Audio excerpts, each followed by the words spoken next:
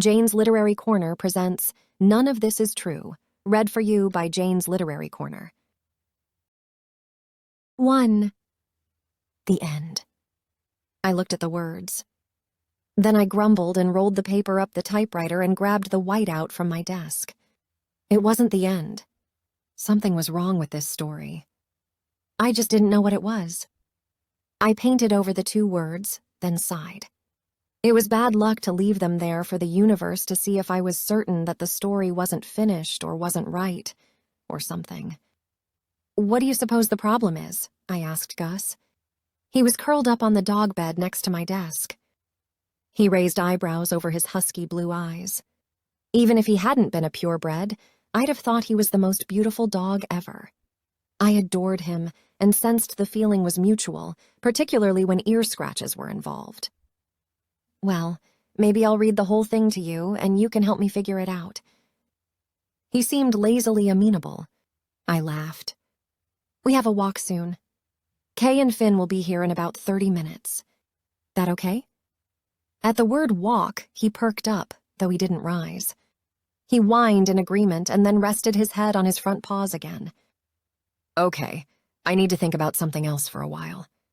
That's the only way to figure out what's wrong with a story. Think about something completely different. When I'd been tasked with finding homes for several dogs after their owner disappeared during the throes of the dark winter, local resident Kay Miller had taken Finn. He was part St. Bernard and part mystery breeds that were a concoction of smart and strong. The dogs had been members of a sled crew and had lived together for a long time. To give Gus and Finn a chance to see each other, Kay and I had taken them out for a walk together once a month. When we'd first ventured outside, it had been mostly dark with challenging weather. Now, as we'd come into June, we were seeing much longer days and lots of thaw, which meant some mud, but also temperatures that weren't always below freezing. It was still raining a lot, but not today. The walk toward town down the road outside the shed might not be too terrible. I looked forward to it, to seeing both Kay and Finn. I couldn't say that Kay and I were friends, but I'd enjoyed our time together, and I hoped we'd be able to walk the dogs more now that the weather might permit easier travel. Truthfully, I was excited about making a friend, a woman close to my age, who based on our few times together seemed to share a similar sense of humor. I acknowledged that maybe excitement about such a thing was odd, perhaps immature for someone who was 30. Did age matter when making friends? I really didn't know. I hadn't made very many of them over my lifetime. The strange turns of events in my life had kept me mostly a loner, though not an unhappy one. "All right," I said to Gus. "I have 30 minutes for housekeeping." I put attention to straightening my desk, making a few notes, and looking out the window. I hid the manuscript, including the page with the whiteout, sticking everything into one of the desk drawers. Though more people than just the local police chief Grill now knew my real identity, Kay wasn't one of them. I opened the top middle drawer to replace the red pens I used, and my eyes landed on a piece of paper with a phone number, stalling my tasks. It was a number I'd dialed more times than I could count since it had been given to me around the same time the dogs had become my responsibility. For a couple months, a generic voicemail had picked up. I'd left messages. But around March, the voicemail greeting disappeared. Now it only rang and rang. It was allegedly my father's number, but I doubted I'd ever know for sure if it was or had ever been. I closed the drawer, but then opened it again. I hadn't tried the number for a week or so. I'd told myself I was going to stop calling it. My father had left my mother and me when I was 7. He hadn't responded to any of the messages I'd left at the other end of this number. At some point, I needed to accept that he was never going to come back into my life and didn't want to. Hadn't wanted to for a long time. I sighed and then closed the drawer yet again. "Pathetic," I said to myself, then looked down at Gus. "I'm pathetic." Gus lifted an uncertain eyebrow, as if not sure whether or not to agree. My circumstances weren't typical. My life hadn't been, so maybe this experience was simply my normal, not pathetic. No, I decided quickly. This continued sense of longing for a father who didn't want to be in my life was most definitely pathetic. Maybe a little justified, sure, but I needed to get over it. I was trying, and it was only one of the reasons my life wasn't normal. I'd come to Benedict, Alaska, directly from a hospital in Missouri. A week or so before that, I'd thrown myself out of a van after being kept inside it for 3 days by Travis Walker, a name I hadn't immediately remembered and a man who hadn't been caught yet. I'd felt compelled to run away and hide, thinking that no one could find me here. I'd been wrong about that, but I still felt mostly safe, and as far as I knew, Walker hadn't made his way here. One of the secrets I lived was my pen name, Elizabeth Fairchild, and my actual career as a thriller writer. Here, most people knew me by my real name, Beth Rivers. I grabbed some files from the corner of my desk and straightened them. They were filled with details on local events and things I used for my cover job, editor of the local paper, The Petition. This shed, the home office for the paper and a place I could hide to write my books, had served me well. No matter how I worked to distract myself by straightening up, the phone number kept flashing through my mind. No, I wasn't going to call the number today. I had wanted something else to think about, something to get my mind off the book, but now I would rather have been obsessing about it instead. I'd channeled some anger into this new manuscript, using the story as a way to maybe work out some of my own. Maybe I wasn't doing it right. Maybe I wasn't being honest enough about it. It would come to me. I had a therapist now to help me through my traumas and resentments. Leia had encouraged me to journal, but when I told her I thought I could finally use what I'd been through in one of my books, she said it might be a good idea. Might. She'd had some reservations and wanted to make sure that whatever I wrote didn't send me into a downward spiral. It hadn't, but I sensed a roadblock of some sort, both in my real life and in the book. It was as if I could see what was ahead, but it was awfully blurry. No matter what, though, Leia was glad I was ready to write it down, or as she said, write it out of me. I stood and walked to the other desk in the shed. I gathered a remaining pile of flyers I'd been putting up around town the last few days and neatly restacked them. Though I'd published the date of tomorrow's big event in the Petition's weekly editions for months now, the flyers had been extra reminders. Everyone was required to attend the event. If they didn't, they'd be searched for and inquired about until eyes were put on them. Tomorrow was Benedict's annual death walk, wherein Grill, the local police chief, and Donner, the other member of the local law enforcement team as well as a park ranger, took a head count, hoping everyone survived the winter, and then searched the community for those who didn't report in. The death walk was not only important but also exciting. I'd heard many Benedict residents speak about it in expectant tones. Don't forget about the walk. Unless you're dead, be there. I'd learned that this was another reason the walk was so important. It gave the community something to look forward to and talk about, a social event. Just as my eyes moved back toward the drawer with the phone number, I heard the rumble of a truck engine approaching. Oh, good, I said, grateful for the distraction. That must be them, I said to Gus as I made my way to the shed's door, happy to get out of my head, at least for a little while. I opened it wide just as Kay and Finn exited an old blue truck. I assumed the man behind the wheel was Warren, Kay's husband. I hadn't met him yet. I stepped off the small landing from the shed, planning to introduce myself, but was stopped by Finn and his happy greeting. Hey, boy, I said as I scratched behind his ears, and he and Gus also said hello to each other. Hi, Beth, Kay said as she joined us. In that short few moments, Warren put the truck in reverse and backed onto the road. He smiled and waved in our direction before he turned and took off toward town. It's great to see you both, I said, smiling at Kay. You too. Kay's light brown hair was always smooth and had been pulled back into a perfect ponytail every time I'd seen her.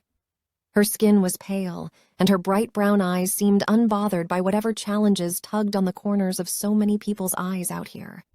I'd only lived in Alaska for about a year, and some parts of me felt stronger, more youthful even, but I'd experienced the stress of the winter, and I wondered how much it showed on me. Warren will pick us up later, she added. That works. Come on in for a second. Let the boys say hello to each other. I'll change into boots. I turned back toward the shed. It became crowded quickly. Bobby Reardon had originally set up this old hunting shed with a tin roof to house the workings of a weekly paper, The Petition. Bobby had been dead a few years now, but it seemed everyone thought of him fondly. He'd always had a chair and a full bottle of whiskey at the ready for any visitors. I'd tried to continue his hospitality, but I didn't think as many people stopped by to chat with me as they had Bobby. He'd decorated the place with old black and white movie posters and a few typewriters atop 2 desks. I'd added my own Royal, which I'd found a long time ago in a Missouri secondhand store. All of my novel's first drafts had been typed on it. Subsequent drafts had been done on my laptop, but I doubted I'd ever change up the tradition of typing on the Royal, no matter how difficult it might eventually be to stock up on whiteout in Benedict. 2 big dogs and 2 adult humans made the space tight, but the dogs didn't seem to mind. "How have you been?" I asked as I sat in my chair and reached for the boots under my desk. I'd slipped into tennis shoes earlier that morning. "Oh, I'm good." I looked up at her funny tone. She sent me a tight smile. "No, really, I am." Other than the fact that she was close to my age, I knew only that she lived with her husband and in-laws out west about a good 5 miles. She'd told me a little about her husband, Warren, and how well they seemed to get along, but not much about her in-laws. One time she'd mentioned that 2 of Warren's brothers also lived there, and I'd said something about that making for a lot of people in the house. She'd changed the subject quickly. I hadn't asked anything more about it. I'd meant to ask my landlord, Viola, about Kay, but with so much else going on, I never had. That small, strained tone in Kay's voice made me wish I knew more about her situation. "Yeah?" I asked. Her tight smile relaxed into something more real. "Yes, definitely. Sorry, I do have something on my mind, but it's not bad. I'll tell you about it on the walk." "Sounds good." Once the boots, coats, hats, and leashes were in place, we left the shed and started down the road toward town. I was grateful it wasn't raining yet, and even more pleased that there wasn't a cloud in the sky.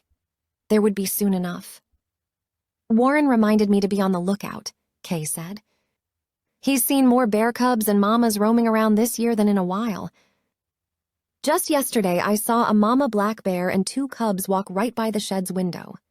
It was quite the sight, and I was glad I was inside at the time. Gus sniffed curiously but didn't seem to be bothered by them. I could smell them through the window, and they were ripe." Kay laughed. "Finn isn't bothered by them either. Elijah trained his dogs very well." "He did." My heart sank a little at hearing his name. Everyone missed him and wondered where he'd gone. I was probably more curious than everyone else, because I suspected that my mother had gone with him, and I wondered about her too, though she'd always been pretty good at taking care of herself. Gus and Finn had both been part of Elijah's dog sled team. He'd taken care of his dogs, even to the point of keeping files on all of them with instructions where the dogs should go if something ever happened to him. That's how I'd met Kay. I'd called her one day to tell her she was listed as Finn's first possible connection and asked if she wanted to get together to talk about it. She had. We'd met downtown at the one small restaurant, both ordering pancakes and coffee as we discussed if she was willing and ready to take care of the dog. She'd been enthused. She'd owned dogs as a child, but not since moving to Benedict from Montana and marrying Warren. I'd asked her if she wanted Warren to meet Finn first, but she'd said he would be fine. I'd had a moment or 2 of concern that maybe I hadn't been as thorough as I needed to be in checking out Finn's new home, but Kay had been so excited about taking the dog that ultimately I'd accepted things as they were. All the dogs had been placed in good homes, but nothing was perfect around here. There were no dog parks, and a veterinarian came through town only twice a month if the weather permitted. Wild animals were always a potential threat. But I knew that the dogs were with people who would love them and do their best by them. I figured that was about all anyone could ask, since I didn't think I could take care of all of them myself. "How have you been?" Kay asked as we set out. "I haven't seen you since our last walk. As small as this place is, and with the weather improving, I thought I'd see more people over the last few weeks. I'm still in my first year. I wasn't sure what to expect. I have been out more, but not a lot. Since I live downtown, I'm either there or here at the shed. I nodded back toward the building. I felt moments of isolation during the winter, but it wasn't as bad as I thought it might be. Since I live in the same building as Viola, we had each other's company and our own rooms if we didn't want company. Downtown only shut down a few days, so most of the time we could walk a short distance and see someone else. How did you and your family do? Kay smiled, but I wondered if it was forced too. Maybe I was imagining things. We did okay. It's a house full of people, and every winter I actually wish to get away. She laughed once. For a little isolation. Do you all get along? I mean, I'm not trying to be nosy, No worries. Sure, we get along. I mean, we all like and respect each other, and for the most part we are cordial, but all that closeness can get old. You know? I do. How do you get away when you want some alone time? Is the house big enough? I take walks, I guess. The house is a funny place. It started as a cabin built by my father-in-law's father. It's been added onto for years. We all have our own spaces. I call them pods sometimes, but they're just added rooms and such. From the outside, to me it looks like something from a Willy Wonka movie, but less colorful. How many people? 6, she said with a notable eyebrow raise. My husband, me, his parents, and 2 of his brothers. That's a lot of testosterone, I said, hoping to keep it light. I'd say. Even Camille, Warren's mother, seems that way. She laughed again, more genuinely this time. It was such a gleeful noise that I laughed too. Oh, it feels good to be out, she exclaimed. Away from... It does feel good. I paused. Away from? Is that what you were talking about in the shed? What was bothering you? She nodded and then looked off into the distance to her right. It was a westerly glance, so I suspected she was thinking of her home. Or maybe not. Downtown was that direction too.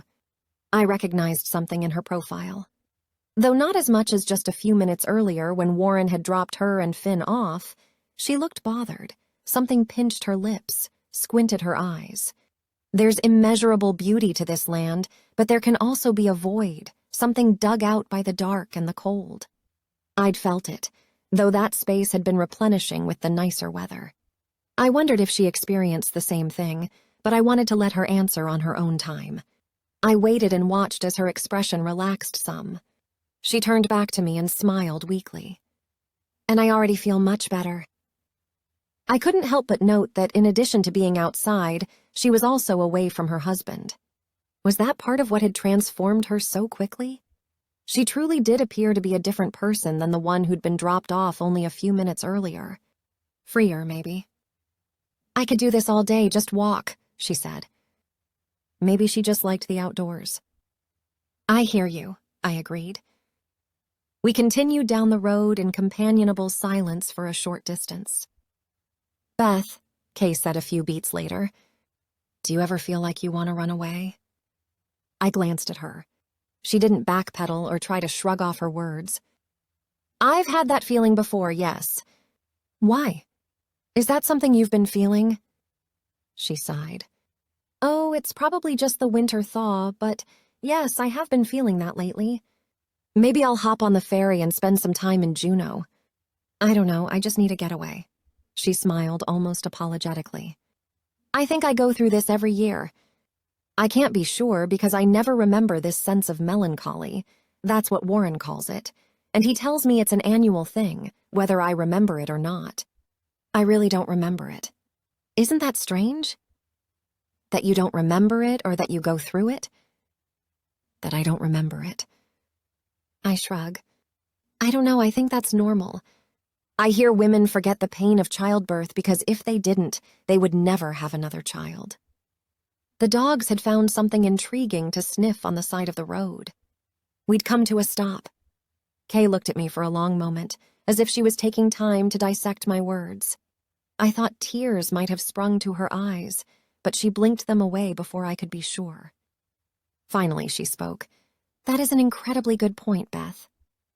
I nodded and wanted to say, it is? But I didn't. And it makes me think I should work very hard never to let myself forget my melancholy again, she added. Well, forgetting can be a form of protection, or a path directly to denial. I knew all about that, but there was something much bigger going on here than Kay's winter blues, though I knew that blues on their own could be debilitating. I didn't want to steer her wrong. In fact, I didn't know her well enough to want to steer her in any direction at all, but I had one idea. Have you talked to Dr. Powder about how you feel? I suggested. He's a wonderful listener. She frowned and shook her head. No, I'm afraid not. She looked around the woods. There wasn't another soul in sight, not even a bear. Nevertheless, she lowered her voice.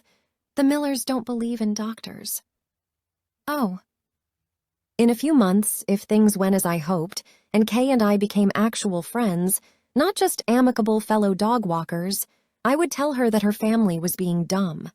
Okay, well, maybe I wouldn't use that word specifically, but I'd do what I could to convince her that doctors were sometimes necessary. We weren't there yet, but I couldn't stop myself from speaking the next question that came to me. Why? I asked. They don't trust them. They think they can handle everything by themselves. To be fair, they've done pretty well so far. Camille isn't a terrible nurse. Is she trained? Kay shrugged. She reads books. I nodded. Well, if there ever comes a time when you or someone in your family needs serious medical help, I hope you call or go see Dr. Powder. He's very good, and he can be trusted. I did trust him, but I couldn't rightly attest to his medical abilities. He was unquestionably the best doctor around for miles and miles. Being the only one will give you that superlative. This time I was sure that tears filled her eyes as she looked at me again. What is it, Kay? I asked. Almost violently, she wiped away the tears and sniffed once. She forced a smile. It's just so good to talk to someone else. You know? Not a Miller or... You can talk to me anytime. I'm either downtown or at the shed. Look for my truck and you'll find me nearby. Anytime, Kay. She nodded. The rumble of an engine caught our attention. We hadn't been walking for very long, I thought, but that was Warren's truck coming this way. Oh, shoot, Kay said. I can take you home if you want to keep walking. It's no bother at all. She lifted her eyebrows briefly as if that sounded like a great idea, but then she shook her head and wiped her fingers over her cheeks again, seemingly just for good measure. No, I'd better go with him. The truck came to a stop next to us. Warren put it in park and then hopped out and came around. You're Beth, he said as he extended his hand. I am. Nice to meet you, Warren. We shook. I should have gotten my lazy butt out of the truck and introduced myself earlier. Apologies if I was rude. Not at all. Warren was handsome in a shaggy sort of way. He was trim, but his shoulders were wide, and his arms were clearly muscular under his plaid jacket. His dark hair was slightly too long and unbrushed. His teeth were crooked but made for an appealing smile. His beard was short, more two-day stubble than anything. He looked at Kay. I'm sorry to cut your time short, darlin'. Pop's called for me at the bar and needs me to get home. I could bring Kay home later, I offered. I meant it sincerely, but I also wanted to see how he would react. He didn't miss a beat. Oh, that's all right. My mom needs Kay's help with the bread. Today is bread day. There's plenty to do around the house. Thank you, though. Kay smiled apologetically and nodded. It is bread day. Okay, well, see you both tomorrow, right? The death walk. We wouldn't miss it for the world, unless we were dead, of course. Warren laughed. Kay and I smiled. Some version of that joke had been heard around town all month. He seemed like an okay guy, but I couldn't shake the impression that my time with Kay had given me. Was it something about Warren or his family that was bothering Kay, or was it just the seasonal blues she spoke about? I would make an effort to find her tomorrow and see if she seemed better. I suddenly looked forward to meeting the rest of Warren's family just to see what they were like. They hopped into the truck. I noticed how Finn sat between Kay and Warren, and then I noticed how Warren didn't even look at the dog. He didn't seem bothered by him, but he didn't acknowledge him either, not with a "hey boy" or a quick scratch behind the ears. Finn didn't seem bothered by Warren either. He didn't seem anything by Warren. These were observations I would never have made before I'd been put in charge of finding homes for Elijah's dogs. Gus and I watched them drive away. We were only about a quarter mile from the shed. We could see it, could see the blue sky above. I was pretty sure Gus felt as much disappointment that Finn was gone as I did that Kay was. I hoped we'd get the chance to walk the dogs or just hang out again soon. "It's okay, boy," I said. He looked at me as if he'd believe me for now, but I should probably do better at making sure he got to visit with Finn. I laughed at his expression. "I'll work on it. I promise." I lifted my face toward the sky. The sun wasn't shining from above even as it was closer to the horizon, but it was light outside, and the brightness was comforting underneath my eyelids. My face was cool but not cold. I'd been thawing out over the past few weeks. I opened my eyes and peered down the road, thinking that maybe Kay was doing the same. I heard a sound that might have been a twig snapping in the woods behind us. I turned quickly and looked out into the trees. I also sniffed but didn't smell anything, including the ripe scent I'd noticed with the wild animals.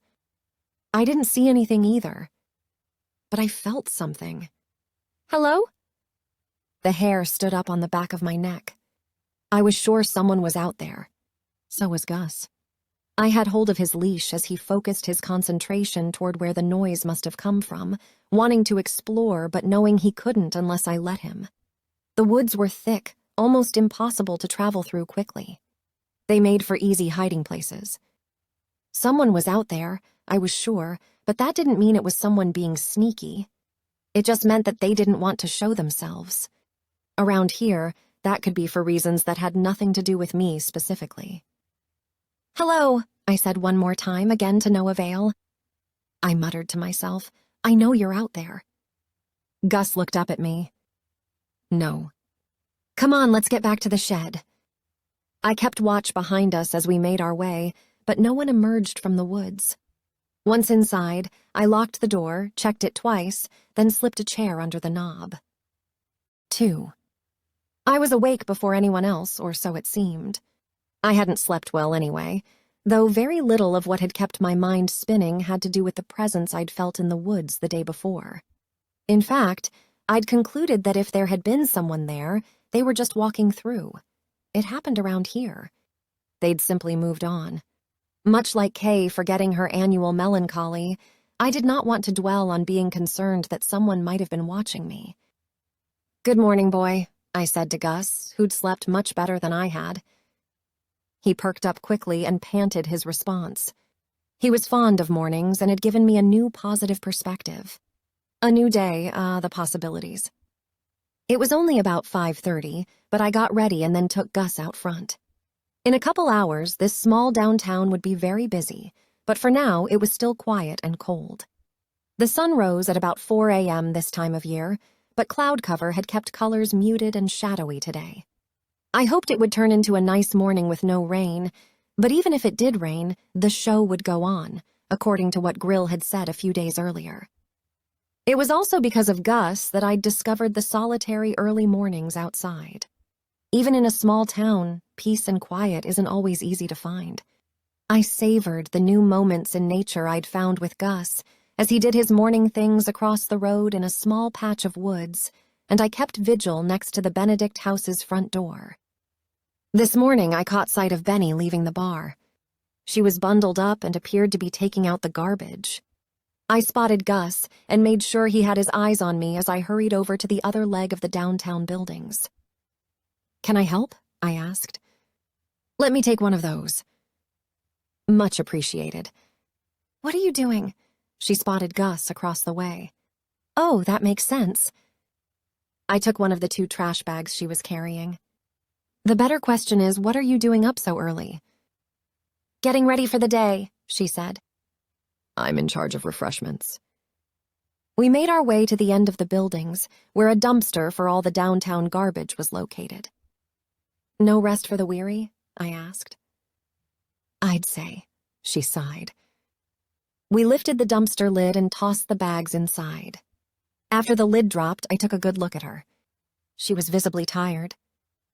What time did you close last night? With her hands on her hips, she looked out at Gus, who seemed to be chasing something small through the leftover snow. The trees were thick enough over there that things hadn't melted to mud quite yet, and some of the rodents had come out of their winter hiding. Gus never caught anything, but he sure enjoyed the chase. I finally got done at around 2, Benny said. Benny, why so late? She set off walking back toward the buildings. Had a customer who wouldn't leave. You're the boss. You can kick them out. She shook her head. No, this one needed some time. I didn't have the heart. Who was it? Or is that bartender patient privilege? I lightly bumped shoulders with her just so she knew I was kidding. She laughed once. Do you know Cyrus Oliphant? Nope. Never heard of him. Well, he doesn't come around here much. Sticks with his family out there. She nodded westerly, as if to indicate the woods on the other side of the downtown buildings. He was visibly upset, and I guess I was worried he was too upset. I wanted him to calm down. He's not much of a drinker, but I managed to get him to nurse a beer long enough that I didn't think he'd drive home either too angry or drunk. That was good of you. She shook her head. It was nothing. Nothing except your sleep. What was he upset about? I still don't know. He wouldn't tell me. He just fumed, held onto his glass too damn tight. I realized he'd come down off whatever ledge he was on when I didn't see smoke coming from his ears anymore and his fingers weren't white from gripping the beer. I got him to laugh, some stupid joke. She chewed on the inside of her mouth. Just part of the job, I suppose. It was and it wasn't. Benny had every right to shut the bar down at the posted time, but she wasn't one to kick out someone who might need to be there, or maybe get away from something or someone.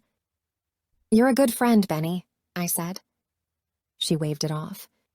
Don't even know Cyrus that well. I heard a but in there. I didn't push it. What can I do to help you? Take a nap. I'll get stuff put together.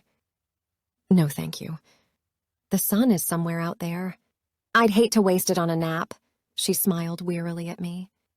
You'll like today, Beth. You'll get to see and meet lots more folks. Maybe even Cyrus Oliphant. Maybe. Gus bounded up to the boardwalk and greeted Benny with wet, but not muddy, thank goodness, paws and a big smile. Benny returned the greeting. You are the best dog ever, she said as she rubbed his neck, both sides at once just like he liked. When they finished their hellos, she turned toward the door. See you later. Yeah. Call me if you need anything. I'll be there, I nodded at the Benedict house. Until it's time. Thank you. See you soon. I raced Gus back to the Benedict house. He won and was even sitting by the door by the time I got there. I hoped he'd burned off enough energy for a few hours at least. He and I made our way inside. I cleaned off his paws with one of the towels I kept behind the reception desk, and then we went to find Viola. I didn't see her in the kitchen, dining room, or her office, so I assumed she was still in her room. I stood outside her door and listened. I thought I heard water running. I tapped on the door lightly. Beth, she said a moment later. Come on in. We were the only ones there at the moment. Though the Benedict house was a halfway house for nonviolent female felons, no clients had been around for months. I opened the door. Her bed was made, the room squared away. At one time, I'd asked if she'd served in the military. She hadn't. She was a neat freak, though. Liked corners tight, no knickknacks anywhere. You are up early. She leaned out of the bathroom, holding a toothbrush. I'm not the only one, I said. I just saw your sister and your bed's made. I haven't made my bed yet. Benny's in charge of refreshments. She told me. I didn't mention the dark circles under Benny's eyes. What are your responsibilities today? She finished brushing her teeth. Whatever Grill tells me to do. Most years I've just set out to knock on the doors of people who didn't show up. Found any dead ones? Just once. I hadn't expected that answer. Who? Believe it or not, the remains still haven't been identified. I came upon them as I was making my way out to the old Wilson cabin. The Wilsons, Molly and Darren, died a long time ago now. They hadn't had the energy to make it downtown that day, but they were okay. The remains were about a half a mile from their place. She came out of the bathroom as she was pulling her hair back into a ponytail. That's not good. She shrugged. As you know, it happens out here. She frowned as if she thought maybe she had too casual a tone. People do enjoy seeing each other again. I pulled out a chair that had been tucked into a small, mostly unused desk and sat down. The desk in her office was Viola's preferred working space. I've heard about it for months. Someone will be missing. That's a given. Only one time in all the years I've done the walk has someone we were looking for been found dead, though. Mostly people forget or just don't want to bother. It drives Grill crazy. He thinks that every able-bodied person should care enough about the community to at least let everyone know they're okay. People are private. No one liked having the census man here. This is different. Nothing is being recorded for posterity. We just want to make sure you're alive. We don't want to write down what you're up to. The census man's visit hadn't gone well, but she was right. The death walk was nothing like that sort of inquiry. Will we all help search? I asked. Depends on who's missing. Viola was dressed for the day in her typical jeans and long-sleeved t-shirt.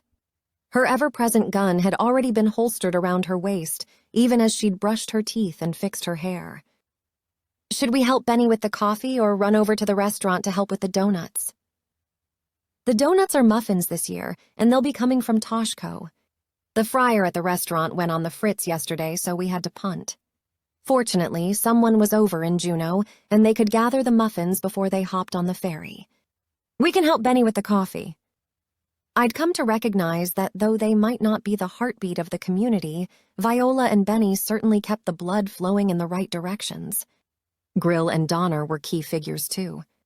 Everyone had their place, but Grill and Donner were trusted and good lawmen. Growing up with my grandfather taught me the value in having those sorts of people leading a town. Tex coming? Viola asked. No, he and the girls are traveling in the lower 48 for a couple of weeks. This is the girls' first time out of Brain. Tex, something like a boyfriend, and his daughters lived in a Tlingit community about half an hour away from Benedict. We'd had a great time getting to know each other, but I still wasn't sure where the relationship was headed. I missed him, though, and wished he was here. I'd tried not to be moony over him, but I'd certainly had a few moments when I'd thought, goodness, this man makes me feel squishy inside. He invite you? I laughed. Yes, actually, he did. And I would have loved to spend that kind of time with them, except I didn't want to miss today, and... Viola gave me a long look. You're not ready to go back down there yet? I sighed and nodded. I'm just not ready. Then it's good you didn't go. Did Tex understand? Yes, I squinted at her. I like him a lot, Viola, and I adore the girls, but we aren't talking marriage or anything. I have 2 things to say about that. Okay? 1, yet. And 2, marriage, it's not like it used to be. No one here is going to judge anything, Beth. You know that? Like if we live together? I thought the whole world had relaxed its judgment on most of those types of things. Well, sure. But I'm trying to say something else. Marriage out here is a commitment to take care of each other. Isn't that what all marriages are? Yes, but out here that particular vow is tested even more. I know you like him, shoot, maybe even love him. He's a good man, there's no doubt, but when you live with people locked together over a winter, you need to make damn sure you're good with their company. You and I did all right this winter. This is a big place. Hell, Beth, even Benny and I couldn't live together long term. Alls I'm saying is you need to know yourself, and you need to know if you want that kind of marriage or even just living together company. That's all? I nodded. I heard what she was saying, and I wondered if she was trying to scare me away from Tex. But I quickly realized that wasn't it. Viola was talking about herself. Not only could she not live with her sister, but she also wasn't meant to live in a tight space with anyone. As the notion seemed to come clear in my mind, I watched as she stuck out her elbows a couple times, testing her own space. I smiled. Thanks, Viola. You're welcome. All this talk about marriage and living in close quarters with people had brought something else to the front of my mind. Do you know Kay Miller? She sent me a strange, questioning look, but then normalized. Sure. Why? She got Finn, one of Elijah's dogs. She and I have spent a few dog walks together. I thought we'd get a good long one yesterday, but her husband, Warren, picked her up and cut it short. I just wonder about them. Viola shook her head slowly. There's a lot about that family. When she didn't continue, I said, I'm listening. Too much to nutshell it for you now, but maybe later. Well, now I'm very curious. Viola gave me a half smile. If anyone should know that the people in Benedict are made of more layers than they appear to be, it is you. They have secrets? Everyone has secrets. With that, Viola grabbed her coat and Indiana Jones fedora and led the way out of her room. Gus and I looked at each other and then followed behind. I couldn't wait to hear more, but for now, there was plenty to do. Benny's coffee maker was working triple time. Carafes had been filled, and styrofoam cups had been appropriated from Toshko just like the muffins. A month or so ago, I'd finally met the young couple Nancy and Lucas Nowicki, who ran the Costco-supplied local store. The Nowickis dropped off the provisions and then grabbed a clipboard that hung on the wall next to the bar door. They marked off their names and told Benny they had to get back to the store. Since everyone would be coming into town for the walk, the place would be busy. It's just a clipboard with names and a column to check them off? I asked as I inspected it, looking for my name and then making a mark. Yep, Benny said. My thriller-writing mind immediately created a murderous scenario. It was obvious. Someone could kill someone and then mark their victim's name off. If people weren't paying attention, no one would know. Doesn't seem super thorough, I commented. It's worked so far, Benny said, and went back inside the bar to gather something else. I looked around, watching people make their way to the square. 500 souls wasn't a large population, but when everyone came together at the same time in the town square, it made a pretty big group. Everyone seemed to know what to do. First, each person found their name on the clipboard, then they gathered coffee and muffins. I didn't see anyone turn and leave after they got their breakfast. Everyone milled around, talking, laughing. I knew there was more to come. Benny and Viola had the coffee table under control. I felt more in the way than helpful, so Gus and I walked around, saying hello to people I knew, introducing myself to others. I looked for more of Elijah's dogs but didn't see any, not even Finn. I'd never been a social person, but something inside me enjoyed everything about this morning. It wasn't raining. Everyone I talked to was glad to be there, maybe just glad to be alive on this death walk day. I understood why it was so important, why emerging from the dark, cold winter with good cheer could make a difference to everyone. From a distance, I watched Grill make his way to Viola, pulling her away from the coffee table with an urgency to his actions. Benny seemed fine on her own, so I didn't rush back to help her. I spotted Orrin, a friend and our librarian, standing at the edge of the crowd. He was the spitting image of a younger Willie Nelson, complete with an ever-present aroma of weed, which he used to help with the pain from an old back injury. He'd spent some time doing secret government work, things I could only imagine filed away under special operations. He wasn't built for battle, though. Instead, it was his eidetic brain that had attracted government higher-ups and given him security clearance I would never comprehend. He was looking at a piece of paper, a megaphone tucked under one arm. I approached slowly in case he was trying to focus on something. He looked up and smiled. Beth, Gus? Hello. He tucked the paper into his pocket and gave Gus a scratch behind the ears. Hey, am I interrupting? Not at all. Did you check off your name? I did. I nodded at the giant mouthpiece under his arm. Are you the one in charge? Until Grill takes the power from me. He patted the megaphone. So, have you met some more of our lovely community? I have. I can't get over the atmosphere. It's jovial. That's the way it's been every year since I've been here. It's good to survive, I guess. Yes, it is. Oren's gaze shifted to where most people had entered the square, from the end of the buildings.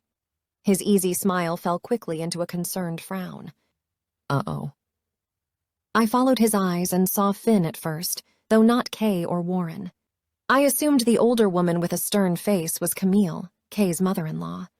The three men who were with Camille looked sort of like Warren, though all of them, including the older one, wore much longer beards. The Miller family? I asked. Yep. Why did you, Look at the other group arriving at the same time.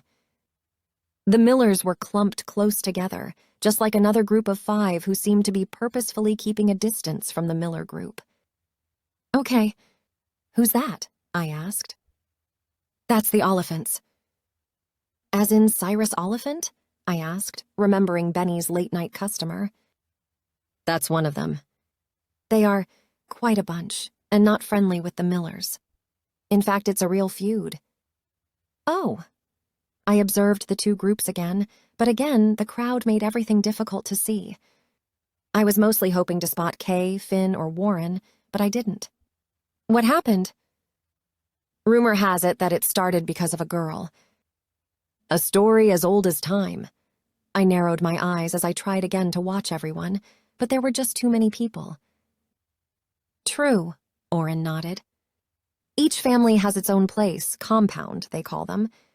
They are geographically next door to each other, but from one you can't see the other. For a long time, they got away with harassing each other without repercussions. Grill changed all that, and they've been forced to keep their noses somewhat cleaner since he got to town. I could not picture Kay being a part of such a thing. I didn't know any of the rest of them well enough to have an opinion. Excuse me, Beth. I need to grab the clipboard and ask Grill a question before I get this rolling. I returned the nod and told Gus to stay with me as Oren walked toward the police chief, who was now standing in front of the Benedict house with Viola. Their conversation seemed serious, though I had no way to determine if it was about the feuding families who'd just arrived. I looked back toward the crowd. I could no longer spot the Millers or the Oliphants, but the entire atmosphere was still positive and lively. Hey, Gus, I petted his head. Should we go find Finn? I was pretty sure Gus knew Finn's name. He smiled bigger at the mention of it. I couldn't spot the dog immediately as I scanned the crowd again, but I did see that Benny was handing out coffees as quickly as she could. Maybe she needed our help now. I took a step in her direction, but something stopped me.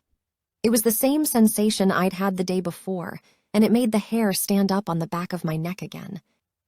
I turned around quickly, looking toward that patch of woods, but literally no one was behind me. Everyone was in front, milling around the town square. Not only were there wild animals in the woods, but 3 domesticated horses also roamed around town. I hadn't seen them during the winter, but I had spotted them just last week, trotting down the road as if they were happy to be out again, too. They weren't behind me either. I put my hand on the back of my neck as I continued to search the woods and still saw no one. Mom? I asked quietly. If there was anyone I might pick up vibes on, it would be Mill Rivers, my mother. Was she back? Was she watching and following me? She would know that she didn't need to be covert with me, wouldn't she? But there were a lot of people close by. Covertness would be in order this morning. A part of me had felt some dread for this day because of her. What if someone found her body out there amid the thawing tundra? I could only hope that if she was indeed found, she'd be alive and well. I hoped that if it was her I was sensing, she'd show herself soon. Gus whined next to me. It's okay, I said distractedly. Beth, a voice said from behind me. I jumped.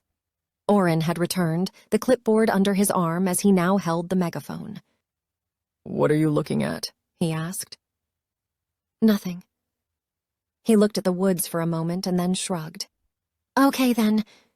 Here we go. He lifted the megaphone. All right, everybody, gather around. I stayed close but stepped to the side to give him enough room so that people didn't think I was part of the official crew. If anyone hasn't signed in, please let me know now.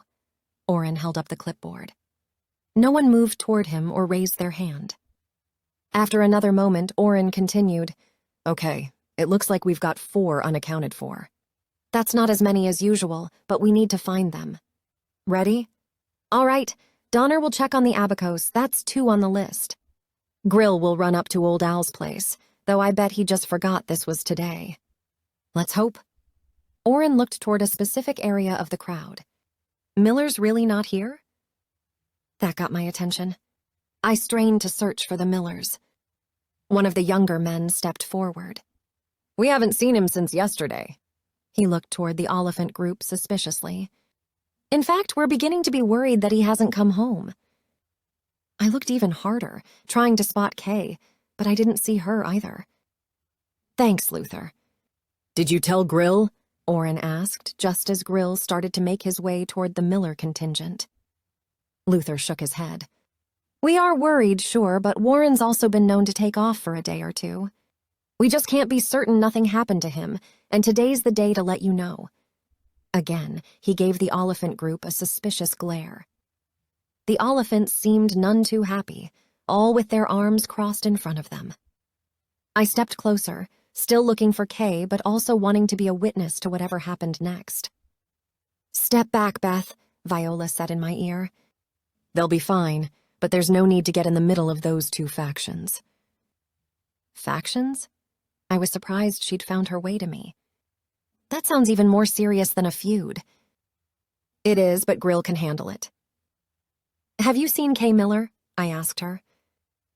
I'm not sure. Why? Everyone's attention was on Grill and Donner as they approached the families. I hurried next to Oren and grabbed the clipboard. He was watching the goings-on too, so he didn't protest or even really pay me much attention. I scanned the alphabetical list, stopping at the Millers.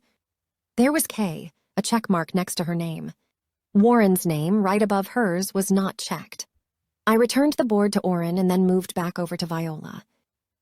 Is she marked off? Viola asked. Well, there's a check mark there, but it would be pretty easy for someone else to do that. Anyone seen Warren Miller over the last couple days? Oren asked through the megaphone. Saw him a week ago at the Mercantile, a voice said from the crowd. A week? Oren asked. Are you sure? 100%. Anyone seen him any more recently than that? I saw him yesterday early afternoon, I spoke up. He picked up Kay and Finn from a dog walk. Okay, Beth saw him yesterday early afternoon. Kay, are you here? She ran back to the house, the older Miller woman, Camille, offered. Oren looked at the clipboard, at the same spot I'd been inspecting, I presumed. I haven't seen Kay this morning, I said to Oren. I thought I did, he said to me, though he did sound unsure. Then he lifted the megaphone again. Kay was here, right? The Millers nodded that yes, she had been. Then one of the Oliphants stepped away from his group. I saw Kay this morning. He bit his bottom lip as if he was working to keep himself from saying anything more. Thank you, Cyrus, Oren said. I focused on him. It was impossible to see if he was as tired as Benny seemed. He just reminded me of most of the men all around, a little scruffy, dressed in warm clothes that seemed a little worn, though he also sported what seemed like a very fresh black eye. But it wasn't here, Cyrus continued. Where was it? Oren asked. The question seemed abrupt coming through the megaphone. Oren lowered it. Grill walked over to Cyrus and the 2 of them spoke privately. Once they were finished, Grill turned around to face the crowd. His voice was loud enough to be heard by everyone. All right. I'll be checking out the Miller's place. I'll send Oren up to Old Al's. Donner will check out the Abacos. Anyone else we need to be concerned about? If anyone isn't feeling well, Dr. Powder is available inside the bar. The ferry is back on schedule if anyone needs to get to Juneau today. Any questions? He was diffusing a spark in the air before it grew into something uncontrollable. Something wasn't right about Warren and Kay not being there, but even Grill couldn't know how wrong it might turn out to be. Of course, it could all be nothing, too. "I have a question," a woman's voice said from the crowd. She stepped around a few people and toward Grill. "Hey, Tressa, what's up?" Grill asked. I'd met her before. She was a local pottery expert and had hosted pottery classes at her cabin. I'd attended one, but the craft hadn't stuck with me. I remembered her being soft-spoken and eternally patient. "Grill, is someone staying in the community center?" "Sleeping there?" she asked. "Not that I'm aware of." "Have you seen something?" "I have. I stopped by there early this morning to see if anyone has signed up for a class I've got scheduled for next week. Normally I don't stop by so early, but when I got there today, I saw a sleeping bag and pillow on the floor, shoved up against the wall. I didn't think anything of it at first, but it stuck with me, and I wonder if it was supposed to be there. If someone needed shelter, I'm glad they had it, but with wondering where Warren is, well, I thought maybe I should bring it up now." "Glad you did," Grill said. "Anyone here know anything about that?" "No one's in trouble. I'd just like to know if there's someone out there needing shelter. I can help with that." No one spoke up. If someone had been staying there, they might volunteer the information in front of everyone, but I thought they'd probably prefer to approach Grill later. He was thinking along the same lines. "Okay, just come talk to me if you need to," he said. "I'll head out to the Millers in a few. Anything else? Anyone?" He turned to Oren, and they sent each other a silent look that Oren punctuated with a nod. The crowd was uncertain what to do. The main part of the event was over, but the majority of folks seemed in no hurry to leave. Rumbles of conversation built again. I stepped away from Viola and jogged over to Grill, Gus right at my heel. "Grill, can I come with you out to the Millers?" "No, you cannot." "Okay, I get it. Then I need to tell you what Kay said to me yesterday." He stopped and gave me his full attention. I told him about our brief walk with the dogs and how she'd mentioned a yearly melancholy. I told him she asked me if I'd ever felt like running away. "It could all be nothing, but I thought I should let you know," I said. "I'm glad you did. They're probably fine, but today's the day that I have to get eyes on everyone." "Kay and Warren would understand the importance?" "Yes, they would."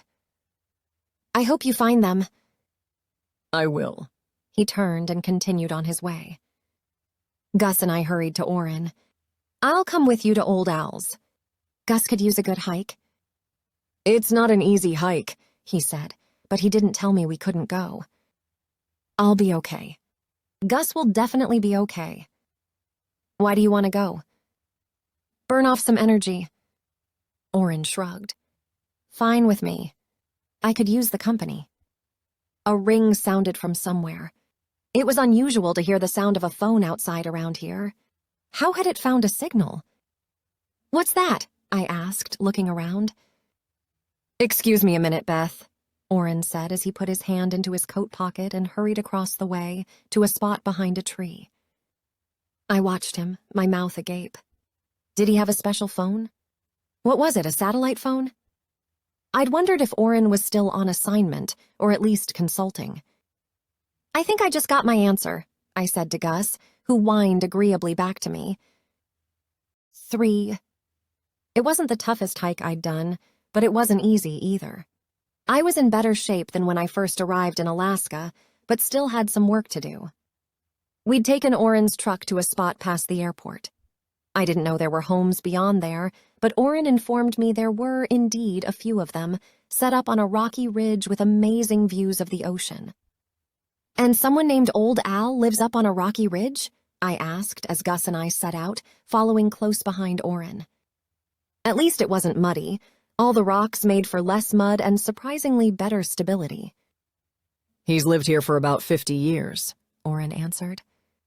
"He's 94. "What?" My heart rate and breathing had already sped up.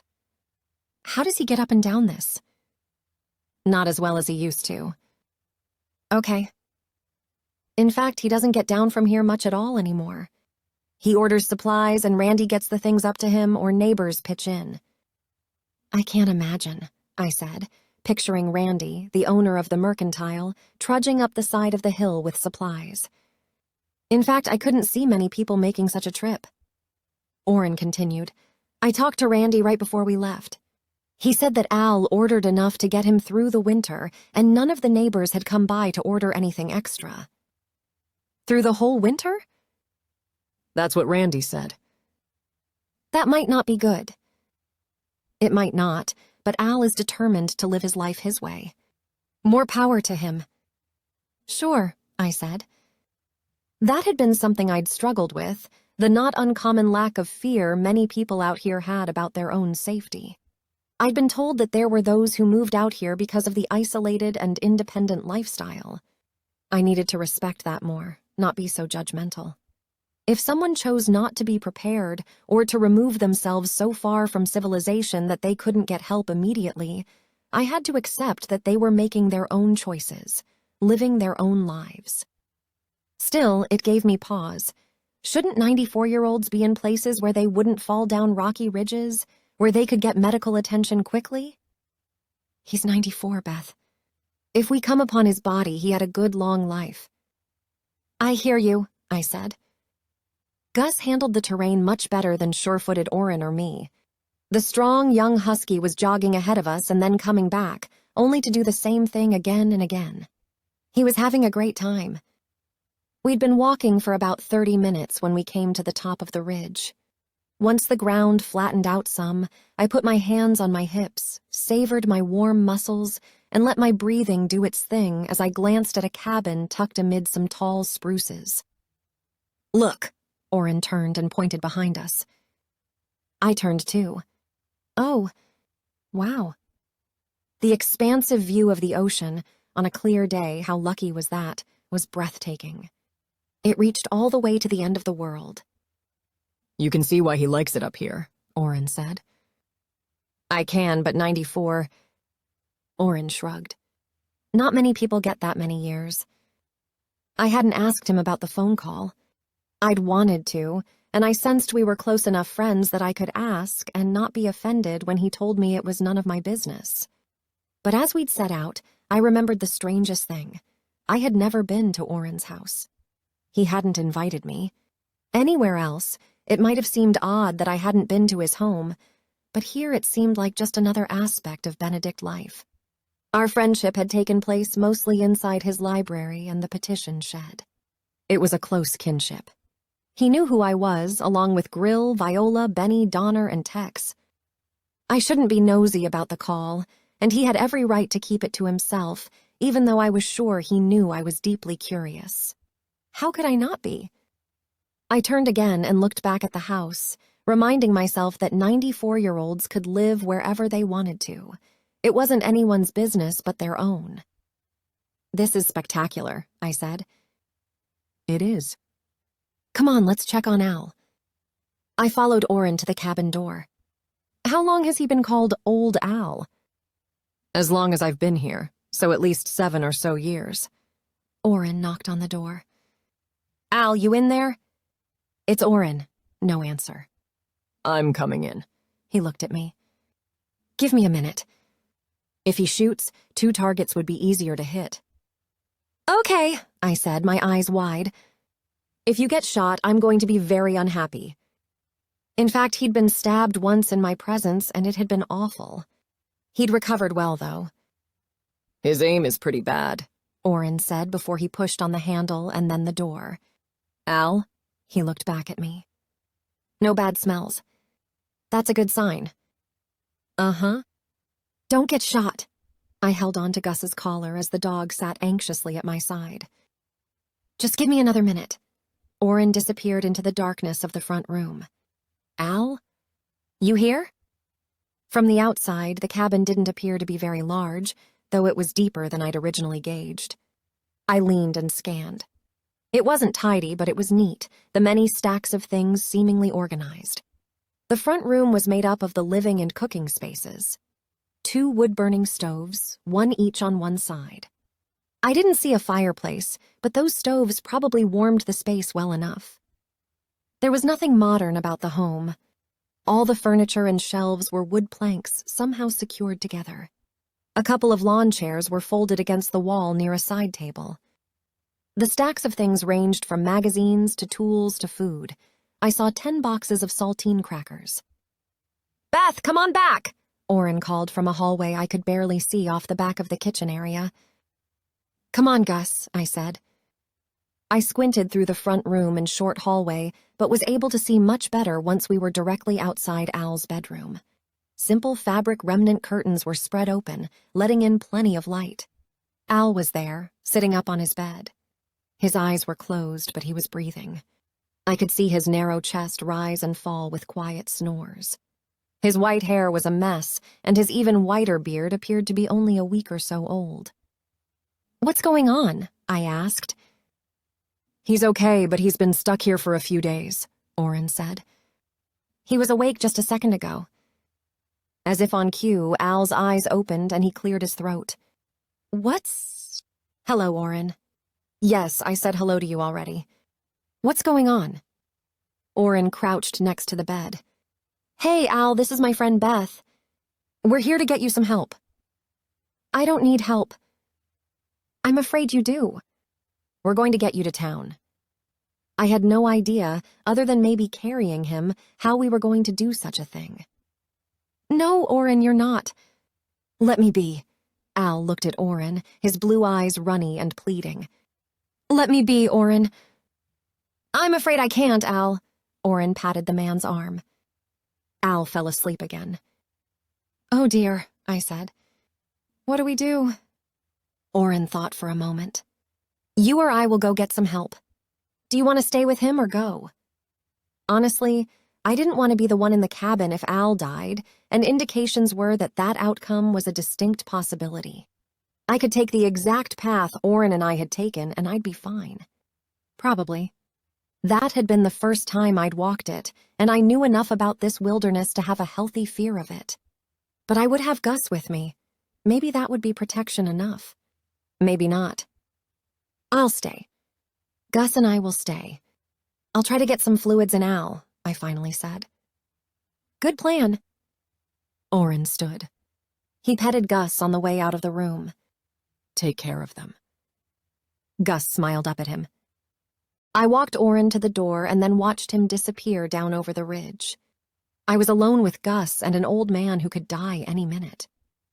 I rummaged around the kitchen and found some cans of soup. I'd never used a wood-burning stove, but I managed to get a fire started in one of the bellies and a pot on top to warm the liquid. I took things one step at a time and tried not to look at my watch. It had taken us about half an hour to climb the ridge. Orrin would probably be back in an hour and a half at the most with help. I wished I'd asked what he meant by getting help. Was he getting people to carry Al down the mountain, or was there a helicopter somewhere? As I stirred the pot and it began to steam, I glanced at the time. It had only been 15 minutes. Al was asleep again when I took the soup into his room. I nudged his arm gently. "Al, you need to eat something." It took a couple of nudges to get him to open his eyes. "Who in the hell are you?" "My name is Beth. I came up here with Orrin. He's gone to get you some help. I have soup. You need to eat." "I don't want to eat. Why won't everyone just leave me alone?" His eyes were pleading again. I knew what he was trying to tell me, and I knew that neither I nor Orrin could have just walked away from him. I sighed and put the spoon back into the bowl. He didn't seem to be hard of hearing, but I raised my voice just a little in case. "That's a fine question," I began. "But I have to look at it this way. If we found you alive, you are meant to still be alive. You just didn't die quick enough. Hogwash. I'll die when I'll die." I smiled and lifted the spoon. "Let's not make it today, okay?" "Who are you?" I lowered the spoon again. "I'm fairly new in town." Oh, what the hell, I thought. I came here to hide from a man who kidnapped me and held me in his van for 3 days. I'm a thriller writer, but I've never managed to write something as terrifying as what I actually lived. I'm working on it, though. Speaking that aloud did something to my insides, released something weighing them down. It was wonderful. Al blinked at me. Really? Yeah, and lots has happened since then. Want to hear the story? I held the spoon up. Not if you're going to feed me. Give me that damn bowl. He reached shaky hands toward me. I grabbed a towel and made him a combination bib and placemat. I set the bowl on his lap. Tell me, he said. I'll tell you some of it with every bite you take. Al laughed a second later. Atta girl. Stick to your guns. Always. He took a bite. Give me something. As he downed spoonfuls of the soup, I told him the story I'd only begun so he would pay attention to me. That had worked, but now I'd committed myself to speaking much more aloud than I'd shared with anyone else. Maybe a part of me thought he wouldn't live long enough to tell my secrets to anyone else, but whatever was motivating me, my words seemed to bring old Al back from however close he'd been to that final precipice. The details of what had and what hadn't happened to me in the van, of my father leaving when I was a kid, of my mother's obsession, and of how much I still missed my grandfather. Al's attention became rapt as he downed the soup and I kept sharing. It passed through my mind that Leia was going to be impressed by my ability to say the words without breaking down. In fact, at one point I began to feel great about it, freer, maybe even a tiny bit giddy, though I reined that part in. Al didn't need to witness me giggle and shake out my arms, though that's what I had a notion to do, giggle a little and shake it off. Finishing his second bowl of soup, Al said, "Goodness, now that's a lot of life for someone so young." I hesitated. Well, sometimes it does feel like a pattern, like I'm someone who gets left a lot. But when I say that, it sounds like I'm feeling sorry for myself, and you know what, Al? I'm here and alive and doing just fine, so I should not ever feel sorry for myself. Don't be silly. You're no different than any of us. We all get left behind in one way or another. Or we die and do the leaving. That's the way it's supposed to work. And if we feel sorry for ourselves every now and then, well, that's normal too. I smiled at this man, who now didn't seem anywhere near death. Want more soup? No, thank you. I'm full, but I do feel better. I'm glad you made me eat. You're welcome. I set the bowl on the side table. Tell me your story and let me warn you. Anything you say might very well be used in an upcoming book I write. Understood. Okay, well, I was born in California back in 1925. Can you even imagine what life was like back then? Sure. It was between the two big wars, and the Industrial Revolution was in full swing. What do you remember from your childhood? I remember playing outside. I had brothers and sisters all gone now, and we were always outside. My parents were school teachers. We had food, we had disciplined love and care, but we also had the outdoors. I loved it so much that I slept out there. I grew up on the east side of the state, and then one day I went west and saw the ocean. Al shook his head. I fell in love with her right then and there. The ocean? Yes, ma'am. Never has there been a love stronger or longer lasting for me. Interesting. Were you ever married? Did you have kids? Al nodded and fell into thought. I loved my Dina and our girl Sasha, but they died when Sasha was only 4. They got sick. It was probably a flu or something, but no one ever confirmed anything. When they were gone, I had to get out of California. I came here. I'd heard a similar story a few times now. How old were you? 32. You've been here since then. Yes, and I wouldn't have been happier anywhere else. By yourself? I had my memories. But no one has ever lived with you since you moved here? Nope. Wow. You think 60 years is a long time? I do. It's not. It goes quickly. Make sure you are living your life for you first, Beth. If you don't, you'll have regrets. Everyone is bound to have a few, but don't make a pile of them. It sounds to me like you might have figured some of that out already. And you don't regret being alone? I asked, though once the words were out, the question felt impertinent. I'm not alone. Yes, I live alone, but I have the wild animals. I have neighbors far enough away not to be annoying. I can go into town. Well, not as easily as I used to be able to, but in nicer weather I can manage it. Did you used to go to town more? Sure. I used to work at the bar that was there before this one. The earlier one burned to the ground along with everything else downtown, except the Benedict house. That's where I live. Yeah? Have you committed crimes too? Nope. When I was searching for a place to run and hide, I accidentally booked a room with Viola. She was happy to take my money. Al chuckled. Sounds like Viola. She doing okay? She's great as far as I know. She's a peach, that one, he said fondly. She's been a great landlord. Al nodded and then reached to pet Gus. The dog had been resting his head on the bed. I've had a dog or two over the years. They make for great company, but I was worried I couldn't take as good care of them as I used to. I can't go for long walks anymore. How about a small dog? Al chuckled again. It was an endearing sound, almost cartoonish. My days are numbered, Beth. It doesn't seem fair to do that to any size animal.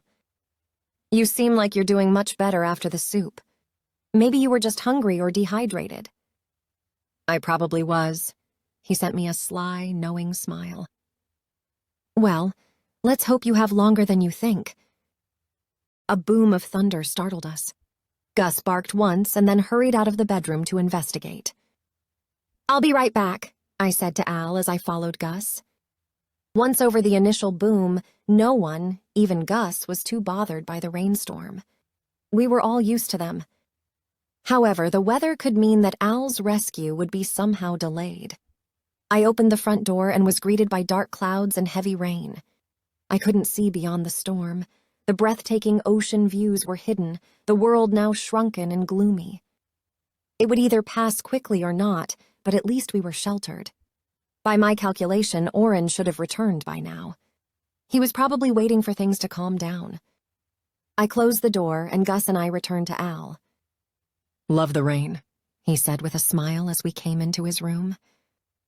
I do too, but that probably means that Oren will be a little longer. Can I fix you anything else to eat? I paused. Do you have a deck of cards? Do I have a deck of cards? He said with a conniving smile. Check the end table next to the couch. I left the bedroom again, Gus remaining with Al. I was trying hard not to look bothered by the storm. I wasn't overly worried, but there were unknowns. I'd dealt with lots of them for almost a whole year now. There was no way to reach anyone, and even after living that way, the disconnection sometimes made me anxious. I opened the end table drawer and found at least 20 decks of cards inside, organized by box colors. I picked a blue deck adorned with the Eiffel Tower and took them back to Al's room. We started with Go Fish, just so I could get my card mojo back, and then moved on to Gin Rummy and finally 5-card Stud. Al was a much better card player than I was, no matter what the game. Another hour passed. I made him more soup, this time also opening a can of pears and pouring them in another bowl. His appetite seemed fine. It rained on and off the whole time, with brief reprieves but no sunshine. Al finally said he was plumb tuckered out, and he'd like to nap a bit. Gus and I left him alone and went back to the front room where we could watch the outside through a thin pane of glass that served as a picture window. During a pause in the storm, we stepped outside. It was cold but not miserable, and I was so enamored by the scent of wet pine that all I really wanted to do was stand there and sniff. But then the sensation I'd first had the day before came over me. Was someone out there watching? I scanned the entire area, but surely no one was riding out the storms in the woods. I didn't see anyone. I put my hand on the back of my neck again. The hair was on end. What was going on? Come on, I said to Gus. Let's get back inside. I hesitated, though, as I heard the rumble of an engine. I couldn't immediately place from which direction it was coming. A second later, I was rewarded with an answer. Grill rode an ATV up and over the ridge. A trailer that someone could lie down and ride in was hitched behind. Once the getup had cleared the ridge, Donner appeared on another ATV, this one without a trailer. The cavalry had arrived. "Where's Orrin?" I asked as Grill disembarked and turned the key to the squat machine. I have no idea, Grill answered, none too happily if I was reading his tone correctly. I looked back and forth between him and Donner. "What does that mean?" How's Al? Grill asked. "Resting, doing better. I got some food in him. Where's Orrin?" Grill said something unintelligible and then made his way into the cabin. I looked at Donner. Let's get Al taken care of, Beth, he said. Gus and I followed the men inside. Al didn't like the fuss. This was no surprise to anyone, but he wasn't given any choice. He was coming down the mountain and spending at least a few days with Dr. Powder. Grill had decided. He wasn't in the mood to argue. Once the men got Al up, he needed assistance walking for a few steps, but was able to make it on his own after that, though slowly. The rig on the back of the ATV looked homemade but sturdy. Al lay down on the bed inside some thick sleeping bags, and Grill and Donner secured him with ties. They made him wear a helmet and also bundled his head into the sleeping bag. Donner and I watched as Grill maneuvered over the ridge and slowly down the rocks. The sky had mostly cleared by the time Donner and I hopped onto the other ATV. Gus walked by our side as we took the slope just as slowly as Grill. "What's going on, Donner?" I asked. "Did something happen to Orrin?" He left a message for Grill, said that Al needed help, but then we couldn't track him down after that. The message was left about 2 hours ago, and Grill was fit to be tied that Orrin hadn't done a better job to try to find us. Orrin didn't answer the library phone, and he wasn't at his house. "That's weird," I said. I thought I saw him talking on a phone near downtown today. He might have a satellite phone." It seemed important enough to let Donner know about the phone, but I did feel a small wave of disloyalty, maybe like I was telling on Orrin. "We know. Grill has that number too, but Orrin wasn't answering it either." "That's weird," I said again. "Do you think something happened to him?" I doubt it, but Grill sure would have liked to learn about Al in a timelier manner, and he is now worried about Orrin. "But you're not?" "A little, but this can happen. You know how communication is out here." "I do. Should you and I stop by Orrin's house again on the way in, or does Grill need help?" "No. Grill needs my help, but not with Al." I thought for a moment. "Warren Miller?" "Well, we're more interested in his wife, Kay." "What's going on?" I held on tight as Donner maneuvered the ATV over a particularly unruly clump of rocks. I remembered them from the walk up and was glad I was on the vehicle on the way down. "She signed in this morning but left quickly as far as we can understand. When Grill went out to the Miller house, neither Warren nor Kay was there." "Wait, did anyone truly see Kay at the walk this morning?" Donner shrugged. "Not sure yet." "No sign of Warren either?" "Nope." Some of the family said they were sure at least that Kay would be back this evening, but Grill has some suspicions. We're heading out there again once we get Al situated. Now I wondered if I'd been ignoring something because I was glad to have a home for Finn, willing to just listen to the part of my gut that told me Kay was a good person, but not keying in on something else I should have. I didn't even know exactly where they lived. "I know Kay," I said. Okay. "I know the dog. Finn, want me to come with you?" I said. Donner laughed. "Beth, knowing the dog doesn't mean you should be involved. I'm sorry about that." I frowned behind him. He had a point, but I didn't know how to explain to him how seriously I took the mandate of taking care of Elijah's dogs. I'd seen the folders before Elijah had disappeared. My mother had asked me specifically to make sure the dogs were okay if, in fact, Elijah didn't return. She had been immediately besotted by all of Elijah's animals, though I later wondered if it was actually Elijah, aka Hugh Givens, she was besotted with. No matter.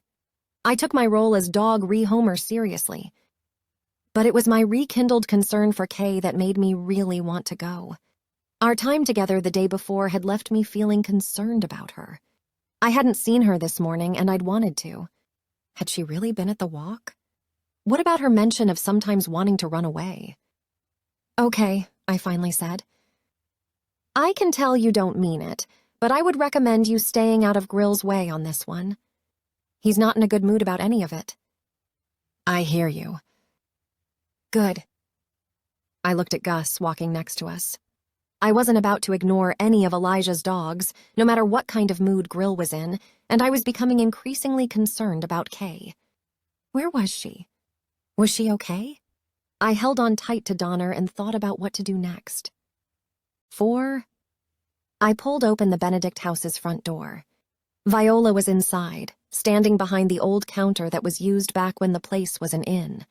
She appeared to have been waiting for me. Beth, I need to talk to you. She came around and absent-mindedly greeted Gus as he trotted to her. Okay. We have a new temporary resident today. Uh-oh. Bad shape? No, in fact, not bad at all, but he's a he. You're in charge of a male felon this time? Viola nodded, concern pulling at her features. This is the first time, and I know that might make you nervous. I don't want you to be uncomfortable, but I've got no choice but to keep him here for at least a week or so.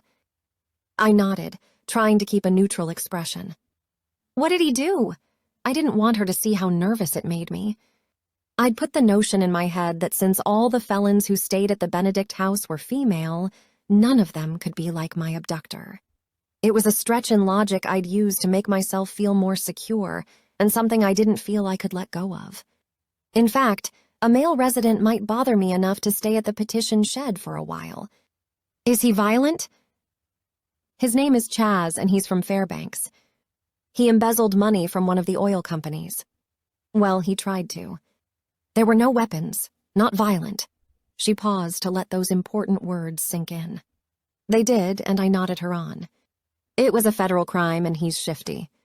He was in prison for a while, but released to a house in Anchorage. He ran away. They caught him and gave him the choice of going back to prison or coming here. He doesn't sound dangerous. I sounded more hopeful than certain. I don't think he is. She smiled briefly, though it seemed forced. Well, not in a brutal way. What way, then? Viola's shoulders relaxed. He's a charmer. Oh, I smiled too, feeling real relief now. I think I can control myself. I'll try to, at least. Yes, but I wanted you to have a heads up. Thanks. Viola relaxed even more. He's also a better cook than we've had in some time. He made dinner. Left you a plate in the fridge. That's great, I said. Thank you. I realized she had indeed been waiting for me to come home. I appreciated her concern. She knew the story of my days with Walker, and that men I didn't know made me extra vigilant. Viola didn't take violent female clients, and I accepted that the powers that be wouldn't send her a dangerous male client either. We heard footsteps trotting down the far stairway. Viola turned, and I peered around her, more curious than I'd been in a long time to meet a new resident. My first reaction when seeing Chaz was to smile because, well, he was smiling too. My second reaction was to laugh, because it simply wasn't humanly possible to be that good-looking. Was it? Probably just over 6 feet tall, it was obvious that he worked out. His wide chest, muscled arms, trim waist, and flex-while-you-walk thighs were the first clues. His smile shone brightly with perfect teeth, and his brown eyes twinkled as he approached. His skin was dark, his hair short, too short to do anything like fall over one side of his forehead or wave with the wind. Thank goodness for small mercies. Having fabulous hair on top of everything else would be unfair. You must be Beth, he said, as he stopped in front of us and extended a hand. To top everything off, he had a slight British accent. Or maybe that was Australian. I am, I said as I extended my hand too. You must be Chaz. Guilty. He smiled at Viola and then back at me. In so many ways, he winked. On a less confident person, his act might have felt forced. But in the few seconds I'd been in Chaz's company, I'd sensed he was 100% genuine, and though my life's experiences had put me way past having my head turned in such a way, I could see how this man could accomplish pretty much whatever he set his mind to with a smile and a wink if he found the right people to be appropriately receptive. There were many such folks. I made you some dinner, Chaz said when we released the shake. Shall I warm it up for you? I can warm it. Thanks, though. Viola made me taste everything to prove I hadn't poisoned anything. How distrusting of her. I looked at her as she rolled her eyes. In fact, it was what she always did. When the guests cooked, they also tasted everything first. This was nothing new. Come on, let's get you fed. Viola walked around me and Chaz and led the way into the dining room. Chaz swept his hand for me to lead the way. I nodded and did exactly that. Goodness, you are a really good cook, I said as I took a bite from the plate he had put in front of me. He had insisted on doing the warming preparations. Kind of. Is this chicken parm? I asked as I took another bite. It was delicious, even reheated. My appetite had been insatiable when I'd first moved to Alaska. It was more under control now, but my hunger was still more noticeable than it had ever been before Travis Walker. Yes, ma'am. Tomorrow I'm thinking tri-tip if Viola can get her hands on some beef. Well, I said in between chews, don't call me late for dinner. Chaz smiled, but then frowned when he saw Viola's unamused expression. We sat around the table together.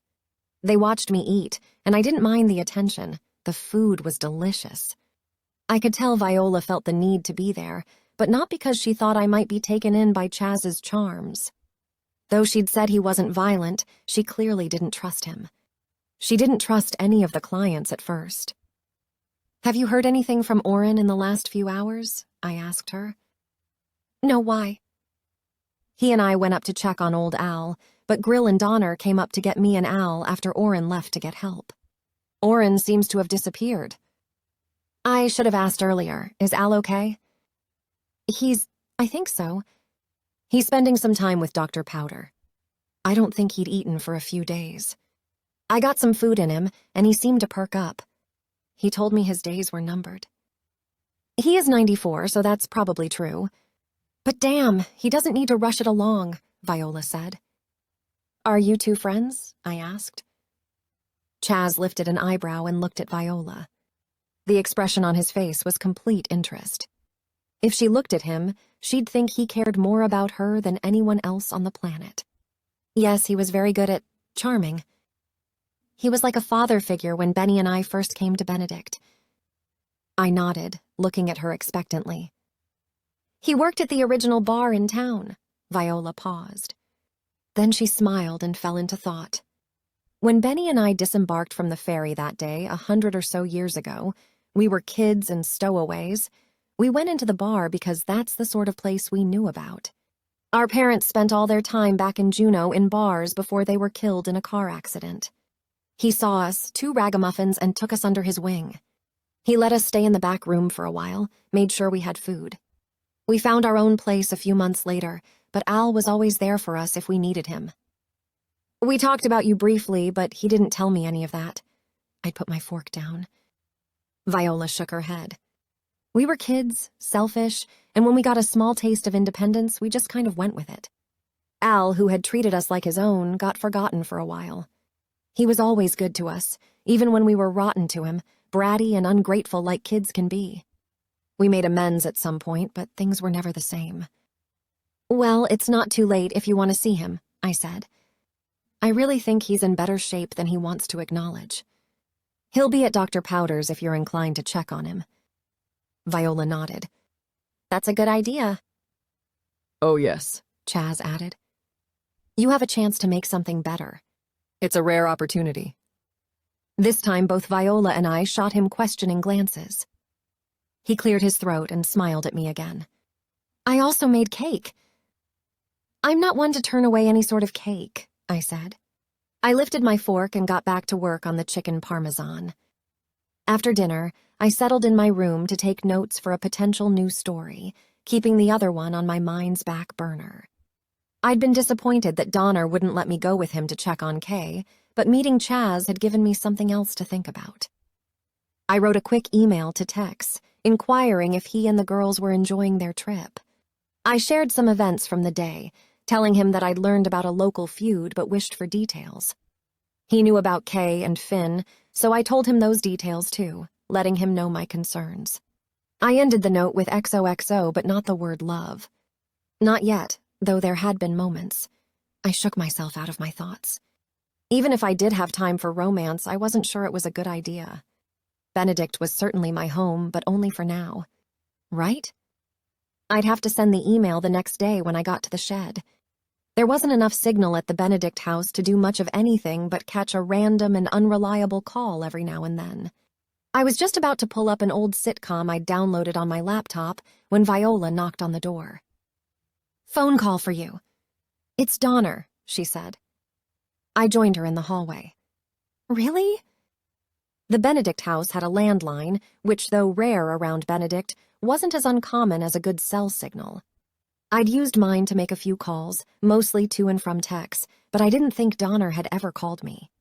I was immediately worried about both Oren and Al. "Yes, ma'am," Viola said. Sock-footed, I hurried down the hall toward her office, and Gus followed behind. "Donner," I said as I picked up the phone. "Hey, Beth. Listen, we're at the bar. I'm calling from Benny's phone in her back room." "Okay. We?" "Grill, me, and the Miller family. Well, Kay hasn't come home, and Warren is still missing, too. We asked the rest of the family to come into town, get them out of their comfort zone, you know?" "I do know." Asking a group of people to meet Grill and Donner at the bar was probably equivalent to asking them to come down to the station. The official police offices were housed in a cabin, but I knew the heater had been on the fritz lately. It was June, but nights were still pretty chilly around Benedict. "You mentioned you know Kay, talked to her yesterday?" "Yes. Well, we took the dogs for a walk together. We've done that a few times now. I don't know her well and have no idea who her friends might be. I wonder if you could come over. Grill and I won't even mind if you interject a comment or question. We need to find Kay and Warren, and we're not getting anywhere very quickly." "Absolutely," I said. "I'll be there in a few." "Good. Thanks. How about Oren?" "Al," I asked quickly before he hung up. "Al's doing well. We still can't find Oren either. But Beth, Oren does things, I don't know, he has been known to disappear for a day or two." Despite Donner's unworried tone, my heart sank a little. It was more than the fact that Oren had disappeared. He'd left me with Al without any indication he wouldn't be back. He would have said something to me if he'd known he wasn't going to return. I was sure of it. Even something ambiguous. I just have to hope he'd show up soon. "I'm on my way," I said. "What's up?" Viola asked from the doorway to her office as I placed the handset onto the cradle. "Kay and Warren Miller are missing, or haven't come home or something. The Millers are at the bar now. Came in for questioning, I guess. Since I saw Kay yesterday, Donner wants me to come over." "Why?" I shook my head. "I'm not exactly sure, but maybe Kay doesn't have many friends. Maybe they don't believe something the Millers are saying and think I can help clear up some timing, maybe." "Okay. Well, yeah, I don't know anything about Kay's friends either. Al's okay, but they haven't found Oren yet." "Oren will be fine," Viola said confidently. "I wished I was as sure." Viola continued, "I think it's okay that you're going over there, but you need to stay out of the fray, if there is indeed a fray." "What do you mean?" "The Oliphants and the Millers. I've seen fisticuffs, guns drawn, knives thrown. Neither family is particularly even-keeled. I don't think the Oliphants are at the bar, and I've never seen Kay behave unreasonably." Viola bit her bottom lip. "She came here from the lower 48, and I think she was escaping something bad down there, so bad maybe the feud is easier. I don't know the story or the details, but just be careful." I nodded. "Okay. You really don't seem worried about Oren." "Well, honestly, I'm always worried about Oren, but he knows what he's doing even if the rest of us aren't in on it." "Got it." I took a deep breath. "I'll let you know how it goes." I looked at Gus. "Stay with Viola. He seemed agreeable. Viola stepped away from the doorway.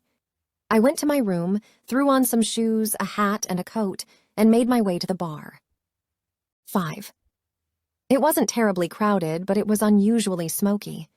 Benny didn't allow smoking, so my first concern was about the smell. Was something on fire? My eyes zeroed in on an ashtray on the bar where a cigar had been snuffed out, a thin smoke trail still lingering above. There was no indication who'd been smoking it, but I didn't think it was Benny, Grill, or Donner. My eyes found Benny's. She still looked tired as she frowned curiously at me. I would have bet she'd wanted to close early tonight. It was rare that I was in the bar this late, past my self-imposed 10:30 bedtime. It was somewhat rare that anyone was here this late. The environment was too unpredictable. Most folks were under the protection of their own roofs by now. Benny's attention was quickly redirected to everyone else. She watched them all with a suspicious gaze. I made sure the door closed behind me and then took in the group. Grill and Donner sat in chairs by the bar. Both of them turned to face the other people who were also sitting or leaning on tables that had been brought together into the middle of the small space. None of the booths around the perimeter were occupied. I recognized some of the people from this morning's event, but I didn't know who was who. Benny waved me over to her. I joined her just as Grill was trying to get all the others to quiet down and stop talking all at once. "What are you doing here so late?" Benny asked me quietly. "Donner called me." She gave me a concerned frown. Keeping her voice low, she asked, "That was you he called?" "Why?" I shrugged. "I saw Kay yesterday." "I'm not exactly sure." "Okay. Heads up, though. These are some unhappy people." "The Miller family?" "Yep." Benny nodded toward the eldest man, who had one hip resting on the corner of a table closest to the dying cigar. "That's Ike. He's the family's patriarch, but they are governed pretty equally by the matriarch, too." "Okay." "Ike's wife is Camille, and the two sons here are Luther and Craig." She nodded respectively. Ike, with his gray hair and long gray beard, was big and solid, reminding me of a weathered tree trunk. His wife Camille sat in a chair next to him. Her dark hair was pulled up into a severe bun, and her lips were pursed tightly in an expression that told me she wasn't in the mood to suffer fools this evening, probably ever. And if I could read it correctly, she thought pretty much everyone was a fool. Luther and Craig, also sitting in chairs, both had their arms crossed in front of themselves, their eyes angry. Luther favored his mother with a long face and thin lips.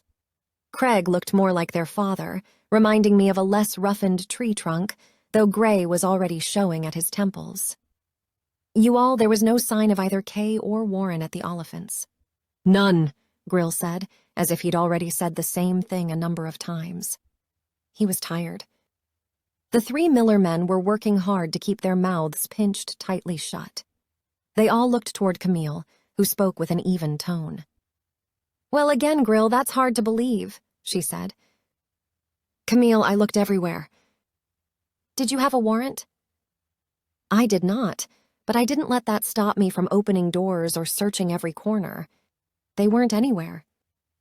"You know Warren is the third son and Kay is Warren's wife?" Benny said to me. I nodded. "Yes. When did they get married?" 10 years ago, I think." I nodded again. "Who is sleeping in the community center?" Camille asked. "We don't know yet, but we'll be checking it throughout the night," Grill said. "Put up a camera," Luther added. Grill sighed. "You all know it's not that easy." He looked around. "Sure, we might get a camera up to record things, but the power at the center isn't trustworthy, and there is zero internet access there. We don't have any sort of feed that we could watch remotely. You all know this, but you also know I'll figure out who it is, and if that person has something to do with Warren and Kay. Now, you need to answer my questions so I can be as thorough as I need to. Stop deflecting." "That can't be good." "They're deflecting," I muttered to Benny. "Yes, big time. They've been annoying as hell, and they sure behave like they've got something to hide." They keep insisting Kay and/or Warren is at the Oliphants, but won't really tell Grill and Donner why. Why not? I asked. I can't understand yet. What do you know about the feud? Too much to share right here, but it's been ugly, and that's only the parts we've all seen. Remnants of fights, black eyes, swollen lips. She lowered her voice even more. When Cyrus was here last night, he didn't have that black eye yet. Feud or in-family fighting? Everyone thinks it's families fighting each other, but, and this probably won't surprise you, no one fesses up to anything. Running into things happens a lot with them. Kay? I asked, wondering if she'd been physically abused. Benny shook her head. I've never seen her injured. Never. Grill would have put a stop to that if he'd seen it. I turned my attention back to the group. Even though Benny had immediately said that she'd never seen Kay injured, a new anger simmered under my skin. Had this group done something to Warren and Kay, their own people? I gritted my teeth and tried to watch them all at once. The members of the Miller family looked at one another. I sensed they were either about to stand up and leave or remain and not say another word. Look, Ike finally said, breaking a silence that went on a beat too long. He glanced at Camille, who seemed to silently tell him to shut up. He shook his head once at her and continued, Warren and Kay were fine as of about a week ago. Nobody sensed anything was wrong, but Warren started leaving the house at night about then. He was always home in the morning.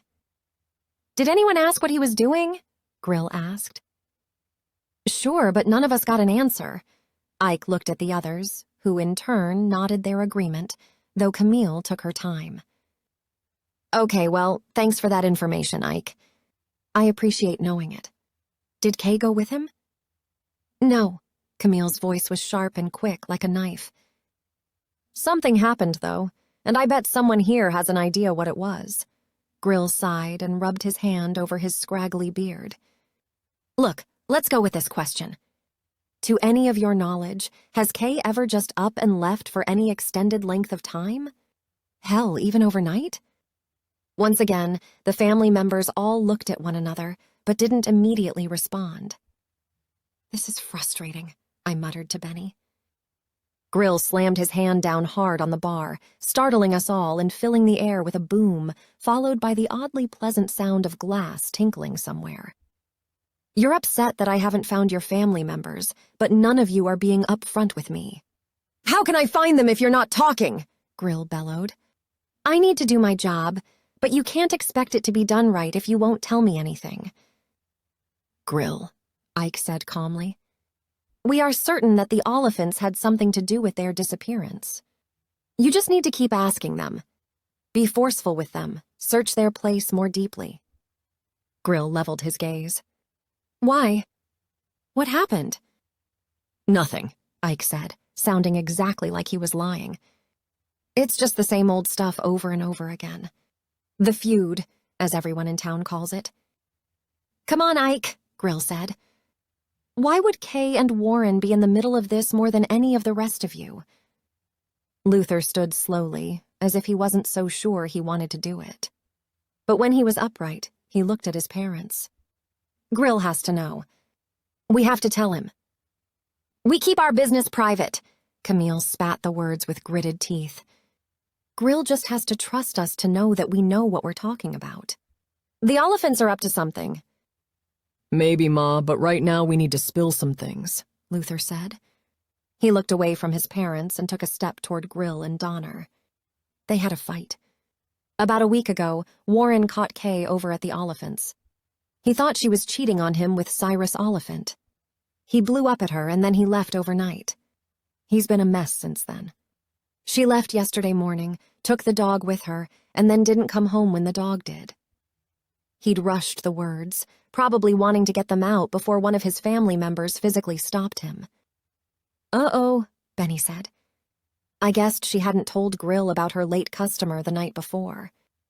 I wanted to ask her for details, but too much was happening at once. God damn it, Luther, sit down! Ike stood and yelled. Hang on. Grill stood too. You sit down, Ike. Why you think I don't deserve the truth is beyond my comprehension. Wow, I thought. If what Luther said was true, this was only going to add even more fuel to a fiery feud. Is that why Cyrus Oliphant has a black eye? Grill asked Luther. Luther shrugged unconvincingly. I can't tell you why he has a black eye. Ask him, and while you're at it, ask him if he knows where Kay went and why she was there at his house last week. None of us know those truths, I promise. He said today that he saw her this morning. You went and talked to him. Thank you, Luther. Grill looked at the others. Yes, Cyrus did say that he saw Kay this morning. I will only tell you that when I talked to him about it, he told me he wasn't sure, but he thought maybe he saw her out walking. Horseshit, Grill, Ike said. He's the one you need to be questioning further. Grill nodded at Ike, though he kept his expression firm. I will. It would have been helpful to have this information sooner, though. Now, is there anything else you can tell me? I want to find them. I'm on your side here. You've always been on the Oliphant's side, Camille said. Grill cocked his head at her. When I say I'm on your side, I mean I'm on the side of everyone in this community, and I will bring those who break the law to justice, no matter what their last name is. Ike gave Luther a look that was somehow even sterner than the one he'd just been giving him. Luther backed up and sat back down. Ike leaned on the corner of the table again. That's all we know, Ike told Grill. We're pretty sure Cyrus Oliphant knows what's what, though. We do suspect an affair, though it's not something we want to spread around. Got it? Grill glared at Ike. I'll talk to Cyrus again. This information helps. It does. I'll get more out of him. He turned to Luther. Thank you. Ike frowned and nodded at Grill, though anger at their dirty laundry being aired still showed in his expression. I hadn't known anything about Kay's family, and we'd never met at her house. She'd preferred downtown or at the petition shed. I saw them both yesterday, I said, interjecting, just like Donner told me I could. Yesterday morning. Warren dropped Kay off so we could walk the dogs together. I'd put together the time frame enough to know that there was a good chance that I was the last person to see her before, whatever happened to her. I was ready for someone to turn that around on me and surprised when they didn't. You're the one who gave her the dog, Luther said, as everyone's eyes fell upon me. Yes, I'm Beth. Camille stood. You're the girl with the scar.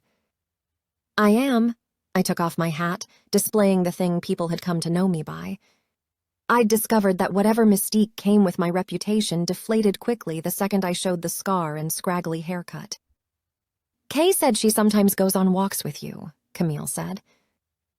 That's true. You weren't with her 2 days ago? No, ma'am. We walked the dogs yesterday briefly. Warren picked her up, said that his father, I nodded toward Ike, needed him, and that you, I nodded at Camille, needed her for bread day. Yesterday wasn't bread day, she said to me. And Warren didn't pick her up from the house. Camille looked at the others, who nodded. She left on her own. If what you're saying is true, they met away from the house before he brought her out to you. What I'm saying is true, I said. Camille continued. She said she walked the dogs with you at least 3 times a week. Well, of course, this was news. My gut told me not to share with her family that Kay and I hadn't really had that many encounters over time, but Grill and Donner needed to know. I'd tell them later. I've been busy lately, I shrugged. I didn't want to expose Kay's lies to them like this. I haven't seen her for a while, though. I'm not exactly sure when the last time was. I had it written on my calendar. Camille frowned at me like she didn't like what I was saying, but she didn't argue. She fell into thought and then turned back to Grill. For the first time, her tone wasn't lined with anger and frustration. Find them, Chief, please. I will, Grill said. He would. Anything else I need to know? He asked. Anything? I looked at Benny. She shook her head and mouthed, later. You could feel it in the air, the diffusion of their anger mingled with the secret they'd been carrying.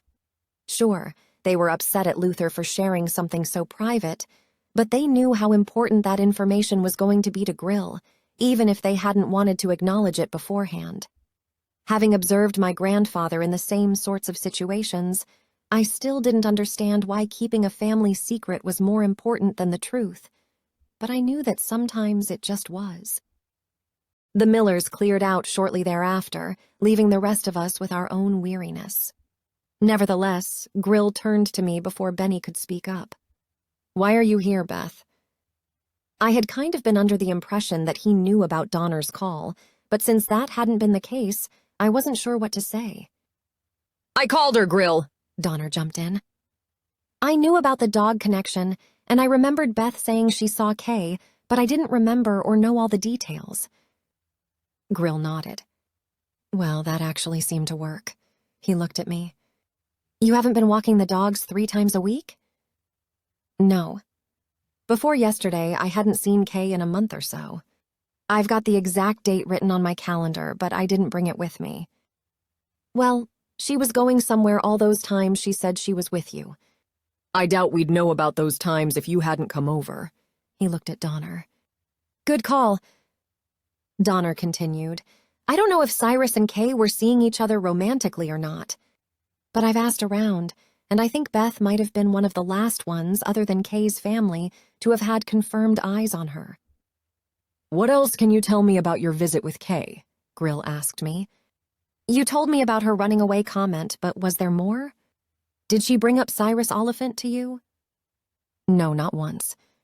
We don't know each other well, but I think we might end up friends. We got along and just clicked every time we were together, but I still don't know her well. I wish I did. We haven't been walking the dogs 3 times a week. Only about 5 times since January. I'd never heard of the Oliphants until the walk this morning." "Yeah, Kay was lying," Donner said. "Or they're lying about what she said," Grill added. At this juncture, it seemed impossible to know for sure, but I put my money on the fact that Kay had done the lying. "Grill," Benny said. "Cyrus was here last night. Kept me open late." "Oh?" She nodded. "He was upset." She had everyone's attention, but Grill said, "Details." "I wish I could give you something solid, but it was mostly him crying in his beer, almost literally. He was wound up, angry, upset. I just kept him here to get him to calm down. We didn't talk about much of anything important, but he managed to relax some. He didn't say one word about Kay, the Millers, or even his own family, just cursing about those greedy assholes and such. I even asked him who the assholes were, but he didn't answer." "But he said greedy?" Grill asked. "Did he talk more about money?" She shook her head and frowned. "I don't think so. Shoot, more than anything, I just kept trying to change the subject, lighten things up. But Grill, he didn't have the black eye last night." "That was new." "I figured," Grill said. "When I talked to him, well, I think he only spoke up about seeing Kay this morning to get the Millers' attention, see what they'd do. When I talked to him, he really wasn't sure about seeing her." "He's lying too?" Benny asked. Grill lifted his eyebrows. "They're all probably lying in one way or another, but I suppose it's my job to suss out some truth somewhere. I searched both the Millers' and the Oliphants' houses today and didn't find Warren or Kay or evidence that something might have happened to either of them. We didn't get all the information we need tonight. They'd never tell us everything they know, but at least we know who specifically the Millers suspect, Cyrus, and their reasoning, which could be wrong or right," Grill said. "How is Kay and Warren's marriage?" I asked. Grill and Donner shared a questioning look. "No problems that we've been made aware of," Grill said. "Like Camille said, I bet they take care of their problems on their own," I said. "That's probably true," Grill said. "Except this time around the Millers need my help, which means they've probably exhausted their methods of inquiry." "Cyrus's black eye," Donner said. "I'm surprised it wasn't worse," Grill added. I knitted my eyebrows. Could Orrin, Warren, and Kay somehow be together right now? "I don't know of any connection," Donner said. "Me either." Grill zipped up his coat. "I'm headed over to the community center before I call it a night. We'll get after it again early. Thank you, Benny and Beth. See you in the morning, Donner. We told him goodnight and watched him leave. There was no 24-hour team in Benedict other than him and Donner. I'd seen Grill go for days with little sleep, but hoped this would all be solved by tomorrow. Call me if you need me tonight, Donner said. I'll pay attention to my phone. Grill had been gone for no longer than it took for me to come back around the bar to head back home, too, when there was a crack and a boom and the front window of the bar shattered. We all reflexively ducked and then looked at one another in wide-eyed shock. Someone just shot out the window, Benny exclaimed. Get behind the bar, both of you, Donner said as he made his way out the front door. Beth, get back here, Benny said when I hadn't moved. I finally forced my frozen legs to take me behind the bar. Donner? Grill? I asked weakly. They'll be okay, Benny said. I really hoped she was right. 6. No one got hurt. Viola was holding my arms and looking into my wide eyes. My stomach was sick and churning. Everybody's okay? Dr. Powder was on the way. Cold fear spiderwebbed through me. We were all okay. No one had been shot. Grill had returned and then left again with Donner. The window was shattered, and now a bullet was lodged in the bar's back wall, but no one had been hurt. The shooter hadn't been caught, though. If anyone knew who'd done the shooting, they hadn't told me. My nerves were frayed and fried to a crisp. Benny had tried to liquor me up, but I couldn't swallow anything other than water. I was sitting on the bed in the back room, which was conveniently the place where Dr. Powder saw people sometimes. Viola and Benny were by my side. Finally, the doctor came through the door. He stood inside a moment and looked at me, his brow furrowed. Vi, Benny, give us the room, please, he finally said, his calm and confident voice working a tiny bit of magic. Now I knew I was going to feel better soon. I can't stop shaking, I said when it was just the two of us.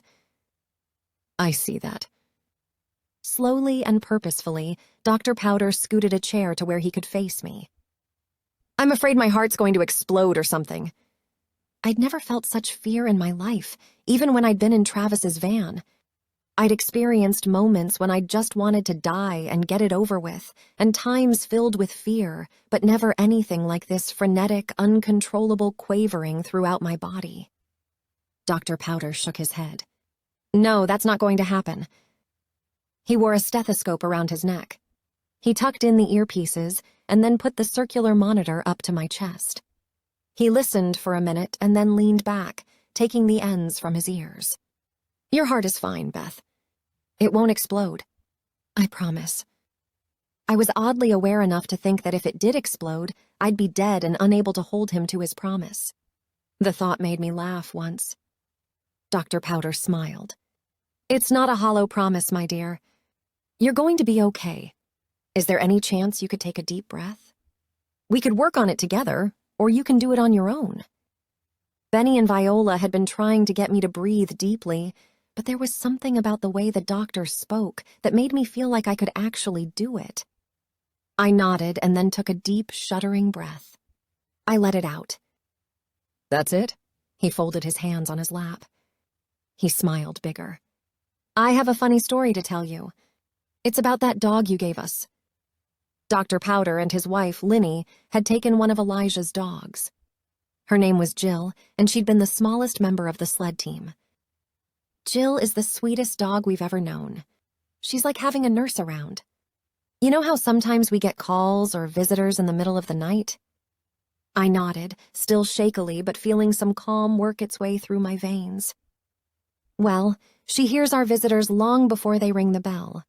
Must be able to hear vehicles when they turn down our road. She woke us up the other night, put her paw right here. He pointed at his shoulder. Because we let her in the bed even though we know we shouldn't. And I was able to pull the door open just as the patient was reaching for the doorbell button. Mavis, the patient, jumped and said the scare from me opening the door cleared up the heartburn she thought might be a heart attack. I laughed again with a bit more humor this time. We love that little dog. If Elijah comes back, I'll arm wrestle him for her. I took another breath. This time the air moved in and out evenly, not shakily at all. There. See, you're fine. I think I am. I don't even know what happened, Dr. Powder. I know no one got hurt. Why did my body do what it did? The gunshot scared you. Do you have any sort of PTSD from guns or bombs? Were you in the military? No. I shook my head and remembered telling Kay that if she ever needed a doctor, Dr. Powder was good at what he did and that she should never hesitate to go to him. However, I still hadn't told him who I was, what had happened to me. Since more people than just Grill now knew, maybe he'd heard some of the details. He hadn't pushed me to tell him more, though, and the timing hadn't seemed appropriate for me to go into it deeper. I had a small urge to do it right then, but it still didn't feel quite right. Our bodies just sometimes do things. The noise, a bullet in your vicinity, these are scary things. Even if you didn't think you were frightened, even if you know you're okay, our bodies can make their own decisions sometimes not to behave exactly like we want them to. It's normal, Beth. I breathed again. In out and out, yes, that was becoming familiar. I'd heard what he was saying before. They were things I already knew, but hadn't gotten an immediate handle on when that bullet had done what it had done. Thank you, Doc. You are welcome. Now, what else can I do for you? I think I'm okay, I said after I thought about it for a good few seconds. Yes, I was going to be fine. Excellent. Go drink some warm milk and then get some rest. That will be the best medicine tonight. I nodded. Dr. Powder looked at me for a long moment. His eyes transformed, from somewhat worried to certain. He had no doubt that I was going to be fine. I hoped he was right. Finally, he nodded and then stood and left the room, leaving the door open. Better? Viola asked as she leaned in only a few seconds later. Did he give you anything? I'm good, I said. Warm milk. Righto. We can do that. My legs were no longer shaky, but they did feel heavy from the adrenaline release that was now happening. I stood and joined Viola, and we made our way out of the bar. Benny was examining the bullet stuck in the wall to the right of all the bottles. A few inches to the left and glass would have been shattered, booze spilled. You okay? She took a step toward us. I'm fine, I said. I'm sorry. Everyone's okay and I lost it. You've been through some things, Benny said. You're going to be fine. I know it. I smiled at her. How had these women, these two sisters, become like family in just under a year? When I'd first come to Benedict, I'd been told that friendships were formed quickly out here. You had to learn who you could rely on and who you couldn't, because at any moment you might need each other. Those comments had been about the weather, the environment, but now I knew they were meant for more than just that. This community leaned upon and needed one another, like one big common organism. I'd never felt anything like it before, and suddenly I relished it. I blinked away some tears of gratitude. Grill and Donner? They took off for the Millers and Oliphants, Benny said. That makes sense, I said. Kind of. Benny shrugged. Sure, it seems like it could have been someone from one of those families, but stuff happens, and bullets do fly out here. It might not have been them at all. We'll see. Did you tell Viola about what went on tonight? I asked Benny. All the gritty details. I looked at Viola. What do you make of all of it? She shook her head. I don't know what to make of it. My first inclination would be to think that the Oliphants are involved with Kay and Warren missing, but they're both missing, which means they just might have gone off somewhere together. She looked at her sister. The timing of a bullet coming through the window is odd, but Benny's right. That can happen out here. At night? People don't really hunt in the dark, do they? I asked. Well, I'm not saying it was a hunter, but folks have guns and sometimes they're stupid with them. I wish that weren't the case, but it is. She paused. Beth, no one got hurt from that bullet. There are many things going on right now, but about the bullet, all's well that ends well. I know that might be a tough idea to swallow, but close calls are more common out here, of all kinds. I looked at her. I'm jumping to conclusions? She smiled wearily.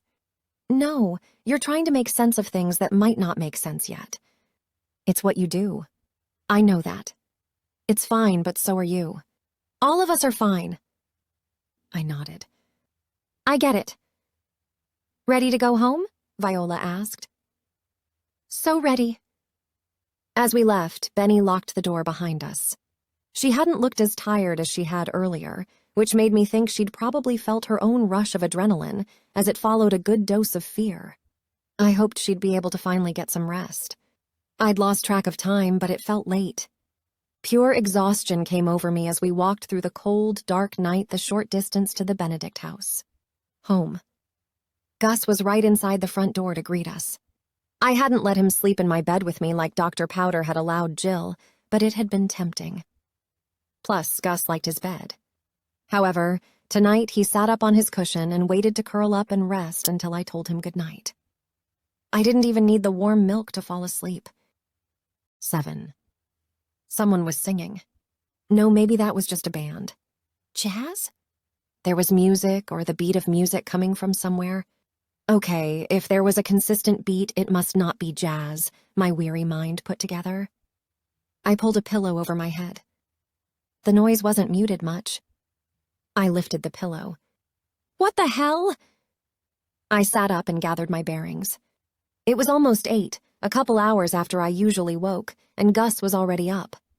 But it had been a late night, and I'd hoped to sleep in a little, maybe even until 9. It wasn't meant to be. Need to go outside? I asked Gus. He whined in the affirmative. The music continued. Chaz? I wondered as I looked toward the doorway. There was no other explanation for the male voice I thought I heard mingling with the beat, but I couldn't understand how I could even hear anything. If he was in the kitchen or dining room, it was down the other hallway of the building. I got out of bed, brushed my teeth, splashed water on my face, and covered my hair with a cap. The second Gus and I stepped into the hallway, the voice ramped up. It wasn't Chaz's voice, but someone had turned up a song to very loud. Disco? I asked. Bee Gees? Gus was too curious to head outside first, so we made our way to the kitchen.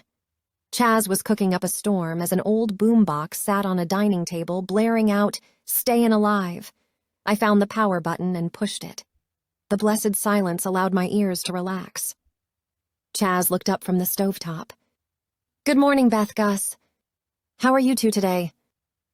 We're good. The music was a bit loud, though. Oh, I'm so sorry. I'm such an early bird. I forget that some people sleep in. Come eat. I'm making everything. It appeared he was telling the truth. There was food all over the kitchen area. Viola must have snuck in some shopping at some point. Where's Viola? I have no idea. I've been awake in my room, starving for a few hours. I came down and knocked on her door about half an hour ago, but no answer. She told me I'm not allowed to leave without checking with her first, but I wasn't sure if she meant my room or the building. I figured she wouldn't mind if I cooked. I'll ask for forgiveness if that's the case. We'll be right back. With Gus at my heel, I left the dining room and traveled down the other hall. Viola's office was empty. I knocked on her room door and received no answer. It was locked. She always left it unlocked if she was inside, though that wasn't something she told everyone.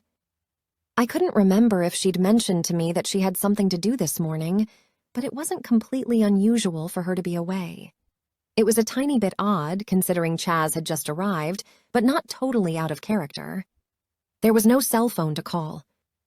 We passed the kitchen again, Chaz now singing without the aid of the boombox.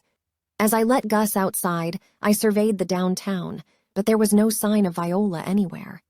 It was still early enough to be very quiet. The morning was biting cold. Even Gus, who relished the cold, hurried through his morning constitutionals, and we quickly made our way back to the dining room. Are you hungry? Chaz asked. I thought for a moment. I am. Excellent. Have a seat and I'll fill a plate. I'll bring 2 forks and take a taste, so you know I haven't poisoned anything. I accept your offer. It wasn't long before a plate, overflowing with every sort of breakfast food you could think of, was in front of me, and then another plate appeared with baked goods. Eggs, bacon, ham, sausage, more eggs. Then cinnamon rolls, orange rolls, biscuits. I looked at Chaz as he took bites of all the items. I asked, "How in the world did you do all this?" "I've been working for hours." "It's what I do," he shrugged. "Eat up." I started with the scrambled eggs. They were the fluffiest eggs I'd ever eaten. I tried some of the other items, just small bites. Even I wasn't going to be able to eat everything, but I certainly wanted a taste of it all. "Where did you learn to cook?" He sat across from me, watching me with a satisfied smile. "It's a hobby, something to do when I'm not working.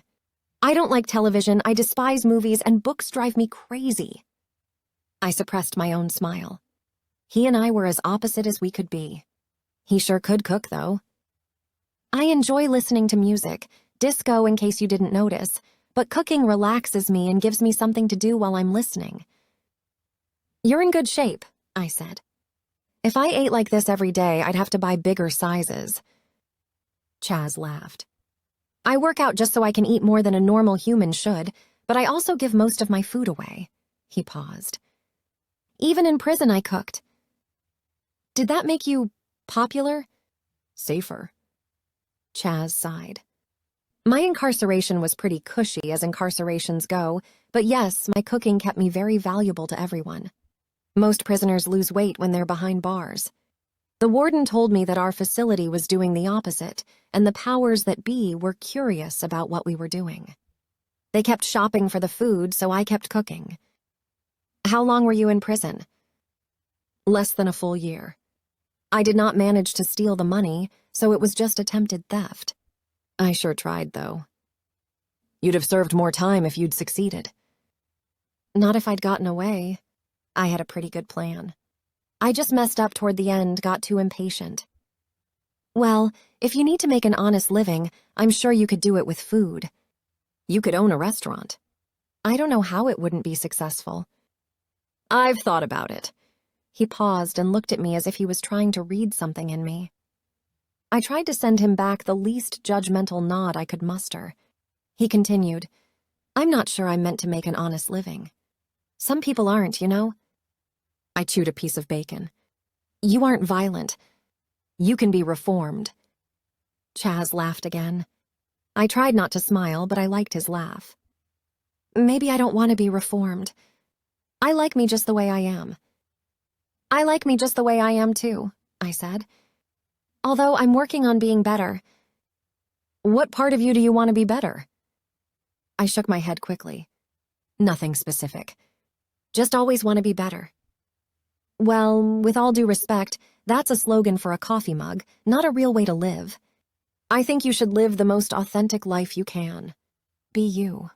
Whatever that means." "Well, that sounds like a slogan, too." "With all due respect back, Chaz, I heartily disagree. However, you being here is not a bad thing in my book." "Glad to hear it." He lifted his coffee mug. I lifted mine and we clinked gently. I heard the front door open and stood from the table. Gus and I peered out to see Viola removing her boots. "Vi?" I said. "Chaz made break." She looked at me. Her eyes were rimmed in red, and a frown pulled hard at her mouth. "Oh no. What's wrong?" I hurried to her, putting my hand on her arm. She stood tall and took a deep breath. "I have some terrible news, Beth." I swallowed hard, feeling the fear I'd grappled with the night before start to find its way through my veins again. "What?" "Come sit down." I was frozen in place as she walked past me. She turned back. "Come on, Beth." "To my office."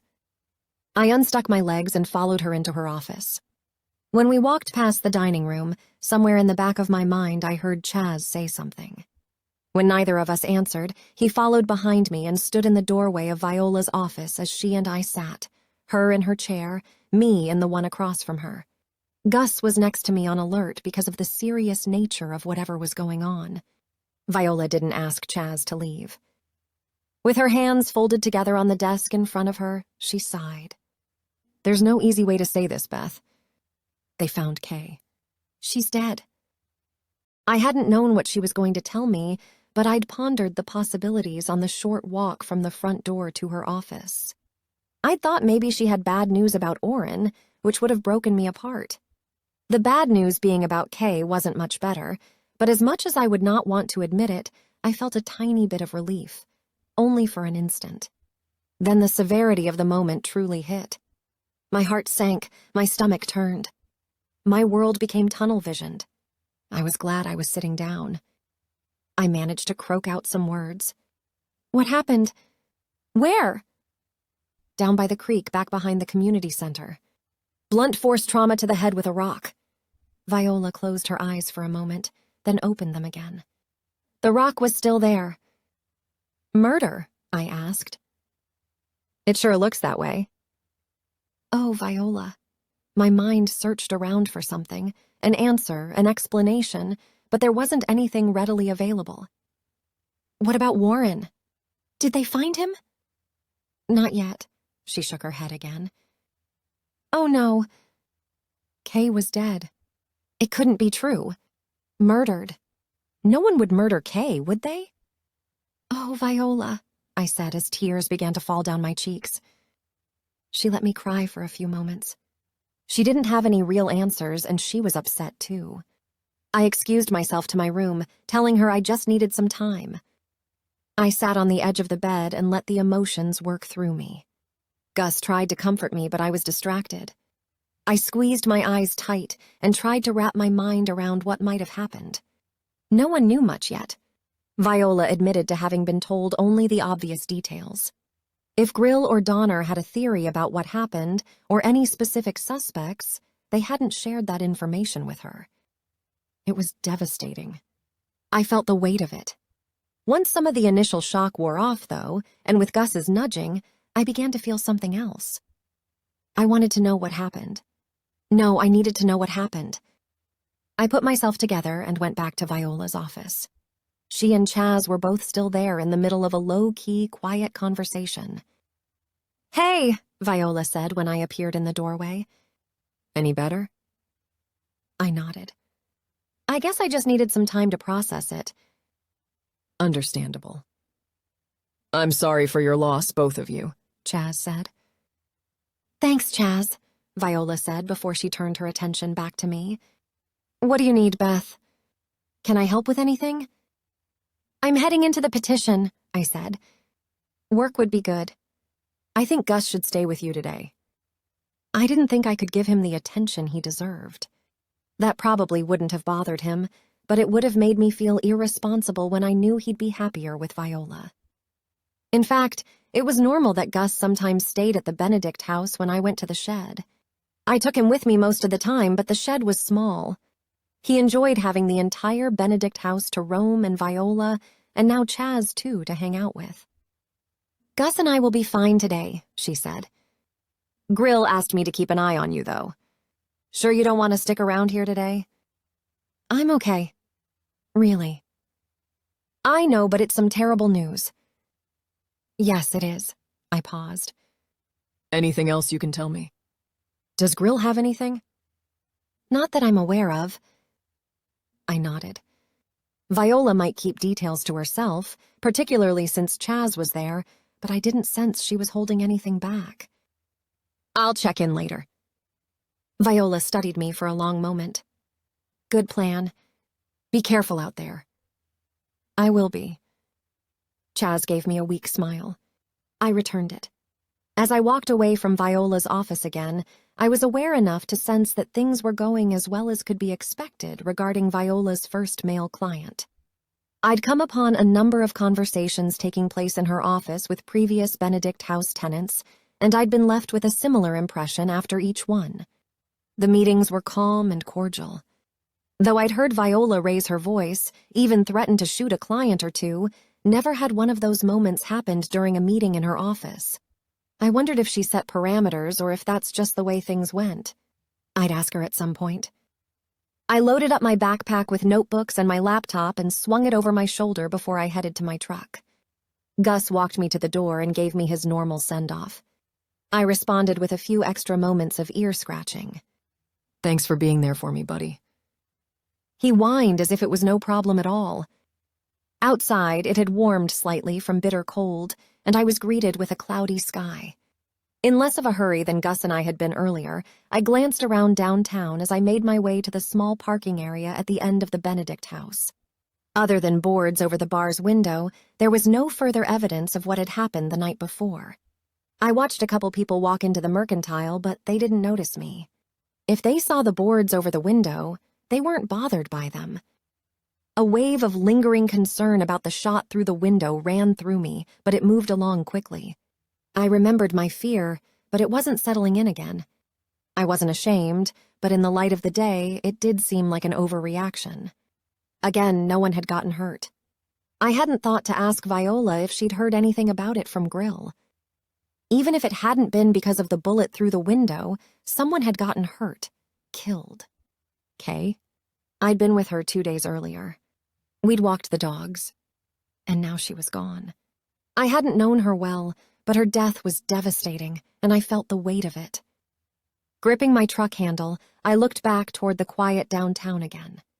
There was nothing ominous about this place, nothing immediately frightening, but if anyone knew about layers of evil, it was me. Who had killed Kay and why? I hopped in the old but reliable vehicle and headed away from downtown. This time I turned right when I usually turned left, steering in the direction of the community center. Set in the woods down a well-traveled but unpaved road, the squat but long warehouse-like building served as a catch-all for a variety of different classes and events. There were even workout machines in a back room. As I pulled into the gravel parking lot, there was no indication that I was anywhere near a crime scene. In fact, gauging by the number of vehicles, mostly trucks, in the lot, there was some sort of class in session inside. How far away from the building had Kay been found? I hadn't asked Viola where they'd taken her body, but since the weather was clear, it had probably been put on one of the Harvington's planes and transported to Juneau. I parked the truck on the edge of the crowded lot and stepped out toward the berm above the creek that ran along and away from the back of the community center. It wasn't quite a river, but it was bigger than a Missouri creek. I'd heard it called the Center Creek, so that's how I thought of it. From what I'd seen, the water in it always ran fast enough to be intimidating. I looked all around and into the woods, which got thicker farther away from the building. I didn't immediately spot anything that stood out. Finally, about 50 feet downstream, I thought that maybe some ground had been disturbed. I was doubtful because, again, there was nothing cordoned off, but something wasn't right over there. I climbed down the berm and tromped along. Temperatures were still cold enough, at least at night, that the earth next to the water was mostly solid under my feet rather than a muddy mess. I'd been correct. The area I'd spotted had been disturbed and in no small way. The top of the berm had caved some, and rocks were obviously misplaced. I stopped a good 6 feet from the disruption and inspected it as closely as I could from that distance. It was as if I flipped a switch and my old skills came right back. If this was indeed the spot where Kay's body had been, why was it not more protected? The answer came to me quickly, and it was twofold. Grill and Donner had done what they needed to do to investigate the scene. Protecting any space out here long-term was next to impossible. They might have a pop-up somewhere that they could maneuver enough to cover some of the area, but any big wind, and we had quite a few of those, would take it down. They'd had to do what they could, gather possible evidence, and get out of there. But I could sometimes see things in ways other people couldn't. I had an uncanny knack for visually calculating distances and what could and couldn't happen in the spaces that were available. I could see the numbers that made up the angles. I hadn't known it was a rare thing until my grandfather had noticed and then cultivated it. In fact, he'd told me I could have been a talented mathematician, but I'd only laughed. I hadn't gone to college and hadn't had any desire to work with numbers, no matter that they seemed to appear in my head naturally and I never struggled with them. Words had always been much more appealing. I looked over to where I was pretty sure Kay had been found, and suddenly I could envision her, the angle of her. It was all obvious. She'd been prone, her head toward the creek, her body at about a 30-degree angle. With that understanding and the knowledge that she'd been hit over the head with a rock that was now gone from what I could discern, I could even guess where she might have been standing when she was hit. My eyes moved up the berm to the edge and landed exactly where it looked as if feet had come over the side. I brought my gaze back down and toward the ground along the creek bed. I took a few steps closer and inspected the berm's wall. Small toe indentations. She'd come over the berm head first, no somersault maneuver involved. I saw something else and stepped even closer to the creek. There was a handprint next to the edge of the water. This told me how she'd probably landed. It had been a rough, body-slamming fall. There was no blood anywhere that I could see, reinforcing my idea that if there had been any there, the elements had already washed it away, and the elements were currently calm. Had Grill seen the handprint? I didn't have any way to take a picture, but I'd ask him as soon as I could. I hoped he had. I hoped he'd photographed it. Clearly, he hadn't taken any sort of plaster impression, which is what my grandfather would have wanted to do. As I pondered the scene a little more, I decided that I didn't think Kay had been in a hurry and running from someone. If she'd come off the berm at a high speed, all the angles would have been different. I could visualize all the scenarios. I was pretty sure Kay had been moving slowly or standing still when her body went over, which meant she wasn't being chased, at least that she was aware of. Either someone snuck up on her or someone she wasn't afraid of was with her. I didn't see any indication of another person near where I thought her body had been, but again, with the elements and the fast water, that might not have been currently obvious. "What happened, Kay?" I said aloud. When there was no answer, I turned and hiked back toward the community center, then climbed back up from the creek bed. The land had been cleared of trees for a good distance when the building was built. I remembered Viola telling me that the company who came in to take the trees overdid it, but then donated the lumber to Tex's tribe. The woods had long begun their encroachment and were wild and unruly, thick and dark even in the brightest of light. There was so much beauty in this land, but it was also intimidating. Something moved among the trees. When I realized it was a mama moose and a calf, I smiled and took a small step closer to better see the baby. I hadn't had enough of these moments in Benedict. I'd seen plenty of animals from a distance and some closer up, but as this was my first spring in town, I hoped for more moments watching the babies get their legs underneath them.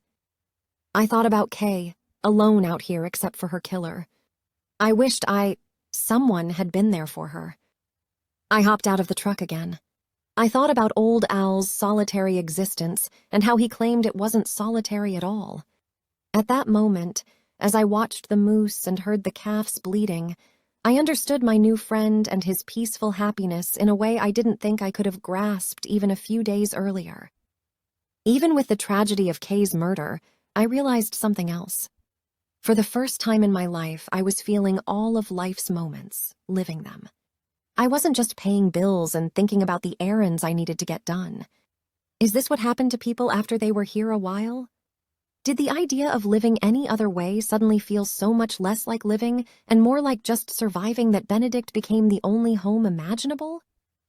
The calf bleated again, and the mama suspiciously snorted through her nose at me. I shook myself out of the reverie. Then, I shook my head at myself and looked back at where I'd been. Okay, yes, the woods were gaining on the open ground, but there was still some cleared space. Could someone have snuck up on Kay? Possibly. I looked across the creek from where I thought she'd been, squinting hard but knowing there was no nearby way to get over to the other side where the animals were, where the woods really got thick. I didn't know where those woods led or if someone lived in there. Chances were good that someone had made a home somewhere in there. Damn, I said out loud. Had someone thrown the rock from across the creek? It would have been quite a trick, but it could have been done. I needed to see where that rock had landed. I needed to know the location and depth of the injury to Kay's skull. I hoped Grill would tell me. With a mission in mind, I hurried back to the truck. I wanted to find the police chief, but as I put the key into the ignition, I remembered the question about someone bedding down in the community center. Since I was already there and it wouldn't be a risk of being alone inside now, I decided to take a quick look. Only a couple steps through the door, though, I realized I'd picked a terrible time to be curious. I recognized the members of the Miller family that I'd seen in the bar the night before, but there were many other people in the main gathering space. They all looked at me as I came through the door. This wasn't a class. This was a meeting that included lots of visible weapons and unhappy tones. Ike Miller had been the one speaking as I entered. Camille was seated in a chair by his side. Ike fell silent and looked at me. "I'm so sorry for interrupting," I said. "I didn't know." I turned to leave again. Beth, right? Ike asked. He'd just learned my name the night before. "Yes," I turned again. Did you need something at the center? Ike asked. "We're here without previously scheduling it, so if we're in your way, you just need to let us know. We'll go." His eyes were red, and his face seemed stained from tears, as were the other members of the family. But there was more anger than sadness in the air. It was palpable and thick. "No, I didn't want to stay, but I also didn't want to behave as if they scared me. I'm so sorry about Kay. So very sorry." "Thank you," Camille said. We're devastated, Ike said. Rumbles of agreement filled the room. "But that's not why you're here, and we don't want to be in anyone's way." "No. Honestly, I was just going to see if I could understand who might have been sleeping here. Does anyone know yet?" "Not to our knowledge," Ike said. "And no one's found Warren. We're trying to figure out what to do next." I steeled myself as best I could. I was 100% intimidated. This was a large group of mourning and angry people who wanted answers, and they were used to going after them themselves from what I'd heard. But Ike wasn't being anything but friendly. "Grill will figure it out," I said. Tears fell from Camille's eyes, but she didn't say anything. My heart squeezed for her, for all of them. We hope he does, Ike said with zero confidence. I nodded. They certainly didn't need to hear any more words of wisdom from me. I hoped they made the right choices about what they were going to do, but I had doubts. I wanted to stay and listen in. I wanted to understand the family and their relationship with Kay. I wanted to eavesdrop, but this wasn't my place. I wasn't ready to be a part of anything that appeared to support them, not until I understood their feud with the Oliphants and what that might mean to the town, Kay's murder, and Warren's disappearance. I tried not to be too abrupt. I nodded sympathetically to Camille and then looked over the crowd, my eyes landing on Ike again. "I'm so sorry. I hope Warren is found soon." "Thank you, Beth," Ike said. I turned and left the building, hurrying to my truck and then finally the police station. 8. Donner was the only one there. He was standing behind his desk and talking on the station's landline phone. "Yes, ma'am. I am sure of it. Thank you for the call. I'll have Grill get back to you." "Sure." He hung up the phone. "Beth? What's up? Where's Grill?" Donner squinted and shook his head once. "I'm not sure exactly, but I think he's trying to find a killer." I took a deep breath and nodded, telling myself to cool my jets a little. "I know. I'm sorry, Donner. Do you have any pictures from the scene?" Donner squinted at me again. "Beth? I know, but Grill would probably let me see them if I asked him." "Then you should wait and ask him. You know I can see things others don't always see." "I doubt that's the case this time, Beth. He and I were thorough, and it was all very cut and dried." "I didn't mean to imply that you weren't thorough. I knew Grill and Donner were great at their jobs, but even Grill had told me I had a special sort of vision, and I'd helped him before. I might be able to help. Maybe not, but maybe." Donner rubbed the back of his neck. "Okay, I know. It's been a morning." He paused. "This is shaky ground. You were one of the last to see Kay alive, but Grill did mention he'd probably ask you to look at these. I'd like for him to be here when you do, but none of us think you're a killer." He was convincing himself. "Okay, they're on my computer. Come over here.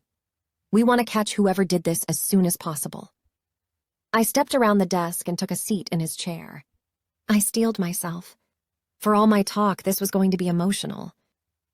Did you see any helpful footprints? Did you notice the handprint near the water? I asked before I focused on the screen. We didn't see any helpful footprints, but we did see the handprint. He clicked to a picture of the handprint taken with a tape measure next to it. An adjacent picture was a close-up of Kay's hand, not in the print, but clearly muddy, and at a glance, the probable match to the print. We have no plaster here, but Grill was going to try to round some up, even though we think we were already too late to get a clear impression. Okay. I inspected each gruesome picture closely. I held a wave of sadness and frustration at bay. My grandfather would have called it being professional. I'd deal with the emotions later. Kay had been hit on the left side of her head, but, as I'd suspected, her body had been found face down as though she'd fallen that way, not as though she'd fallen sideways and then hit her head. But it was, at best, only a guess. You don't know what you don't know. I studied the pictures of the rock, bloody but only slightly. Kay's head had bled, but it had been located so close to the creek bed that I hadn't seen blood. It had probably washed away by the time I'd been at the scene. The rock was about the size of a softball and roundish but naturally jagged. It was 3 feet from Kay? I asked, confirming the measurement I saw on a picture that also displayed a measuring tape. Yes, Donner sighed. Since there were no other footprints, we've surmised that the killer might have crossed the creek to kill Kay and then again to run away. However, we didn't find any good prints on the other side either. Too many prints of all kinds. Unreliable. Cross the creek? Wouldn't that have been pretty difficult? The water is pretty fast out there right now. I know, but it's one of the possibilities. Maybe they crossed before she got there and then hid under the lip of the berm. Could someone have thrown the rock across the creek and hit her? That would take quite an aim, but we considered it, Donner said. We're hoping the ME can help us understand if she was hit close up or from a distance. How long had she been there? Who discovered her? We currently can't pinpoint her time of death any closer than sometime between yesterday and last night, probably not much later than around midnight, Donner said. We might not have found her for a long time, but Rook was at the community center and decided to have a look at the creek to check its depth. That creek's been known to flood, and word is that we have some noticeably warmer temperatures coming in a week or so. I hadn't seen Rook, a local Tlingit man and the person I'd purchased my truck from, for months. I didn't remember seeing him at the walk the day before. He didn't run down and make a mess of the scene? No. He said he thought about it, wanted to pull her out of there, but he could tell he was seeing a dead body, and he knew enough to just gather Grill. Drove straight to his house and woke him up. What time? About 5 this morning. So she was most likely killed after the Millers were at the bar? That is our best guess. We have the ME in Juneau getting us something more accurate, hopefully today. The Harvingtons flew her over? Donner nodded. Yes. Does Grill suspect any of the Millers? Yes. He suspects them all, as well as the Oliphants. He would love to find Warren. Right now, he's banking on it being something to do with the continual fighting between the families, but he doesn't want to overlook something because of that notion. Any indication who shot at the bar last night? No. In fact, Grill doesn't think it was any of the Millers or Oliphants, but he doesn't have a line on exactly what happened. I turned in his chair and looked at him. Tell me more about the feud. I don't know much. Grill hasn't been here much longer than I have, but he's tried to understand it. I find it all ridiculous. A bunch of people who need to grow up and get on with living life without the need to think about revenge all the time. Revenge? Not just nastiness, but real and ugly revenge. They live out where months could pass without anyone seeing either of the families.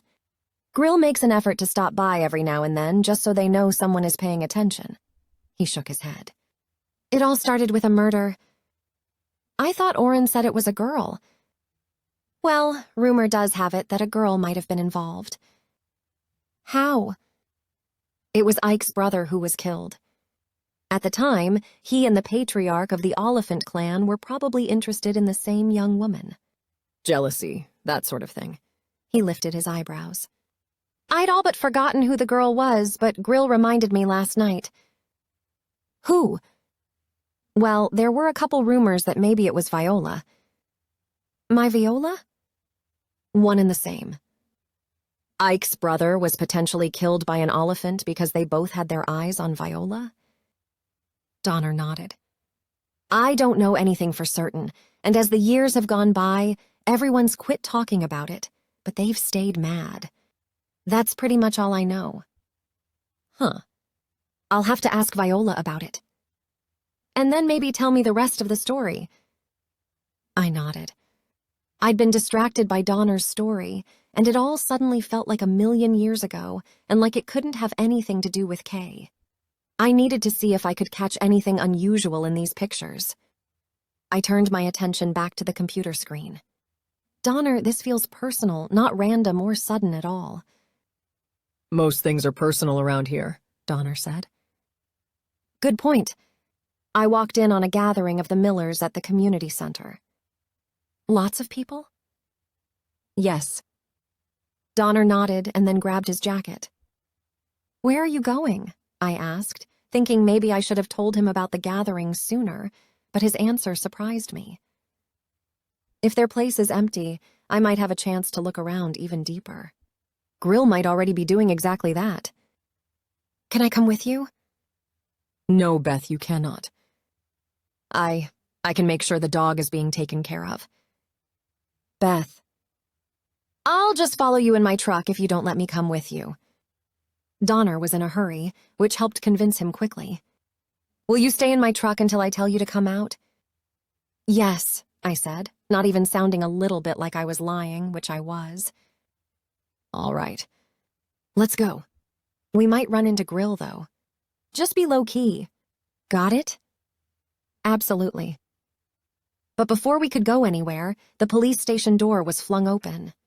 A man with a fresh cut at the corner of his mouth that perfectly matched the black eye he'd recently received came in, bringing with him a mix of anger and fear that immediately felt way too familiar to me. 9. Cyrus? Donner asked. What happened? I had seen him around even before yesterday morning's gathering. But before the walk, I hadn't known this was Cyrus Oliphant, the man Luther spoke about last night, the man who'd allegedly been seeing Kay and had been Benny's late-night customer. He wore a firearm in a holster around his waist, just like Viola did, but on him it seemed more threatening. Blood from the cut on his mouth dripped down his chin. Where's the chief? Cyrus asked, his gaze glassy and wild. He swiped the back of his hand over his chin. Donner stood straighter. Sit down, Cyrus. Remove the gun. He held out his hand. Cyrus neither wanted to sit nor remove his weapon, but Donner's tone didn't leave room for argument. As Cyrus unbuckled, I scooted to the bathroom and moistened a paper towel, then grabbed a bottle of water from the small fridge Grill kept in the main room.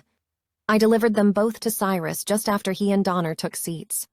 He took them from me but just held on to them. I didn't think he really noticed I was there until after we all sat down and the gun had been placed on the desk behind Donner. It wasn't until then that he spared me a quick but questioning glance. Cyrus, I thought Grill was headed out to your place this morning. Have you checked for him there? Donner said. I haven't been home since yesterday. The Millers, and I just heard that Kay was killed. That can't be true. Is that true? Where have you been? Here and there. Kay. Donner shook his head and pointed at his own mouth. That could use a stitch or two. Want me to call Powder? No, I'll be fine. With a somewhat more controlled tone, Cyrus asked, Is it true? I recalled now that I'd seen him in the Mercantile, maybe even at the bar once or twice. He'd made an impression. He reminded me of the farm boys back home, big and beefy and also striking with short curly dark hair and bright blue eyes. Unlike most of the men around here, he didn't wear a beard or any facial hair at all. It appeared that he shaved every day, except maybe this morning. I remembered something else I'd noticed about him.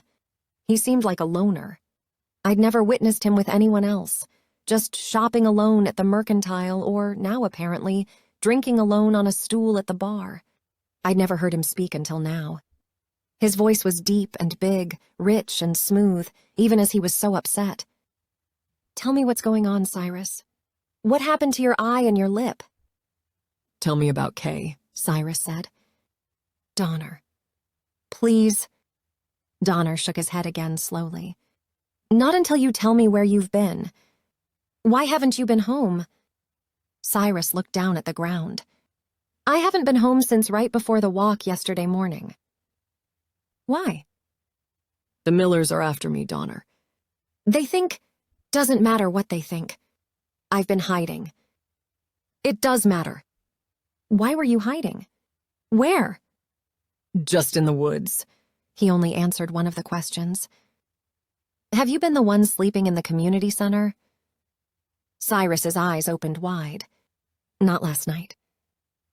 "But you were the one sleeping there?" Cyrus shook his head. "I wasn't there the night before the walk. Over the last few weeks, I've slept there a time or two, but someone else was there before me. I saw the sleeping bag, too." "Hang on. Why? You left your house yesterday morning. Why were you sleeping in the community center over the last few weeks?" Cyrus shrugged. "To get away from the house, Donner. Winter was too much with, you know how it goes. It can get claustrophobic. I'm not the only one who does it. Folks need to get away. The community center is shelter." Donner squinted as if this was news to him. It was news to me. I wondered if Grill knew. "Who else does that?" Who else has been there recently? Donner asked. "I don't know." Okay. "Why were you sleeping there?" Cyrus's gaze went to me, truly focusing for the first time. Then he turned back to Donner. "Just stuff. You know how it goes." Donner knew he wasn't going to get a better answer. "Where were you last night from about 11 on?" "At the airport." It was still open. "I was just hanging out, fell asleep in my truck there, too." The only good internet spots were at the airport and the library. Lots of folks spent lots of time in those two places, but overnight? I figured that Donner was not only wondering if Cyrus could have killed Kay, but if maybe he'd been the person to shoot out the window of the bar. Between asking the Harvingtons if Cyrus had been around the airport and checking Cyrus's weapon, Donner would be able to come to a pretty good conclusion if Cyrus was telling the truth about his whereabouts last night. Donner, Cyrus continued. "Please tell me about Kay. Please." Donner took a deep breath and then let it out. "We found her body this morning up by the creek behind the community center." Cyrus's eyes filled with tears, but he blinked them away. "Her body?" what happened to her? He asked. "Best we can determine, she was killed, hit in the head with a rock." Cyrus's expression twisted into shocked sadness. "God, no, not Kay." "What's going on, Cyrus? Were you and Kay friends?" Cyrus shook his head, and then his expression that had been so pained a moment ago became sharp with anger as he stood. "I need to go, Donner." "Hang on there, Cy. You're not going anywhere yet. Have a seat. Tell me who did that to your lip and your eye." "You can't stop me." "In fact, I can, Cyrus. I can arrest you. Do you really want that?" Donner stood too. You're not going to arrest me. Cyrus turned and took a step toward the door, not asking for his gun back. Donner was around his desk quickly and grabbed the other man's arm, twisting it behind his back. "Cyrus," Donner said, "last chance. Sit down or I will arrest you." Cyrus breathed hard, like someone who was building up to something, but he seemed to think better of it quickly. All right. I'll sit down." "Let go, Donner." "Come on." "We go back, don't we?" Donner guided Cyrus back to the chair. There were no holding cells in Benedict. I'd seen Grill handcuff people to a desk or a pipe along the wall, but if Cyrus fought, and if Donner really wanted him to stay, I wasn't sure what he'd have to resort to. I hoped it didn't come to that. When Cyrus was finally in the chair again, I released a breath I'd been holding. Donner picked up the phone and dialed a number. Grill, I've got Cyrus Oliphant here in the station. I'd like for you to join us. All right. We'll be right here. Donner hung up the phone. I would have bet real money that Donner hadn't actually reached Grill, but it had been a good act, and he probably knew Grill would be on his way back at some point anyway. Cyrus didn't appear doubtful. Donner looked at me. You can go now, Beth. I was momentarily stunned, but bit back an argument. I was disappointed. I had so many more questions, but it only made sense. Go, Beth, he said more sternly. I blinked out of my dismay. I couldn't think of anything I could say to convince him I should stay. Reluctantly, I stood and left the building. I stopped on the front porch for a long moment, wondering if I could eavesdrop. The station might only be a converted cabin in the woods, but the door was thick and the windows were covered. Was Donner okay in there? Should I let Viola know what was going on? Should I try to find Grill? I decided that Donner was fine, and I needed to remember that it wasn't my job to question local suspects. My grandfather had let me in on a few interrogations, and Grill had let me be there one time, but those were extenuating circumstances, not the way things were supposed to be. Maybe I'd gotten a little carried away. Or maybe there were other things I could do. I'd been excited to go with Donner out to the Miller place before Cyrus had barreled in. Maybe I'd head out there, but I wouldn't go inside. If they'd returned home, I could check on the dog, ask if they wanted to keep him, or if I needed to find him another home. It was probably too soon after Kay's death to ask such questions, but it seemed important. I just had to figure out where they lived. The road away from the police station took me right by Toshko. Someone there would surely know how to get to the Millers. However, as I pulled into the small parking lot, I had another thought, and I detoured around to Elijah's properties behind the store. When I'd told Grill that I'd find homes for all the dogs and that I knew about the files Elijah had left behind, the police chief had given me keys to the place. He'd even told me I could move in if I wanted to. The place, home and barn, was fine, but I had no desire to leave the Benedict house. I enjoyed Viola's company. I liked having only one room to be responsible for. Besides, I held out hope that Elijah would come back someday. If I read Grill correctly, I might be the only one who thought that was a real possibility. People come and go out here, Beth. Most folks know when enough is enough. I suspect Elijah was at that point, he'd said. The thought of checking on the dog had jogged something in my memory that I'd read in Finn's file. It wouldn't hurt to look over it again. I unlocked and opened the barn door. I'd cleaned the place after the dogs had been relocated, and a faint whiff of pine-scented cleaner still hung in the air, mixing with the mustiness of a closed-up space. The individual dog stalls were empty now. 2 of Elijah's sleds still filled the area at the end of the barn. Grill said we didn't have to do anything with them until we figured out what would happen to the property. And who knew when that would be? I made my way to the desk where Elijah kept the files on the dogs.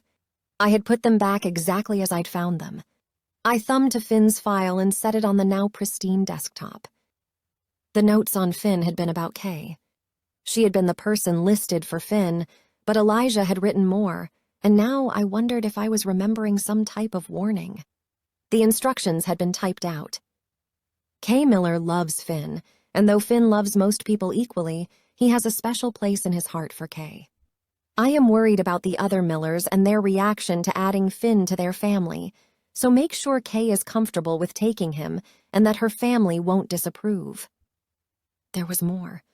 Sure, I'd read all of this before, but it hadn't meant much of anything after Kay had so enthusiastically agreed to take Finn. Now I was seeing this next part in a whole new light. Do not let Finn or any of the dogs go to the Oliphants. They don't treat their dogs like family, and I can't abide that. One of them might try to convince you they need one. Cyrus Oliphant seems to like the dog, and I've come upon him and Kay together a few times now. They both seem friendly to Finn, but still, the Oliphants cannot have any of the dogs. Period. The end. The Oliphants weren't fit for any of the dogs, I said to myself. Where did you come upon them together, Elijah? There was one more note. Last resort for Finn, Oren. When I say last resort, I just mean if Kay can't or won't take him. Oren and Finn would be great together, but Oren sometimes has too much going on to care for animals. At least that's what he told me. Still, he loves Finn, and Finn loves him. I'm sure. That part made me think about Oren again. He was still missing, too. I hoped we'd hear from him soon. Other than phone numbers for both Kay and Oren, that was all that was in the file. I closed it and put it back in the drawer. Though it might seem untimely and inappropriate so soon after Kay's body was found, now I was absolutely going to check on the dog. I locked the barn, then ran into Toshko. I found one of the owners, Nancy, and asked her if she knew where the Millers lived. She was too busy stocking industrial-sized packages of napkins to think to ask me why I wanted to know. "You mean the compound?" she said. I nodded. She gave me precise directions, and I set out. I decided I was going to get Finn back from them. I hoped I could charm my way in, but I doubted it would be that easy. I was up for the challenge. 10 Rules got broken out here. All the time, in fact. Sometimes it was by necessity, but many times it was just because you can. I'd heard about a beautiful house out past Dr. Powder's place that was purposefully hidden by well-positioned foliage. The place was off all grids. Bottom line, the owners didn't want to pay taxes, so they remained hidden. Visitors needed a password to be welcomed inside. Very cloak and dagger, but an accepted way of life out here. I'd asked Grill about it, and he'd only shrugged, not saying one word. Later, I heard that the family who owned the property had paid for a new landing strip at the small airport a few years back, which might have been why the secret was so well kept. Tex's adoption of his 2 girls had been anything but legal, but even after all the circumstances were brought to light with state officials, nothing was done about it. A part of me liked that sometimes it just made sense to leave well enough alone, but another part of me worried that too many things could fall between the cracks. "Sometimes it's just about the caliber of the person, Beth," Grill had said. "If the folks involved have good intentions, well, maybe we should just go with it." I understood completely, and Tex was a great father. Why would anyone in their right mind mess up that situation for those 2 girls, no matter what the law said? I slowed the truck as I came up on the outside edge of the Millers' property. A bent chain-link fence covered in signs told me I was there. The gist of the signs was that I would be shot dead if I came onto the property unwelcomed, and pretty much everybody was on that unwelcome list. I was just stubborn enough to take the chance. The Millers had met me and probably decided I wasn't any sort of threat. If they were home, they might not shoot me right away. I turned onto the gravel driveway in a break of the fence. Rolling along, I still hadn't spotted a house, but I noticed more of the same sorts of signs attached to trees along the way.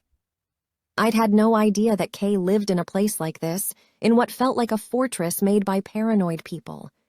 I'd left her a phone message about Finn on a cell phone that probably didn't get reception in this neck of the woods. She'd called me later. If I had known about her circumstances, would I have still let Finn go with her? Probably. Elijah's file had guided my every move with the dogs, and Kay and I had hit it off, or at least felt immediately comfortable with each other. At least that's what I'd perceived.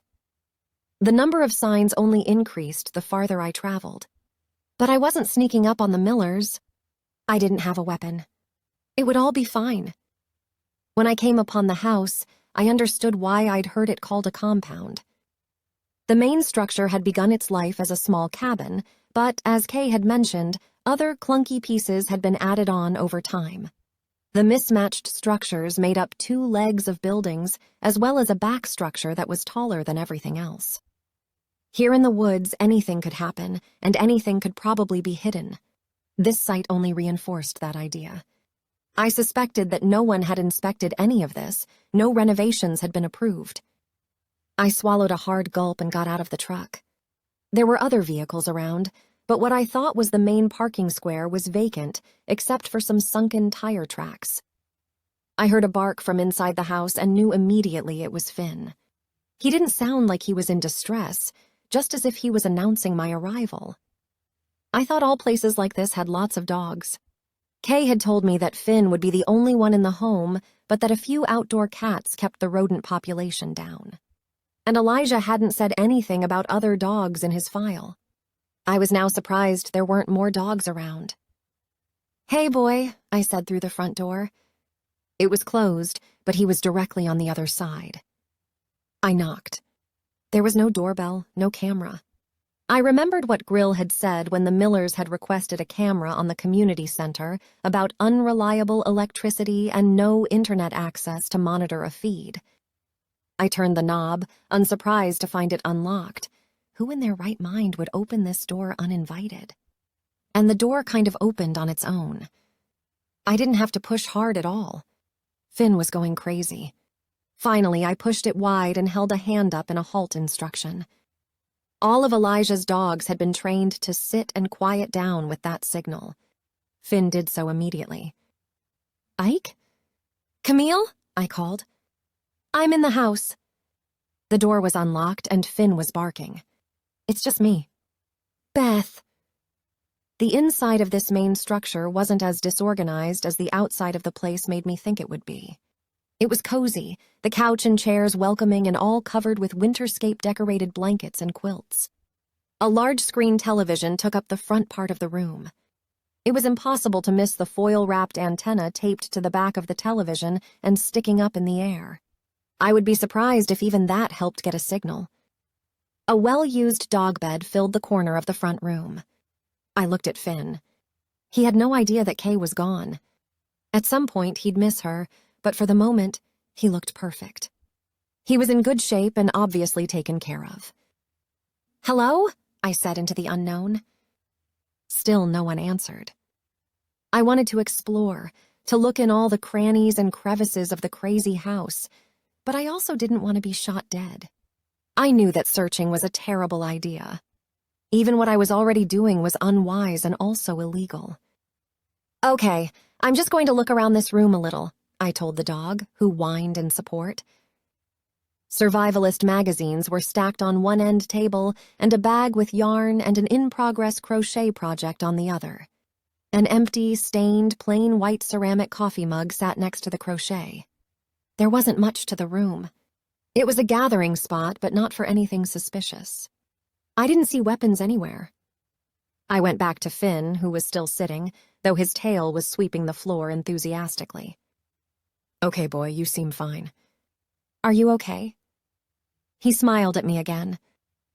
"I'll come back when they're home, but I'm not worried about you. Should I be? Wouldn't the world be a much better place if animals could talk?" I heard a distant rumble of truck engines. Quickly, I told Finn goodbye and exited the house. I took a seat on the front porch and waited. I fully expected to see the Miller family coming this way. I wondered how many vehicles were attached to all the noise. But it turned out it wasn't the Millers after all. I'd been a little worried before, but when I realized that the men stepping out of the two trucks that parked next to mine weren't Millers, I thought it might be time to be downright afraid. 11. "Hello?" one of the men said. I stood. "Hi. Who are you?" "Beth Rivers," I said, putting my hands on my hips. I hoped they didn't notice my trembling limbs. "And you are?" "Blair, and this is my son, Kingston Oliphant," the older of the two said, pointing at himself first. "Well, nice to meet you." "Do you live here?" "I do not. I came to check on the dog." "What? Why?" I looked back at the house and then back at the men. "I'm the one who helped find homes for the dogs when Elijah left." Blair nodded. "You mean when he up and abandoned them?" He had a point, but I didn't comment. I just tried to look unbothered and tough. I doubt I pulled it off. "How's the dog?" Blair asked. I thought I might have heard a gentler tone this time. "I don't know." No one answered the door. "I assume no one is home. I'm waiting for them to get back." Blair and Kingston looked at where I'd thought the main parking area was located. They said something to each other. "It doesn't look like they are home." Blair returned his attention to me. I wanted to ask what they were doing there. I wanted to know if they knew Cyrus was in the police station probably at this very moment. But I knew better than to ask any of those things. "Do you want me to relay any message?" I asked, hopefully still sounding unbothered but helpful this time. Blair cracked a smile, but it wasn't friendly. No, that's all right. We like to deliver our own messages. Okay, I said. How come we don't know you? Kingston spoke up. He looked nothing like Cyrus, who I assumed was his brother. Kingston was heavy but not muscular, and a dark beard covered his face. His eyes were blue but not as striking as Cyrus's. I shook my head. I've lived here for about a year. I live with Viola. Oh, you're the one with the scar. That's me. Can we see it? Kingston asked. King, that's not polite, Blair said, crossing his arms in front of himself, leering at me curiously. Kingston took his father's pose as some sort of challenge. He stepped closer to me. What do you say? He asked. Take it off, take it off. I'd willingly shown my scar to just about every person I'd met in Benedict. If anyone had asked to see it, they had been curious but not creepy. I stood on the porch and crossed my own arms in front of myself. They were going to have to come up there and rip the hat off my head before I'd show them my scar. I was not going to kowtow to these two idiots. The face-off lasted a good 30 seconds to a minute before Blair laughed once and then uncrossed his arms. He smacked Kingston on the arm and said, "Let's go, son. We'll take care of this later." Kingston seemed surprised by his father's behavior, like he was hurt to be missing a chance to bully a girl, someone who probably weighed at least 100 pounds less than he did. I didn't take my eyes off him. After Blair got into his truck, Kingston stood there a moment and glared at me. He balled his fists at his side in a challenge I was more than ready to accept. Don't flinch. Don't flinch no matter what he does, I told myself. Kingston didn't make a move toward me, which was probably better news for me than him, but I was still fuming. When Blair had his truck turned around, he leaned out his window and hit his car door with the palm of his hand. Let's go, son, he said. Finally, Kingston got into his truck and followed his father off the property that none of us should have been trespassing on. Once they were out of sight, I crumpled into a heap on the porch, the rush of adrenaline now dissipating and turning me into momentary mush. My throat tightened and tears fell down my cheeks. I knew this emotion wasn't only because of the Oliphants and their behavior. My body wasn't willing to ever let me be bullied again. I would rather be killed than held captive, physically or in any other way. Literally, I would have rather died than show those men they could have any sort of control over me. This was probably something I needed to talk to my therapist about. I wiped my face and stood again. What was I going to do about Finn? Was I just going to sit there and wait for the Millers to return? It seemed like the best idea. But I no longer wanted to be out there in those still cold woods away from civilization. In fact, it was so far away from civilization that no one for miles could hear me scream. The urge to do what I did next was almost as strong as the stubbornness that had probably just made me a family of enemies. I opened the door. "Come on, boy," I said. I left a note on the door saying that the dog had been out when I'd gotten there, so I took him with me back to the Benedict house. The Millers probably wouldn't believe the lie, but I didn't much care. I wasn't leaving Finn with people I didn't trust, and at that moment, I didn't think I could trust most of the Millers or any of the Oliphants. I didn't care if it made any of them mad. I was mad too. I had a right to be. Finn hopped in my truck and I drove us out of there. 12. "Hello," Chaz said as Finn trotted toward him. He and Viola had been walking toward the stairway at the end of the hallway. They'd turned when I came in. The dog was happy to greet Chaz and Viola, even if Viola did look at him, and then me, curiously. "I'll figure it out," I said to her. It's a long story. Viola had been more than welcoming to Gus when I'd brought him home. She adored him, but I didn't think she'd want two dogs around permanently. Gus peeked his head out from Viola's office door. I saw his eyebrows rise in happiness to see Finn. "It's okay," Viola said as she petted both dogs when they greeted each other. "For now." "Thanks," I said. "May I walk them?" Chaz asked her. It would be a great way to get some exercise. Viola was immediately skeptical. Where am I going to go? He asked. I can't swim. If I hadn't witnessed people manage disappearing acts from this land with ocean on one side and untamed wild mountains on the other, I would have thought her skepticism overboard. Okay, Viola finally said. We have 2 main roads. You may walk the dogs next to those roads only. That's for your own good too, you know. You'd never make it out here. Oh, I hear you, and I don't even want to try to run away, I promise, but I'm very excited about walking the dogs. Leashes. Viola gathered 2 leashes from her office, and Chaz ran up to his room to put on a thicker sweatshirt and a jacket. We stood outside the front door as Viola pointed out the obvious intersection of the main roads. I realized I trusted Chaz more than I had the Millers or the Oliphants, and I hoped my intuition wasn't off track as we watched the felon and the dogs head out toward the road. This might be interesting, I said. I hope it will be good for all of them. Those 3 weren't meant to be stuck all day behind closed doors. How is Chaz? I asked. How's his reformation coming? He's somewhat remorseful, but mostly because he got caught, and he knows he could have done what he'd planned on doing without getting caught. He got impatient. He said something like that to me. Right. Well, I've got to get him to understand that he needs to never try to do what he did again. Honestly, I'm not sure if I can pull it off. He's smart and he had a good plan. He might end up a successful criminal one day, but that's a rare breed. I think it's more likely he'll end up in prison again. And that's a shame. He's a good guy. And an amazing cook. No kidding. So, Viola, the Millers might come looking for Finn. I'd like to make sure they're going to take care of him before I give him back. You took the dog from the Millers? She asked. I did it when they weren't home, and immediately after having something of a showdown with the Oliphants on the Miller property. You've been busy. That's one way to put it. Well, I won't let anyone take the dog, I promise. And no one's going to challenge me, even a Miller or an Oliphant. It was good to have friends in high places, and Viola was in one of the highest. Thank you. However, I'd recommend you stay away from those groups for a while.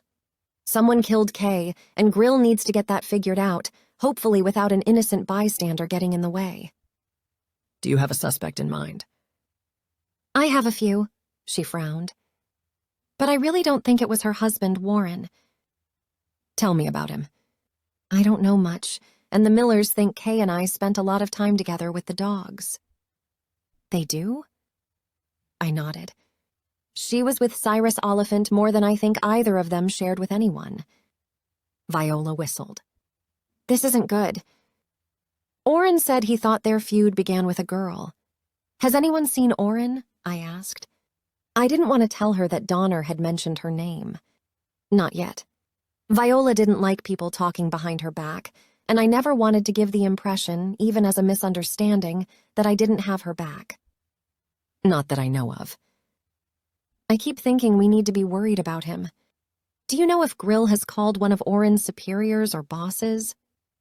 I don't know, but it's too soon to be too worried. Let's give it a few more days, and then I'll push Grill to do something. Okay, I said uncertainly. What else did he tell you about the feud? Not one thing. Want to hear the story? I do. Coffee. And Chaz made a cake. Let's go in. I think they'll be okay. Viola looked toward the road. We couldn't see Chaz or the dogs any longer. Viola was good at understanding people.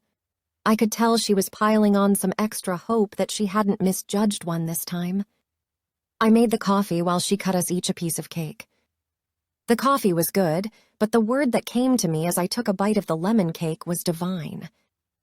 Remember how good Ellen was with bread? I asked. Sure. Chaz is 100 times more incredible with everything. I know. Surely he could find a way to make an honest living. I guess he's got to want to. Viola nodded. For a few minutes, we enjoyed the food. Finally, Viola nodded and sat back in her chair. Warren is a good guy. He tried to get away from his family when he was younger, but he came back. They were so much wilder without him. Viola smiled sadly. Before Grill got here, our local lawman wasn't full-time, but came back and forth from Juneau. Anyway, his name was Lars. Lars had so much trouble with the Millers when Warren left the family that in the middle of a brutal winter, Lars trudged up to where Warren and Kay had moved, a place near where you picked up Al, and begged him to go back to the family. He told Warren that there was no other way to prevent everybody killing one another. Warren told him he would only do that if his new-to-town wife, Kay, agreed to go with him. I thought about the position Kay had been put in. It had to be difficult. I'm not sure I would have ever agreed to go, and now she was dead. How long ago? 10 years or so, back when Kay first got here, Viola said.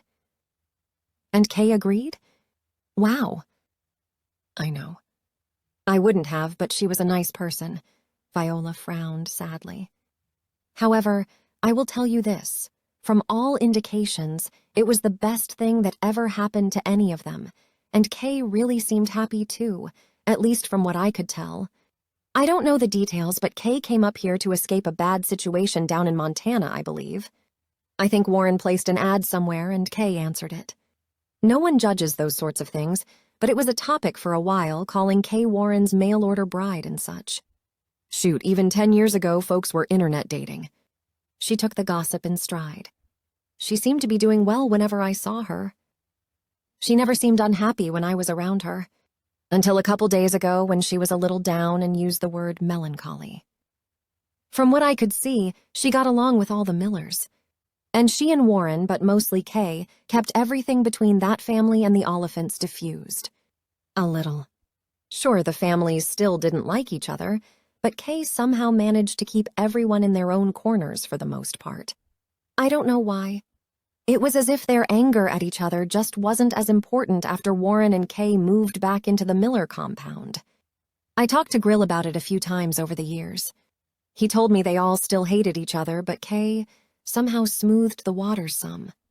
He thought maybe all their anger was just sticking around because neither family ever wanted to show weakness or be the one to give in and make peace. Wow, how did she do that? Viola shook her head. He didn't really know, but he was glad to have her there. Boy, I sure don't sense any peace between the two families now. Something must have happened. Could Warren have killed Kay because she was seeing Cyrus? Viola laughed without humor. Yes. Even Warren, the least violent of them all, still doesn't like the Oliphants. And a betrayal of the heart is never good. It's hard to imagine Warren as a murderer, though. Do you know Cyrus Oliphant? Sure. I don't really know him, but I've seen him around. He appears to be a loner. Maybe he's soft-spoken too. Maybe Kay liked that in men. I saw him in a new light today. Oh. Where? I launched into the story about Cyrus's appearance at the police station. Viola nodded and took in the details of the brief moments I'd witnessed between Donner and Cyrus. Cyrus isn't quite as mellow as Warren, but of the Oliphants, he might be the most civil. I don't know, Beth. I can't believe Kay was spending any time with any of the Oliphants. That would be considered disrespectful to any Miller. Even Kay would have thought it was too risky. Maybe Cyrus told Donner what they were up to. Maybe it was innocent. I suppose we'll see. My heart sank again for Kay. She'd gotten herself into something she couldn't get out of. I'd hoped we would become closer with another month of good weather down the road. Had she had anyone to talk to? Would she have ever confided in me? We'd never have answers to these questions now. Tell me the story of the feud, I said. Viola smiled wryly. Would you be surprised to learn that I'm right in the middle of it? I'd be shocked to my toes. I matched her smile and hoped she didn't hear the lie in my tone. Well, I have to begin by saying I was quite the looker when I was a girl. To me, you're absolutely beautiful, I said. I mean it. Viola blinked. Well, thank you. I nodded and sipped my coffee. Hang on. Viola stood from the table and made her way back to her office. She returned a couple minutes later. Here, look at this. It was a picture of teenage girls, probably from sometime in the 60s. Both girls wore bell-bottom jeans. One of them had a crocheted peace sign sweater, and the other a tie-dyed long-sleeved t-shirt. Viola pointed to the girl in the peace sign sweater. That's me, she pointed to the other one. That's Benny. From what I could tell from this old, full-color but faded picture, Viola and Benny had been drop-dead gorgeous teenage girls, both with long, wavy blonde hair and perfect smiles. What happened, right? Viola asked. No. I looked at her and then at the picture again. I can still see it. I didn't before you showed me the picture, but that girl is still here. Yes, she is, and she's shocked every time she looks in a mirror now. Viola laughed. Benny's gained more weight than I have. I like to remind her of that. I laughed too. I imagine she doesn't care. Could not care less. You look very happy in this picture. Yes, we were happy. We had shelter, jobs, food. We were no longer living with abusive, drunken parents. We loved Benedict. Still do, Viola said as she looked at the picture again. She brought her eyes back up to me. You know we all have our secrets here, don't you? You're not the only one. I've heard that a time or two. Well, I'm about to tell you my secret, Beth. And you're the first person I've admitted it to, though some people have probably figured out the truth. I'm ready. It's big. I cleared my throat. I'm extra ready. Back when I was just a little older than this girl right here, she pointed at the picture that was on the table now. I killed a man. It wasn't accidental. I meant to kill him, and I did it. I gulped. I won't tell, were the first words that came to me. Viola laughed again. Don't care if you do. I'll deny it to the rest of the world until the day I die. And there's no evidence, so no one can do anything about it. Besides, he needed killing. Well, I've heard that a time or two as well. I was thinking about my mother. When Viola didn't speak again immediately, I said, Does it feel good to admit it? She smiled sadly. No, but it doesn't hurt like it used to either. I'd never felt the urge to kill before, and I haven't since. I had no choice. If I hadn't killed him, he would have killed me, or worse. Self-defense. Yes, but, well, let me start at the beginning. Please. I grabbed the coffee pot I'd set in the middle of the table and refilled both our mugs. Okay. Now we're both ready. Viola nodded. I'm the same age as Ike Miller and Zevon Oliphant, who was Blair's younger brother. We all ran around together, if you will. We went to school. She nodded toward where the one-building, all-grade school was located. It was different, though. School was less important back then, which wasn't good. But there you are. We all did the bare minimum education-wise, then worked or played like only stupid teenagers are apt to do. The generation before, Garrett Miller and Omer Oliphant were running the show out in those woods. They didn't like each other, but the best I can tell you is that the dislike all stemmed from them both being bullies and just not wanting to get along and not wanting to share their woods with anyone else. The families have lived out where their places are since forever, as far as I know. They always claimed they liked their privacy, but as time went on, we all could see that neither group wanted to be told what to do about much of anything, and they resented any sort of rules or any social norms. The men liked the control of their own families.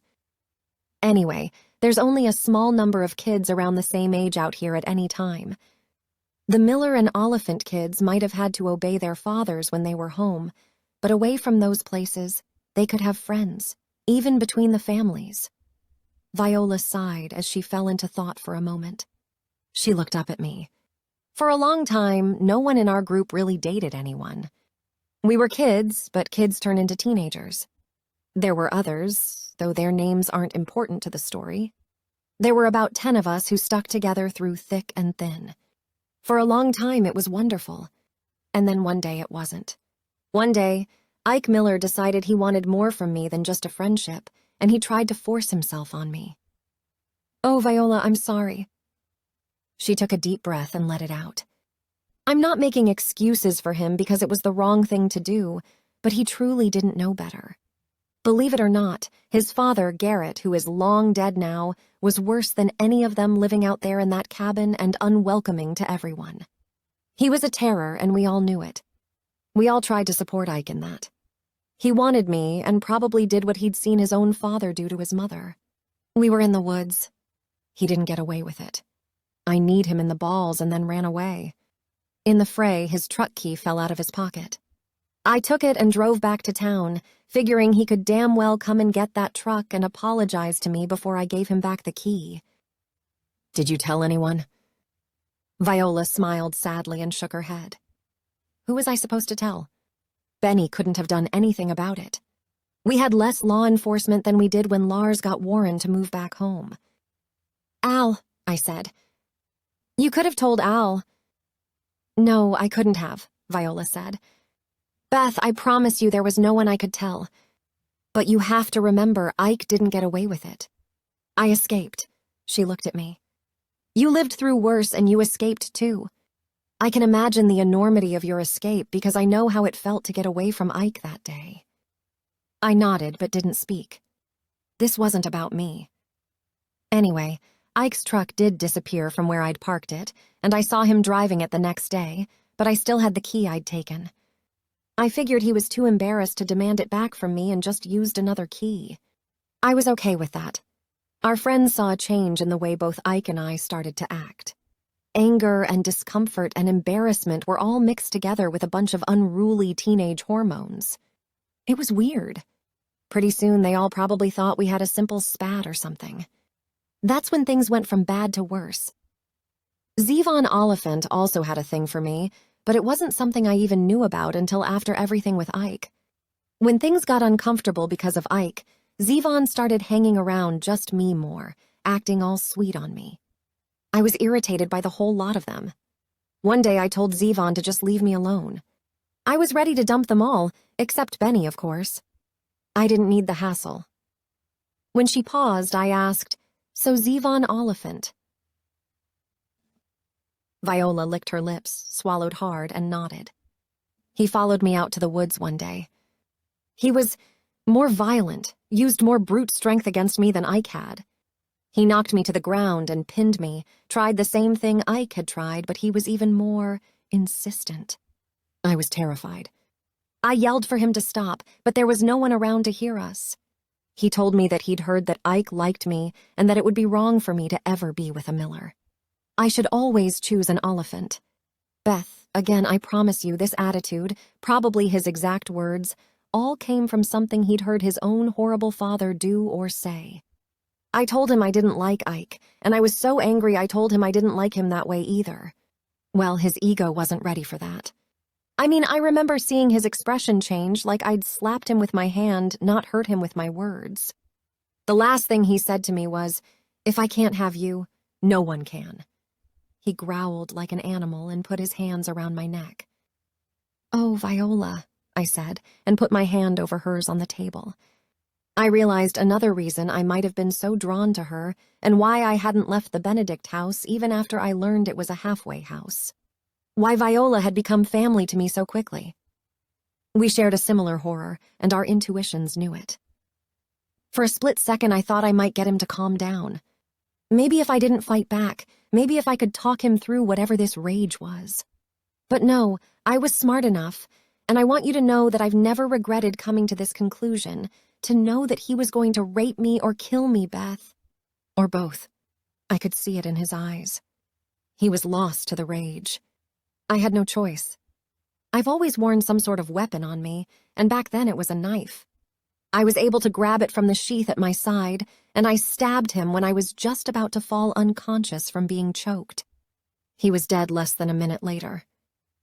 Even if he hadn't planned on killing her too, I was hard-pressed to think she hadn't done the right thing. I remember rolling and stepping away from his body as clear as if it happened yesterday. I threw the knife in the river, went home, and cleaned up. And no one ever even thought it was me. Oh, Viola, I'm so sorry. She shook her head. I saw the pain in her eyes, but also the resolve. I had no choice.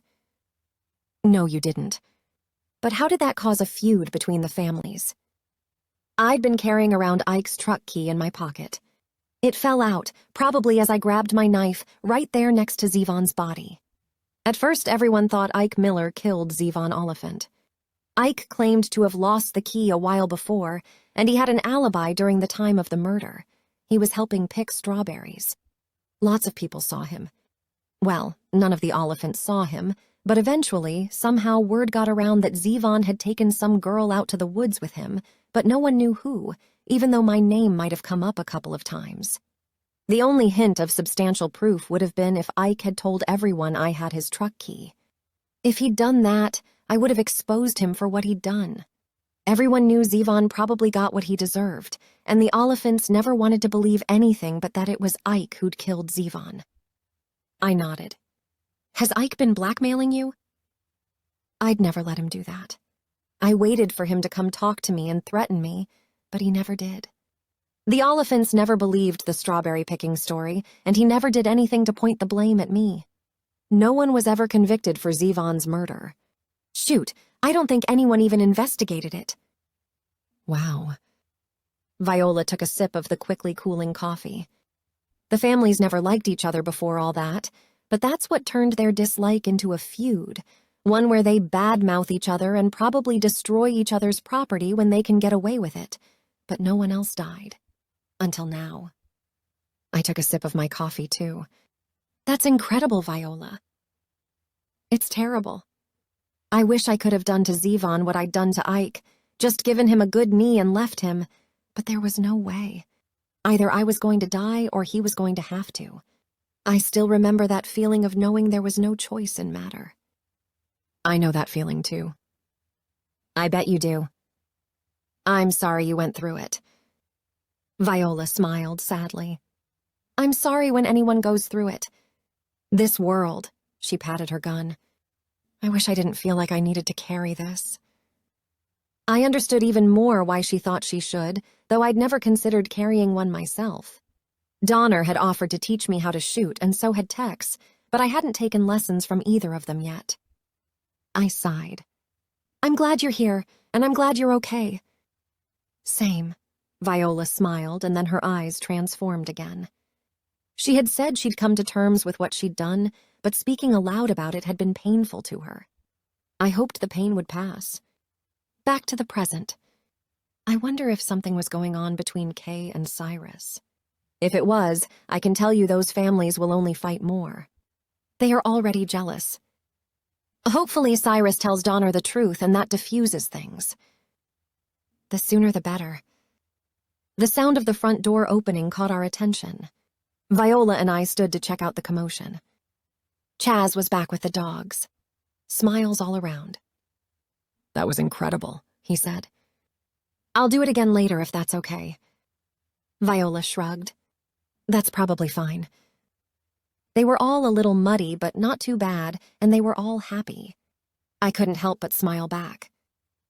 We had some of your cake. It was so good, I said. I know. Wait until I bake you one of my famous Boston cream pies. I look forward to it. Viola sent me a secretive smile before she went with Chaz to attend to both dogs. I offered to help, but they told me they could handle things. Her smile communicated to me that we weren't to speak of what she'd just shared with me ever again. I'd never tell. 13. I was distracted as I drove the truck toward the petition shed. My mind worked through the events of the last few days, playing moments like the dog walk with Kay over and over again. Had I missed something? I didn't think that anything I'd witnessed offered up any sort of clue as to who killed Kay. I hadn't immediately liked Warren, but Viola didn't think he could have killed Kay, unless she and Cyrus were... what? Romantically involved? Walking the dog? Kay hadn't ever mentioned Cyrus to me, but even Elijah had come upon them together. I wondered if the Millers would come to town angry because I'd taken Finn, or if the Oliphants would look for another opportunity to intimidate me. I wasn't worried about either of those scenarios, but I did ponder when they might occur. I didn't see anyone on the way, but that wasn't unusual.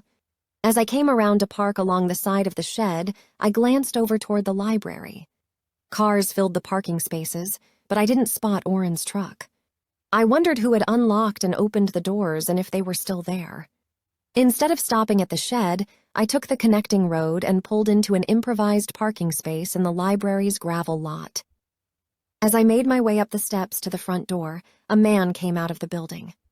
I only glanced at him briefly and didn't immediately recognize him, though I registered that he wore black pants and a black sweatshirt with the hood pulled up and secured around his head.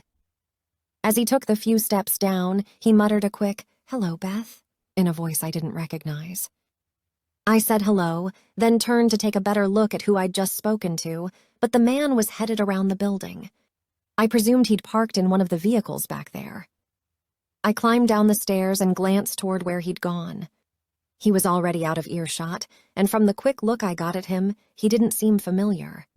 I could tell he was a man with a medium build who maybe walked with a small limp.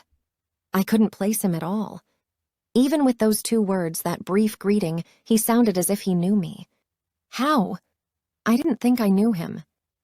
Though there were only about 10 vehicles, I lost sight of him amid them, but I didn't hear an engine start up. I waited to see if he would drive away so I could get a better look. But after a full minute, no engine started. I couldn't see him any longer, and I didn't have the patience to try to track him down. I shook off the moment and took the steps back up into the library. It was busy inside, as it was most days. Some people were there with their laptops just for the internet access, some to find and read books. I spotted some books stacked tall and precariously on the corner of one of the tables. I thought about straightening the stack, but someone was seated nearby, and it might have been intrusive. I nodded at everyone. They all looked somewhat familiar, as I threaded my way to Oren's office. The door was open. "Hi," I said. Hello, Beth. Rook said from Oren's chair. A magazine was open before him on the desk. "You got library duty, huh?" Rook shrugged. "Helping where I can, I suppose. Grill said someone needed to be here and I was available." "How did you get in?" "Grill gave me a key." Though he hadn't invited me, I sat in a chair on the other side of Oren's desk. Rook smiled, pushing the magazine aside and giving me his full attention. The truck I had purchased from him had been his sister's, but she had left to marry into another Tlingit tribe. The truck was old, beat up, very unattractive, and perfect. I loved it more than I'd loved any vehicle I'd ever owned. "Has anyone heard from Oren?" I asked. "Not that I know of. He'll be back. He's probably on assignment or something." I keep hearing that. "Do you know what he does?" Rook smiled. "I don't even think Grill knows what he does. I'm guessing they're important things, though." I had tried to imagine Oren in a covert operation, but couldn't make those pieces fit together either. He'd told me they used him more for his brain than anything, so maybe he just had to go be smart somewhere. "I'm worried about him, Rook." Rook nodded. "He'll be fine. I think Grill is concerned, but not worried. People are on the lookout for him, too. Grill told me he searched his home and there was no sign of foul play. Do you know where Oren lives?" Of course. Rook raised his eyebrows. "You haven't seen his house?" "No." Rook smiled. "It's quite the place. Have him give you a tour when he gets back. He's out in the east coordinate." I'd heard where the house was located before, but I'd never even had occasion to drive by it, and of course, I'd recently pondered how I'd never been inside it. "How's your sister?" I asked. "She's a mother now. I have the cutest niece in the world." He pulled out his wallet and showed me a picture of a tiny girl with a head full of out-of-control dark hair. "She's beautiful." "I know. Thank you." How's the truck? He slipped the picture back into his wallet. I slanted my eyes at him. "Your sister doesn't want it back, does she?" "No, she bought a brand new one." "That's good. I love the truck. It's been great." Glad to hear it. Rook laughed and smiled. I paused and looked at him. We didn't know each other well, but hopefully well enough. "You came upon Kay's body?" Rook's expression changed quickly and he frowned, nodding slowly. I did. It was quite the shock. Did you see anything suspicious? He lifted his eyebrows. Other than a body? No, Beth, I didn't see anyone else around. I saw the bloody rock, but no, nothing else. He wasn't irritated exactly, but I heard the insinuation of irritation in his tone. His reputation was that he was a great guy, one of the kindest in town, but he probably thought I didn't need to be asking him what I was asking. He wasn't wrong. Sorry, I said. He shook his head. No, I apologize. I'm still bothered. Of course. He smiled again, though it wasn't a happy expression. No, I didn't see anything that would help us understand what happened. I've recently gotten to know Kay. I hadn't even met her until this winter, and she was a nice person. Where did you meet her? She would walk her dog many of the same times I was checking my winter traps. Finn. Rook continued to smile sadly. A good dog. Yes, I was the one who gave her the dog. I went and took him back from the Millers until I know if he'll be okay there.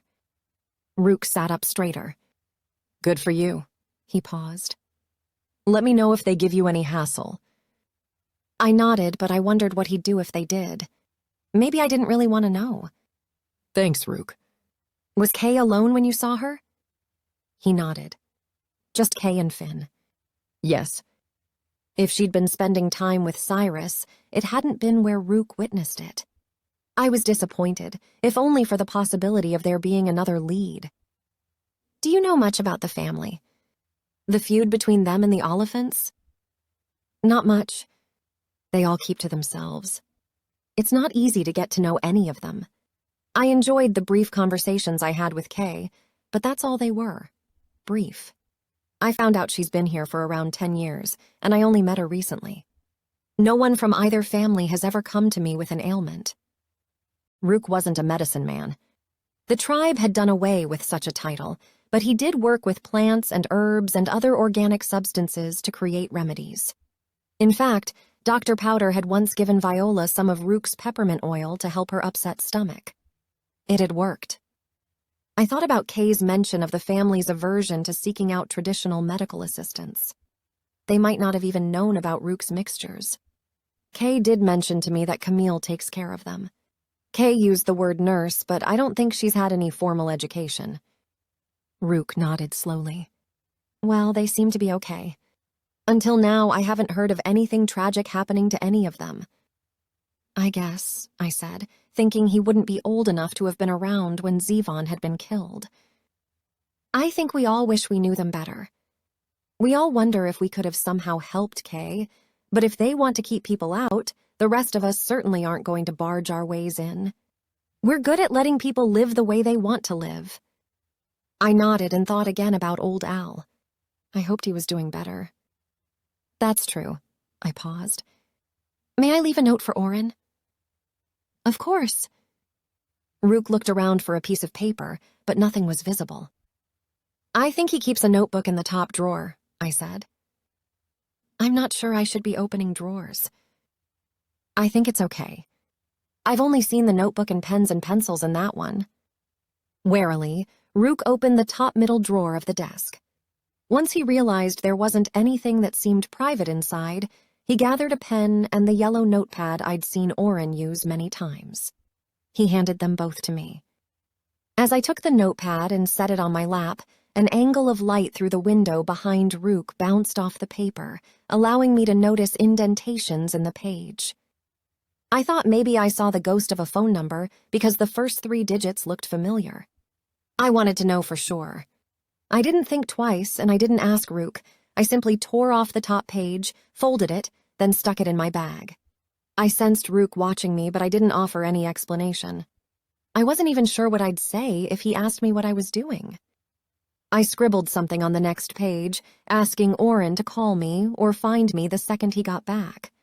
I ended the note with, "I'm worried," and handed everything back to Rook. Okay, he said and gave me a sideways glance. I smiled and stood. Thanks, Rook. He looked at the notepad. You're welcome. I turned and left the office, retracing the path I'd taken coming in.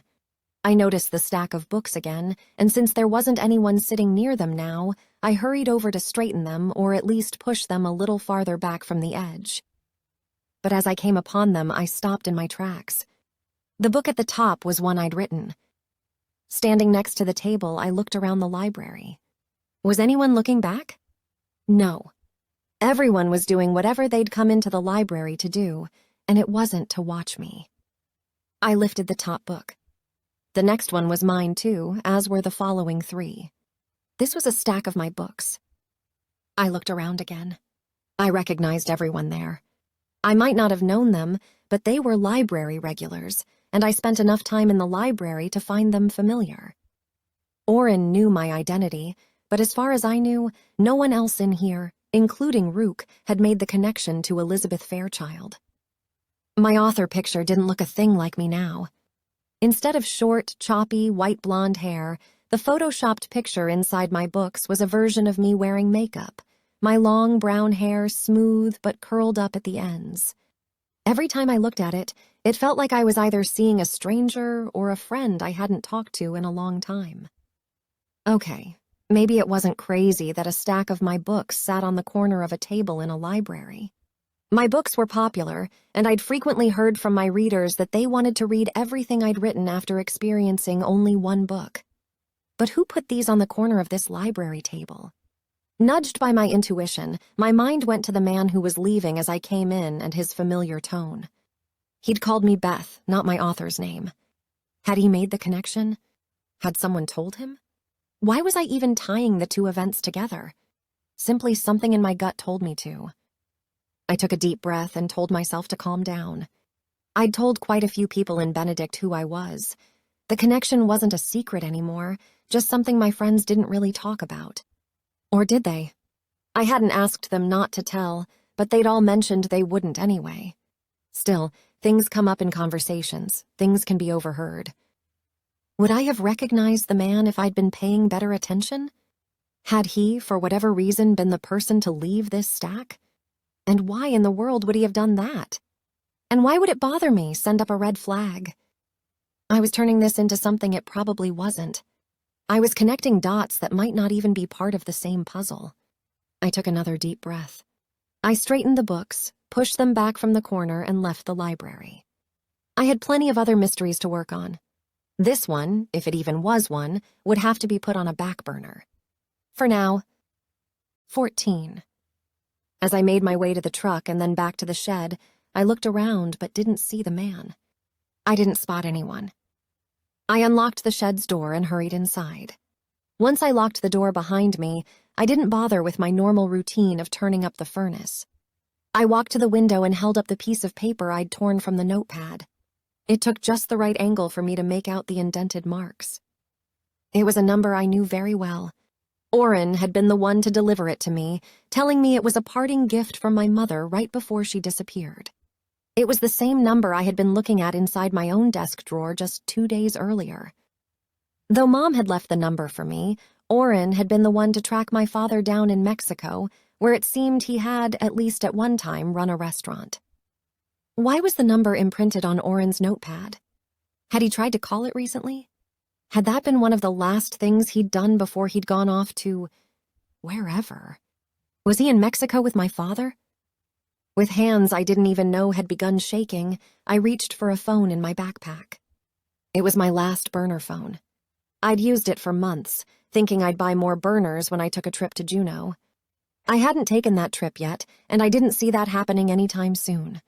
This burner was also the last number my mother had for me, so I kept hoping I'd hear from her, too. I punched in the now familiar digits, and the ringing began. I was going to give it 10 rings before hanging up and forgetting about it again. But it didn't ring 10 times. This time, after ring 6, another voicemail picked up. A male voice said, "Leave a message." And then the beep. I was speechless for a long moment. My initial thought was to hang up and maybe throw the phone like it was on fire or something, but I knew that was a strange reaction. I didn't recognize the voice. It had been decades since I'd heard my father speak, and I had no idea if this was him or not. The first voicemail message had been a programmed voice. This was a person. "Call me," I said, and then left my number. I didn't have a voicemail option on my phone, and coverage was so spotty out here that I might never know if someone tried to call me back. I ended the call. What was going on? I felt left out, cut off, and disconnected. The people I wanted to talk to, my mom, Orrin, my missing father, weren't where they could, or maybe would, talk to me. I didn't want to burden Viola with any of this. I did know someone who would talk to me, or at least I hoped she would. She had yet to ignore me. I placed a call to the detective working on my case in Missouri, Detective Majors. We hadn't spoken for a while, and though she'd always been positive that they'd catch Travis Walker, even her optimism had taken a hit by now. "Beth," she answered immediately. "Hi, Detective Majors." "Hello?" A chair squeaked in the background. I was glad I'd reached her at her desk. "How are you?" "I'm fine. How are you?" "I'm well, better all the time." "I'm happy to hear that. I've got nothing new on Walker." "I'm sorry. I wish I had some news, any news at this point." "I know you're working hard." "Always." "Detective Majors, have you heard anything about or from my mother?" "No, nothing from her either." "Why? Have you heard from her?" "I haven't." Have you heard anything about my father?" "Oh. Well, no, nothing. We haven't been looking for him in any focused way, Beth." "Why do you ask?" I wasn't sure what to say. Orrin had already told me that no law enforcement agency could compel him to say or do anything. He had friends in very high places. But I needed to not feel so suddenly unmoored. It wouldn't hurt to share some things. Even Orrin had said that much, though I hadn't mentioned him to Detective Majors before today. "I have a friend up here. He might have tracked my dad to Mexico." "Really? Tell me more." The chair squeaked again. I looked at the phone number on the piece of paper. I couldn't understand what the ramifications could possibly be for sharing it with her, but I couldn't stop myself. "All I have is a phone number." "Give it to me," Detective Majors demanded. In fact, I didn't think I'd ever heard such a tone from her. She'd been on my side since the beginning. She'd been the one to drive me to the airport when I left the hospital without being formally discharged. She was the only person who knew where I'd run to, where I'd gone to hide, until she called Grill and gave him a heads up. She had been my first real support. I gave her the number. "Thank you, Beth. I'll see what I can find out. I don't know that it will lead to anything. I suspect that if it is my father, he's as shifty as I am about phone numbers. It's still something. More than we had a few minutes ago. Who knows? It could very well lead to Travis Walker, but neither of us said that aloud. It might even lead to my mother. And now it might lead to Orrin, and that was the real reason I'd told her. Had he gotten himself into the middle of my mess? If so, why? Did he need to be rescued somehow? I doubted it, but I wasn't completely sure, and I didn't want to look back and think I should have done more. He could take care of himself, but of all the people I'd just thought about, he was the one I most wanted to find, even more than my parents. Orrin didn't deserve to suffer in any way on my behalf. "I hope you find something good," I finally said. "Me too. Anything else, Beth?" "Nope. That's it. I look forward to hearing from you." We disconnected the call, and then I called the number on the yellow pad once again. The voicemail picked up again, but I didn't leave a message this time. I'd worked myself up into a tizzy, for valid reasons, I thought, but I could sense that my emotions had spun into an uncontrollable funnel cloud before I could manage to rein them in. I wasn't thinking clearly, but at least I was aware of the randomly firing thoughts and emotions in my head. I spent a few minutes breathing deeply and trying to tell myself to get a grip. When that didn't work, I fired up my laptop, moved it near the window where it could best pick up the library's internet, and reached out to my online therapist, Leia. I was relieved when she answered immediately. "Beth, you look bothered." "What's up?" she asked. Just seeing her face made me feel better.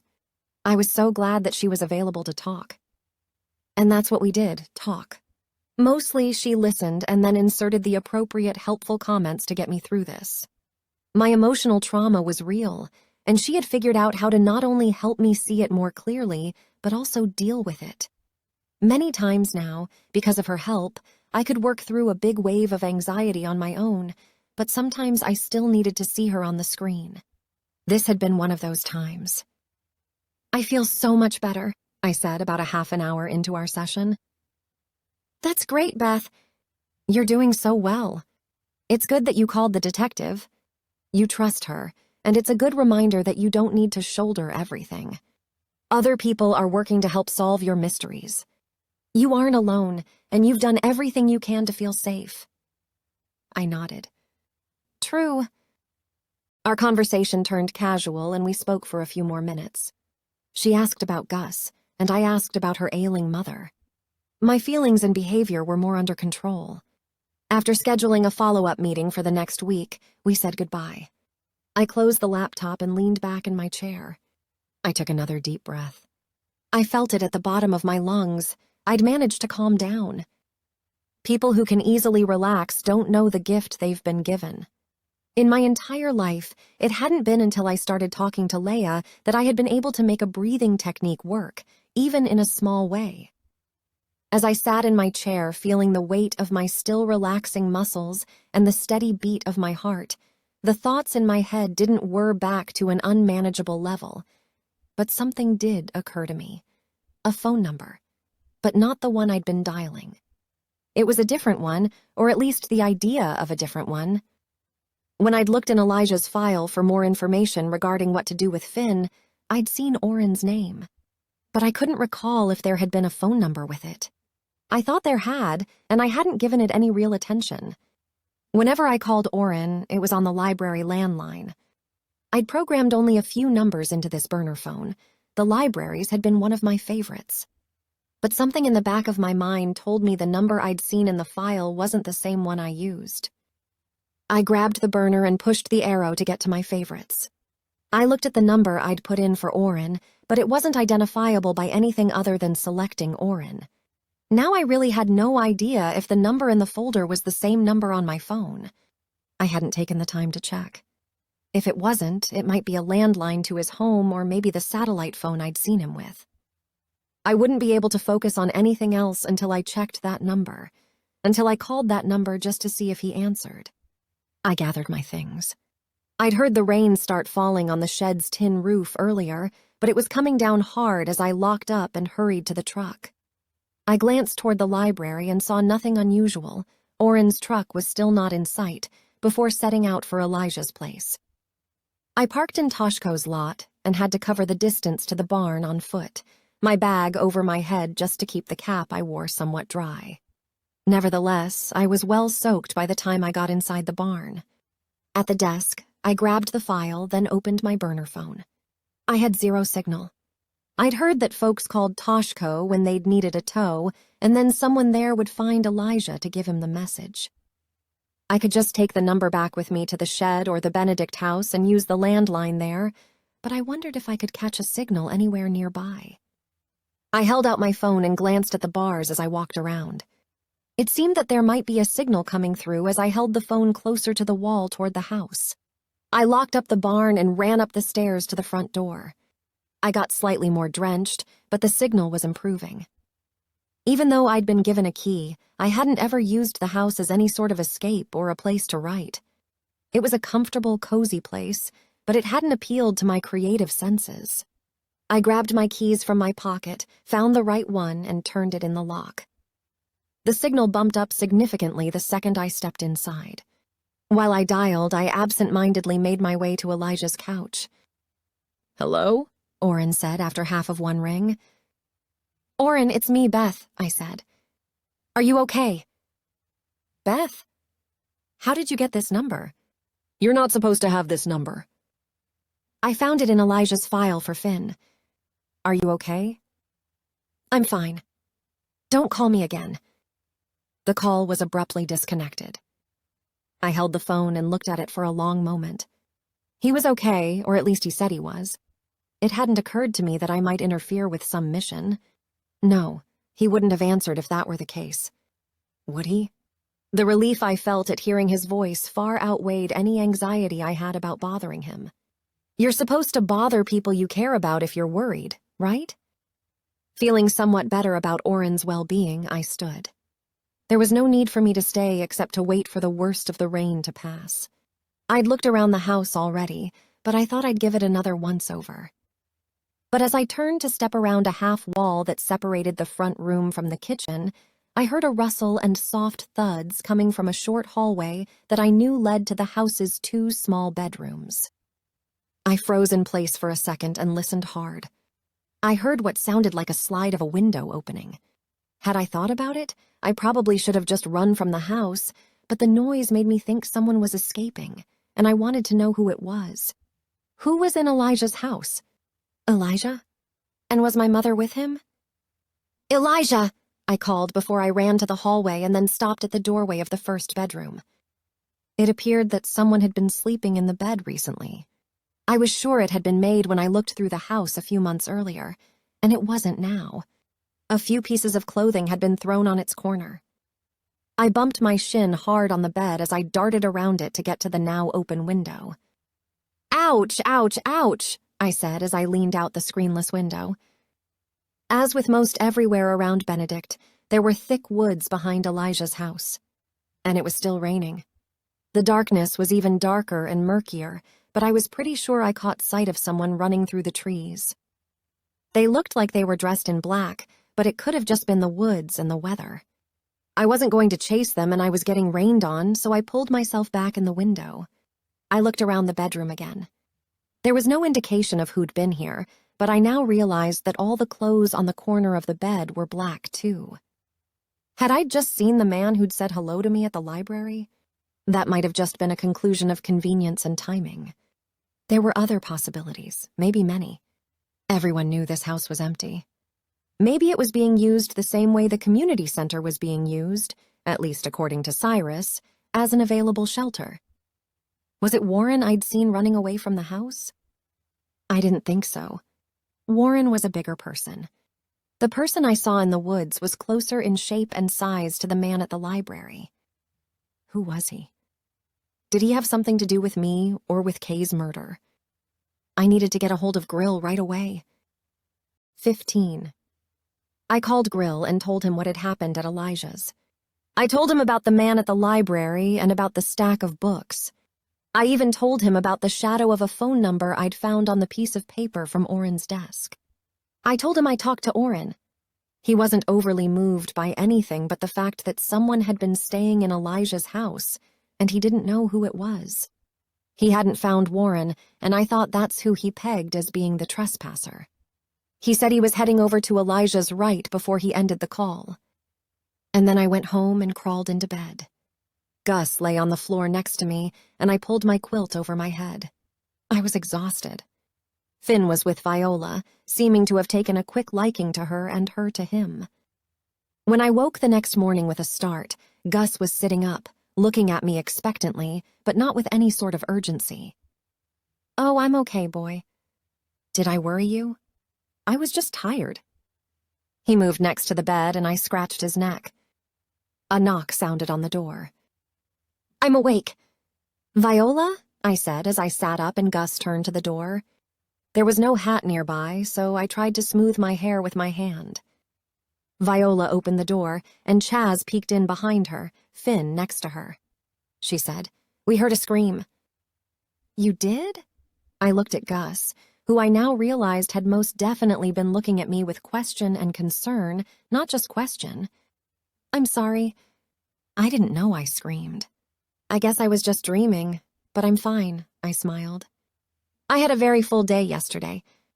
I think my head was just processing everything. Again, sorry." "Okay."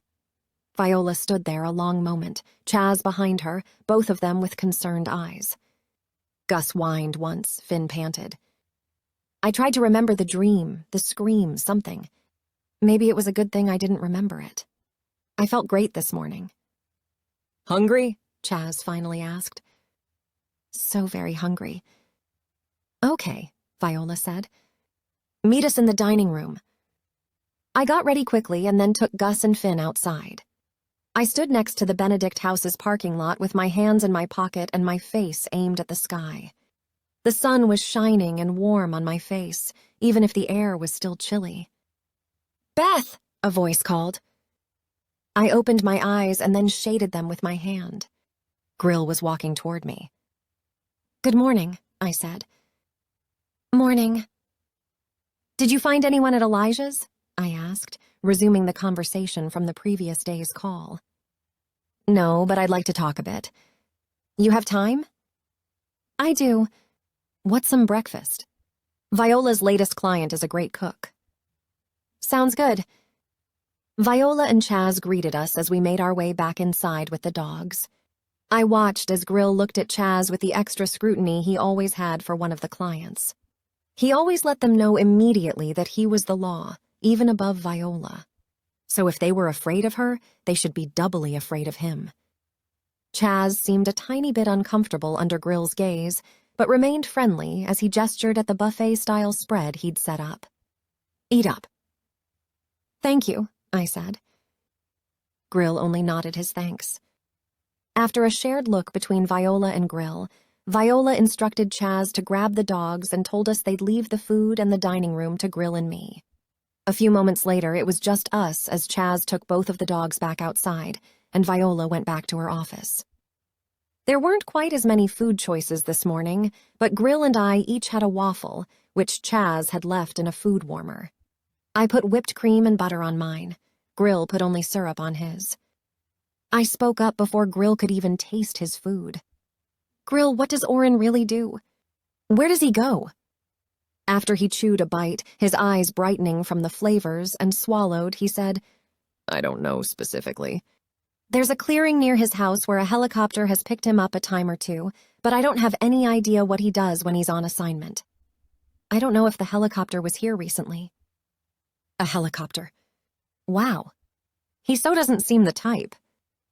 "He's the smartest human being I've ever met," Grill said. "He and I moved here close to the same time, and he came to me about clearing out the space for the helicopter. He gave me documents that ordered me to approve all of it. Who am I to argue with the United States government? He must know what he's doing, but I hope he hasn't gotten in the middle of my mess. Why would he have recently written that number on the yellow pad?" Grill shrugged. "Maybe it wasn't written recently.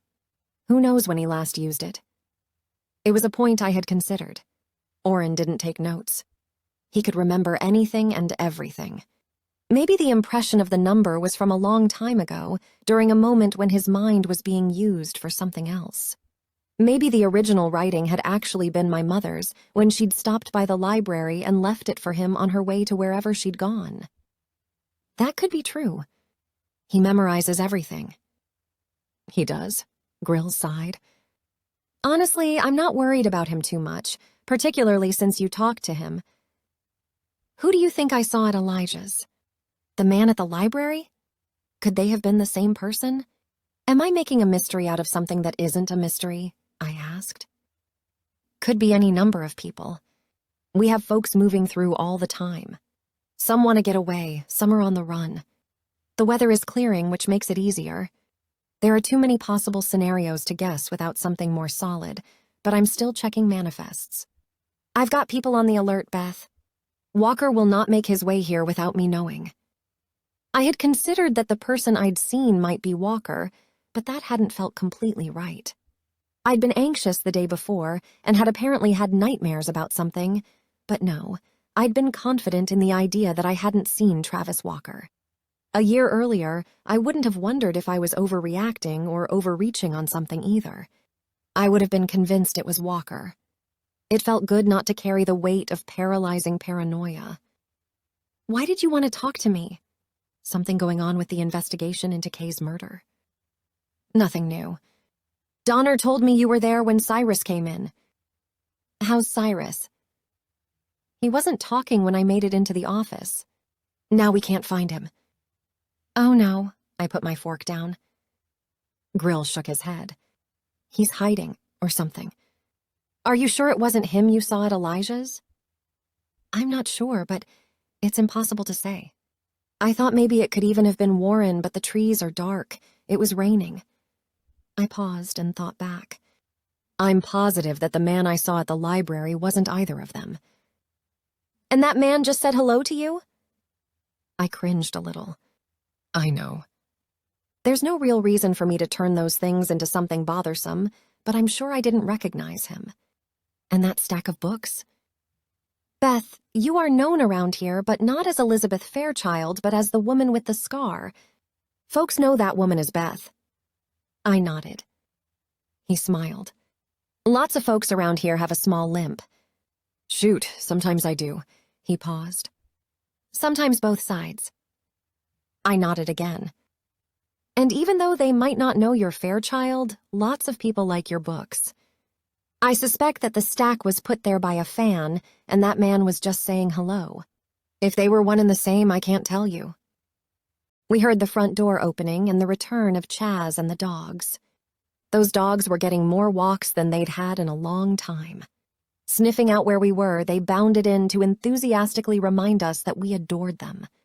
Chaz waved another hello as he passed by the dining room doorway. How did you end up with 2 dogs? Grill asked as he scratched behind Finn's ear. Oh, I should probably let you know what I did. Uh-oh. I really do think it'll be okay. I shared with Grill the truth about what I'd done at the Miller's place. Well, almost the truth. I didn't tell him that I went inside the house. I said I opened the door and Finn came out on his own, but that my note said that he was out and about. Plausible deniability for him, I decided. I tried to downplay the Oliphant's behavior because I didn't want Grill completely distracted, but he was immediately upset. His face reddened and his eyes got sharper. They were just being idiots, Grill. I can handle them, I said with much more confidence than I felt now or then. You shouldn't have to handle anything like that, he said. No one should. It's okay, Grill. I'm okay. I got Finn out of there. I struggled for a change of subject. Any leads on who shot out the bar window? Yep. I was surprised by his quick answer. Who? I sat up. Gus lifted his head to accommodate more attention. In fact, it was Kingston Oliphant, Grill said. Oh, that's troubling.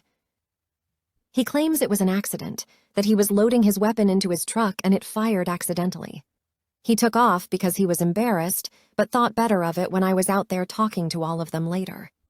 He thought I'd come back out to talk specifically about that. Is he in trouble? Grill shrugged. Yes, but I'm not sure how much. No one got hurt? Yes, he broke quite a few laws. I might use that to question him further about Kay, but unfortunately, guns get accidentally fired out here more than any of us would like. You think he killed Kay? Grill bit his bottom lip and shook his head again. I don't. I wish he was the one. He'd be easy to break, but I just don't think he did. I do, however, think that shooting the gun was him sending a message.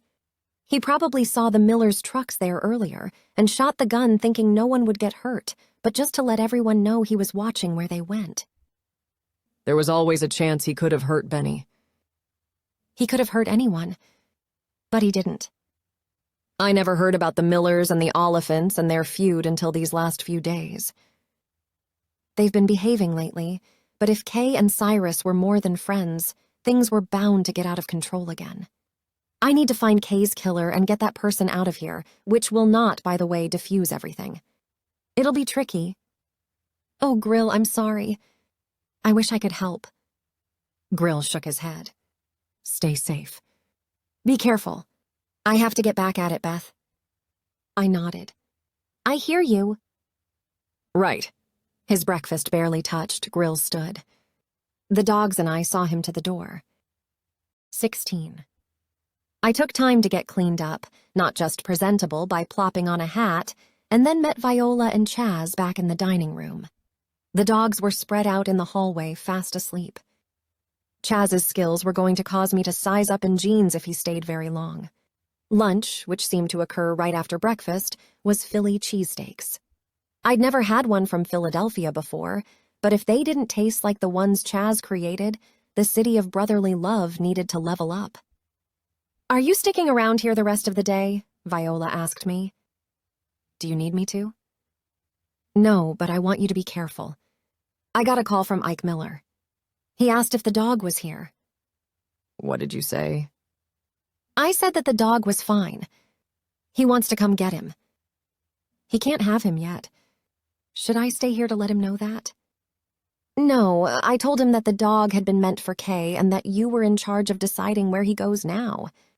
He won't come get him, but that doesn't mean he'll just go away." "I'm sorry I put you in that situation," I said. "Don't worry about it. No skin off my back," Viola said. I suspected she was just saying that to make me feel better. Taking the dog had been a selfish act, and I hadn't given one moment's thought to how it might affect Viola. I should have, but even with that guilt, I wasn't ready to give Finn back to the Millers. "Grill will support you on this. Elijah's files were in writing, after all." I shared with her my conversation with Grill regarding how I'd taken the dog, giving her an even further diluted account of the meeting with the Oliphants, attempting to make Blair and Kingston sound almost friendly. She didn't buy it. "That will never happen again," she said. "I will make sure of it." I shook my head. I'd told her because I wanted her to be aware. It was another moment I should have thought through better. Of course, she would be angry about their treatment of me, but I also thought she should know. "Viola, no, I'm fine. I just want you to be aware, just in case any of them say or try anything." She huffed one angry laugh. They wouldn't dare. The phone rang in Viola's office. The distant jingle still carried the old, aggravating ringtone of my childhood. I always smiled when I heard it, but not today. Along with Viola's new anger, I was worried about what news might come with them today. She stood from the table and wiped her mouth with a napkin. "Eat your lunch. I'll be right back." I watched as she left the room, and then Chaz came out of the kitchen and joined me at the table. "I've been eavesdropping a little," he said. "Your friend Oren is an adult, right?" "Sure." "Well, you just can't let yourself worry about what trouble other adults are getting themselves into, or if it has something to do with you. People are going to do what people are going to do." "I hear you. Anything you can do to help him?" I laughed once, but of course Chaz had no reason to know the extent of Oren's security clearance. "He's much more skilled and much smarter than I'll ever be." Chaz smiled. "There you go, then. Now about these people out in the woods." "They are terrifying." I thought for a second. "Yes, I think they are, but I also think it's just a matter of staying away from them." "You need to watch your back, Beth. I might not be a violent criminal, but I've been around a few. I'm not saying you should kowtow to them, ever, but you should always be alert." "I appreciate that." I looked at my plate. I'd only eaten half of the food. This was a new occurrence for me. I'd become very good at cleaning my plate. "The sandwich is great. I'm just full." "I understand." I sat back in my chair. He didn't seem to be in a hurry to get back to work on whatever he was prepping or cooking now. I said, "How did you get caught, Chaz? You've said you became impatient too quickly. Do you mind elaborating?" Chaz smiled sadly and then looked off into the distance a moment before back at me again. "I was there, sitting right there at the computer that would make me a rich man. All I had to do was click on transfer. I heard people coming. I had a choice to make. I could press it and risk that those people would catch me, and they would. There really was no doubt. There was no escape from where I was. They would most likely see me and inquire as to what I was doing in there. One of them would at least check the computer screen and see what I was up to. I shouldn't have even been in that small room. Or I could just close the transfer page that I'd worked so hard to set up and lie and tell them I'd received a notice that something wasn't working correctly, and I'd just come in to try to thwart any problems. I would probably have had to wait another 6 months to a year for such an opportunity to present itself again, but it would have eventually. I just had to play the role well so they believed me. I just had to ignore that transfer and act like I was one of the good guys. "You clicked it?" I did. He hung his head in shame for a moment. And then I hid under the desk. You did? A smile pulled at the corner of my mouth. In case you're wondering, I was caught immediately, spotted the second they walked into the room. The desk had only a panel along its front. No one could have feasibly hidden under there. Chaz, I said, shaking my head. I know. It was dumb. Well, yeah. Do you know how hard it is to be a successful criminal? Viola has already given me the statistics, but I was pretty dang close. I might have gotten in trouble for being in that room, but if I just backed out of the transaction, no one would have ever been the wiser. I could have lived to try another day. I shrugged. Speech time. I think you'd do better trying to make a living with your food. It's some of the best I've ever tasted. I love cooking, but there's much more money in embezzlement. Also more prison time. Only if you're caught. We could do this all day, I said as I took another bite. My stomach wasn't interested, but my taste buds wanted one more go at the sandwich. I know, Chaz smiled and looked around. This place is wonderful. Maybe I'll just stay here forever. I've heard other clients say the same thing, but you don't get to make that choice. I suppose that once you've served your time, you could choose to come back. But I think that once you get back into the more active world, you'll want to stay there. Viola told me that no one has ever come back, even though many say they will. I might be the first. Honestly, I think we'd like that. He smiled, seeming to appreciate my words. I heard my grandfather's voice in my head. They are criminals, Beth. You've got to quit being so nice to them. Sure, I'd been fooled a time or two, been kind to someone my grandfather had arrested, only to realize they were working to get my sympathy and trying to find a way to use it. But it was the moments that actually made a difference that I tried to remember the most. The times when I saw something in one of the prisoners that made me think that if they could just get one good break, they'd find a path of redemption. I couldn't help but think that one good break might begin with someone being kind. If Chaz was fooling me, he was doing a great job of it. I'm going to clean up and then take the dogs for another walk, he said. And in case you're wondering, that is a life I could get used to. I studied him. Yes, I liked him, and I loved his food, but I wasn't ready to trust him completely. If he knew about the money bag taped to the back of my toilet, he'd probably try to find a way to steal it. I thought of letting him know just to test him. Beth, my grandfather's voice admonished in my head. I hear you. I hear you. 17. I packed my backpack and made my way down the hall, stopping outside of Viola's office. May I ask who called? Sure. Just the folks up in Anchorage asking about Chaz. He seems to be doing okay? I asked. He's doing great. Viola's eyebrows came together. This bothers you? Something bothers me, but I'm not sure what it is yet. I'll figure it out. I nodded. I'm going to drive by Oren's place. She frowned. Why? No, wait, I know the answer to that question. You just want to check on things, see if there's anything there that might indicate where he's gone. Kind of. I've never been to his house. I want to see it. She nodded. All right, I should warn you, do not go inside Oren's house. Not unless you use a specific key tucked under a potted plant on the west side of the house. You will set off alarms if you try it any other way. But if I use that specific key, I won't? That is correct. I hesitated. Thanks? You're welcome. Be careful out there, Beth. I have a hard time believing all this isn't something between the Millers and the Oliphants, and you've inserted yourself into it, whether you meant to or not. I'm aware. And I don't think Oren is involved in any way, or I wouldn't have told you how to get into his house. Actually, I'm trying to figure out why you did tell me. She nodded. I guess maybe I'd drive out there myself to see what's what if I had the time, but I don't. You want me to see what's what? I want you to be careful, but if you happen to come upon something that helps us understand what Oren is up to, I'd like to hear about it. Won't he be mad you told me about the key? No. He might actually be surprised that he didn't tell you himself yet. Got it. I was glad to have a task, particularly one Viola approved. Chaz was in the kitchen cleaning.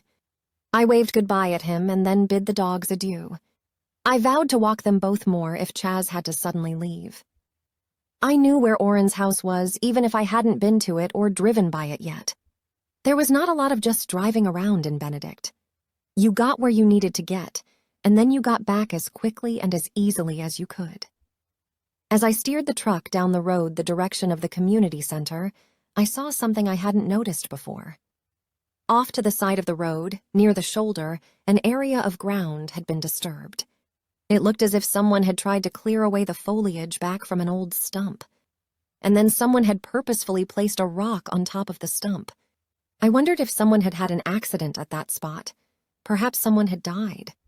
Was it like I'd seen in Missouri, where traffic accident deaths were frequently marked with signs, crosses, or balloons? I filed it to the back of my mind to ask Grill about it. I glanced toward the community center as I passed, my heart sinking again for Kay and what had happened to her. There were no vehicles in the parking lot, but today I had no desire to drive any closer to where Kay had been killed. However, I remembered wondering what might have happened on the other side of the river. So once I passed the center, I changed course and turned onto an unpaved road that I was pretty sure would lead me to that other side. The packed dirt road was well used. People drove along this stretch enough to make the ride somewhat smooth. I didn't understand exactly where it led, other than hopefully to where I wanted to go. I moved along slowly for 10 to 15 minutes before a curve veered to the right. I continued forward, and less than 5 minutes later came right to the area I thought was directly across from where Kay had been found. It had taken longer than I'd predicted to circle back. I stopped the truck and hopped out, taking high steps to avoid getting my ankles tangled in the overgrowth. I came to this side's berm and looked down. There was the water, fuller and moving faster than it had been the last time I'd seen it. I zeroed in on where Kay's body had been found, though the area was even more restored to normal, the slides less obvious, the impressions in the creek bed now covered by the rising water. I leaned forward, looked to my right, and spotted the community center. Could someone have, thrown a rock from here and hit her in the head? It seemed too weird to continue to contemplate, nevertheless to consider all the angles, I did. And from what I could discern with what I knew, it could possibly make sense. I examined the ground at my feet. I hadn't been careful to pay attention for any footprints. Damn it, I knew better. But I didn't see anything, really. I'd disturbed nothing from what I could tell. There were no footprints, nothing to indicate anyone, including me, my feet weren't sinking into the ground at all, had made an impression. I walked along the edge about 20 feet and then back again, still seeing nothing. Whatever idea might have taken seed in my mind didn't have any roots to it.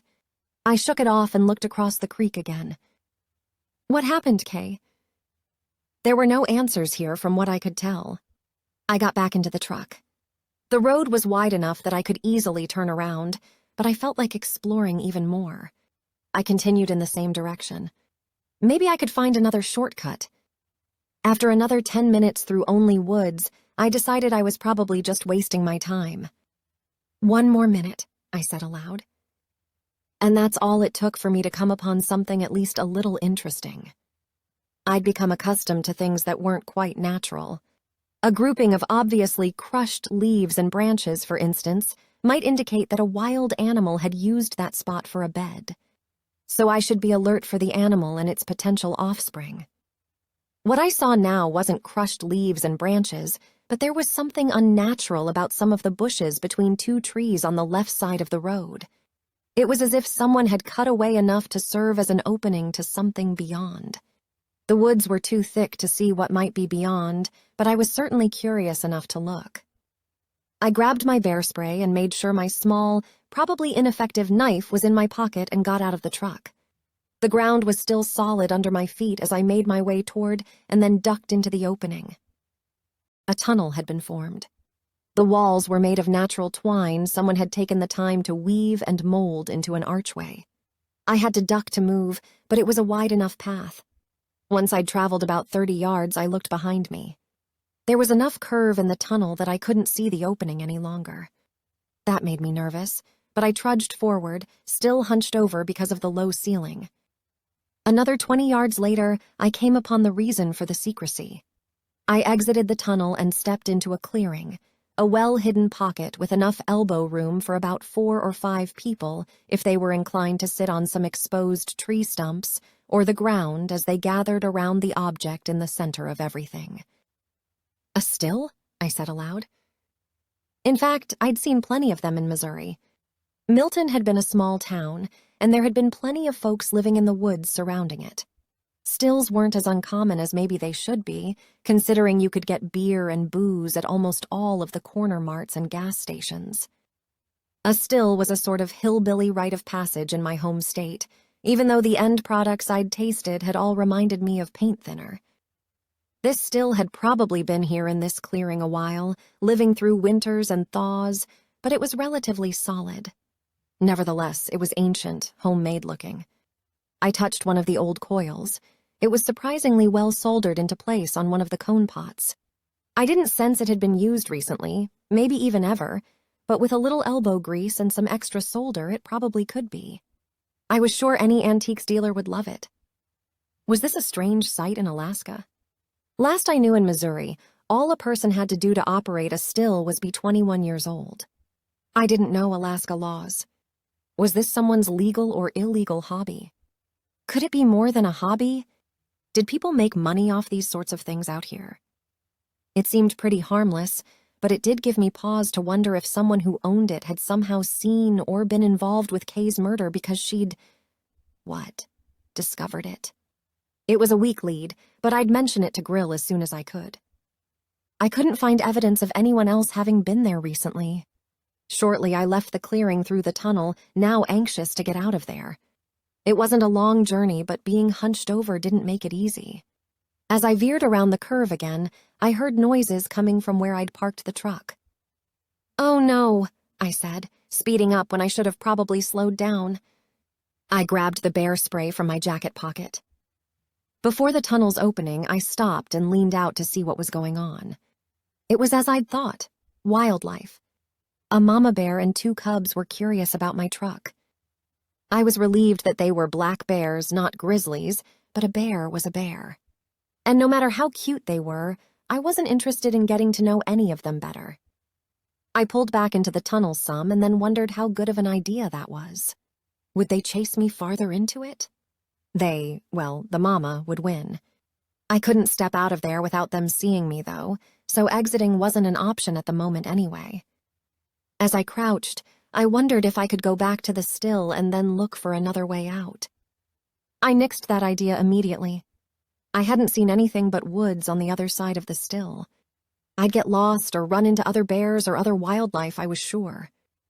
I had to hope they would appease their curiosity and then move on, and that they didn't smell me as much as I smelled them. As I sat, I could lean to my left and observe.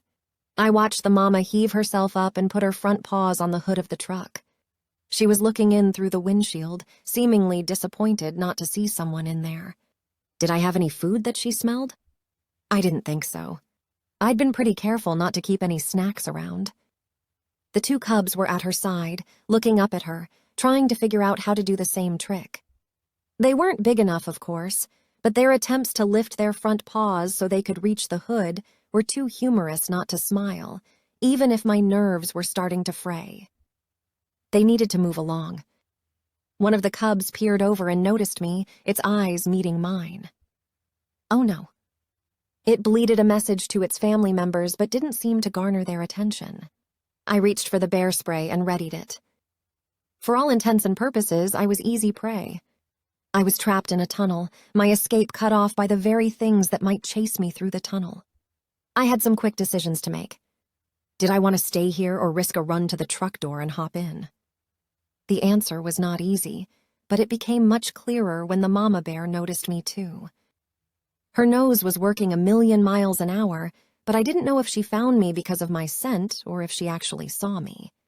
Either way, when she lowered herself off the truck and took a step in my direction, I knew 100% that I did not want to die in that tunnel. I needed to get out of there, no matter what happened. As she took 2 big padded steps, her cubs by her side, I propelled myself out and into the open. For an instant, the plan worked. She was surprised by the maneuver and halted a moment, giving some thought to what she was seeing. But it was only for a moment. She snarled, which was terrifying. I squealed and tripped over my own feet. I aimed the bear spray and tried to get to the truck. She was quick, though, and she blocked me. For a long second, we stared at each other.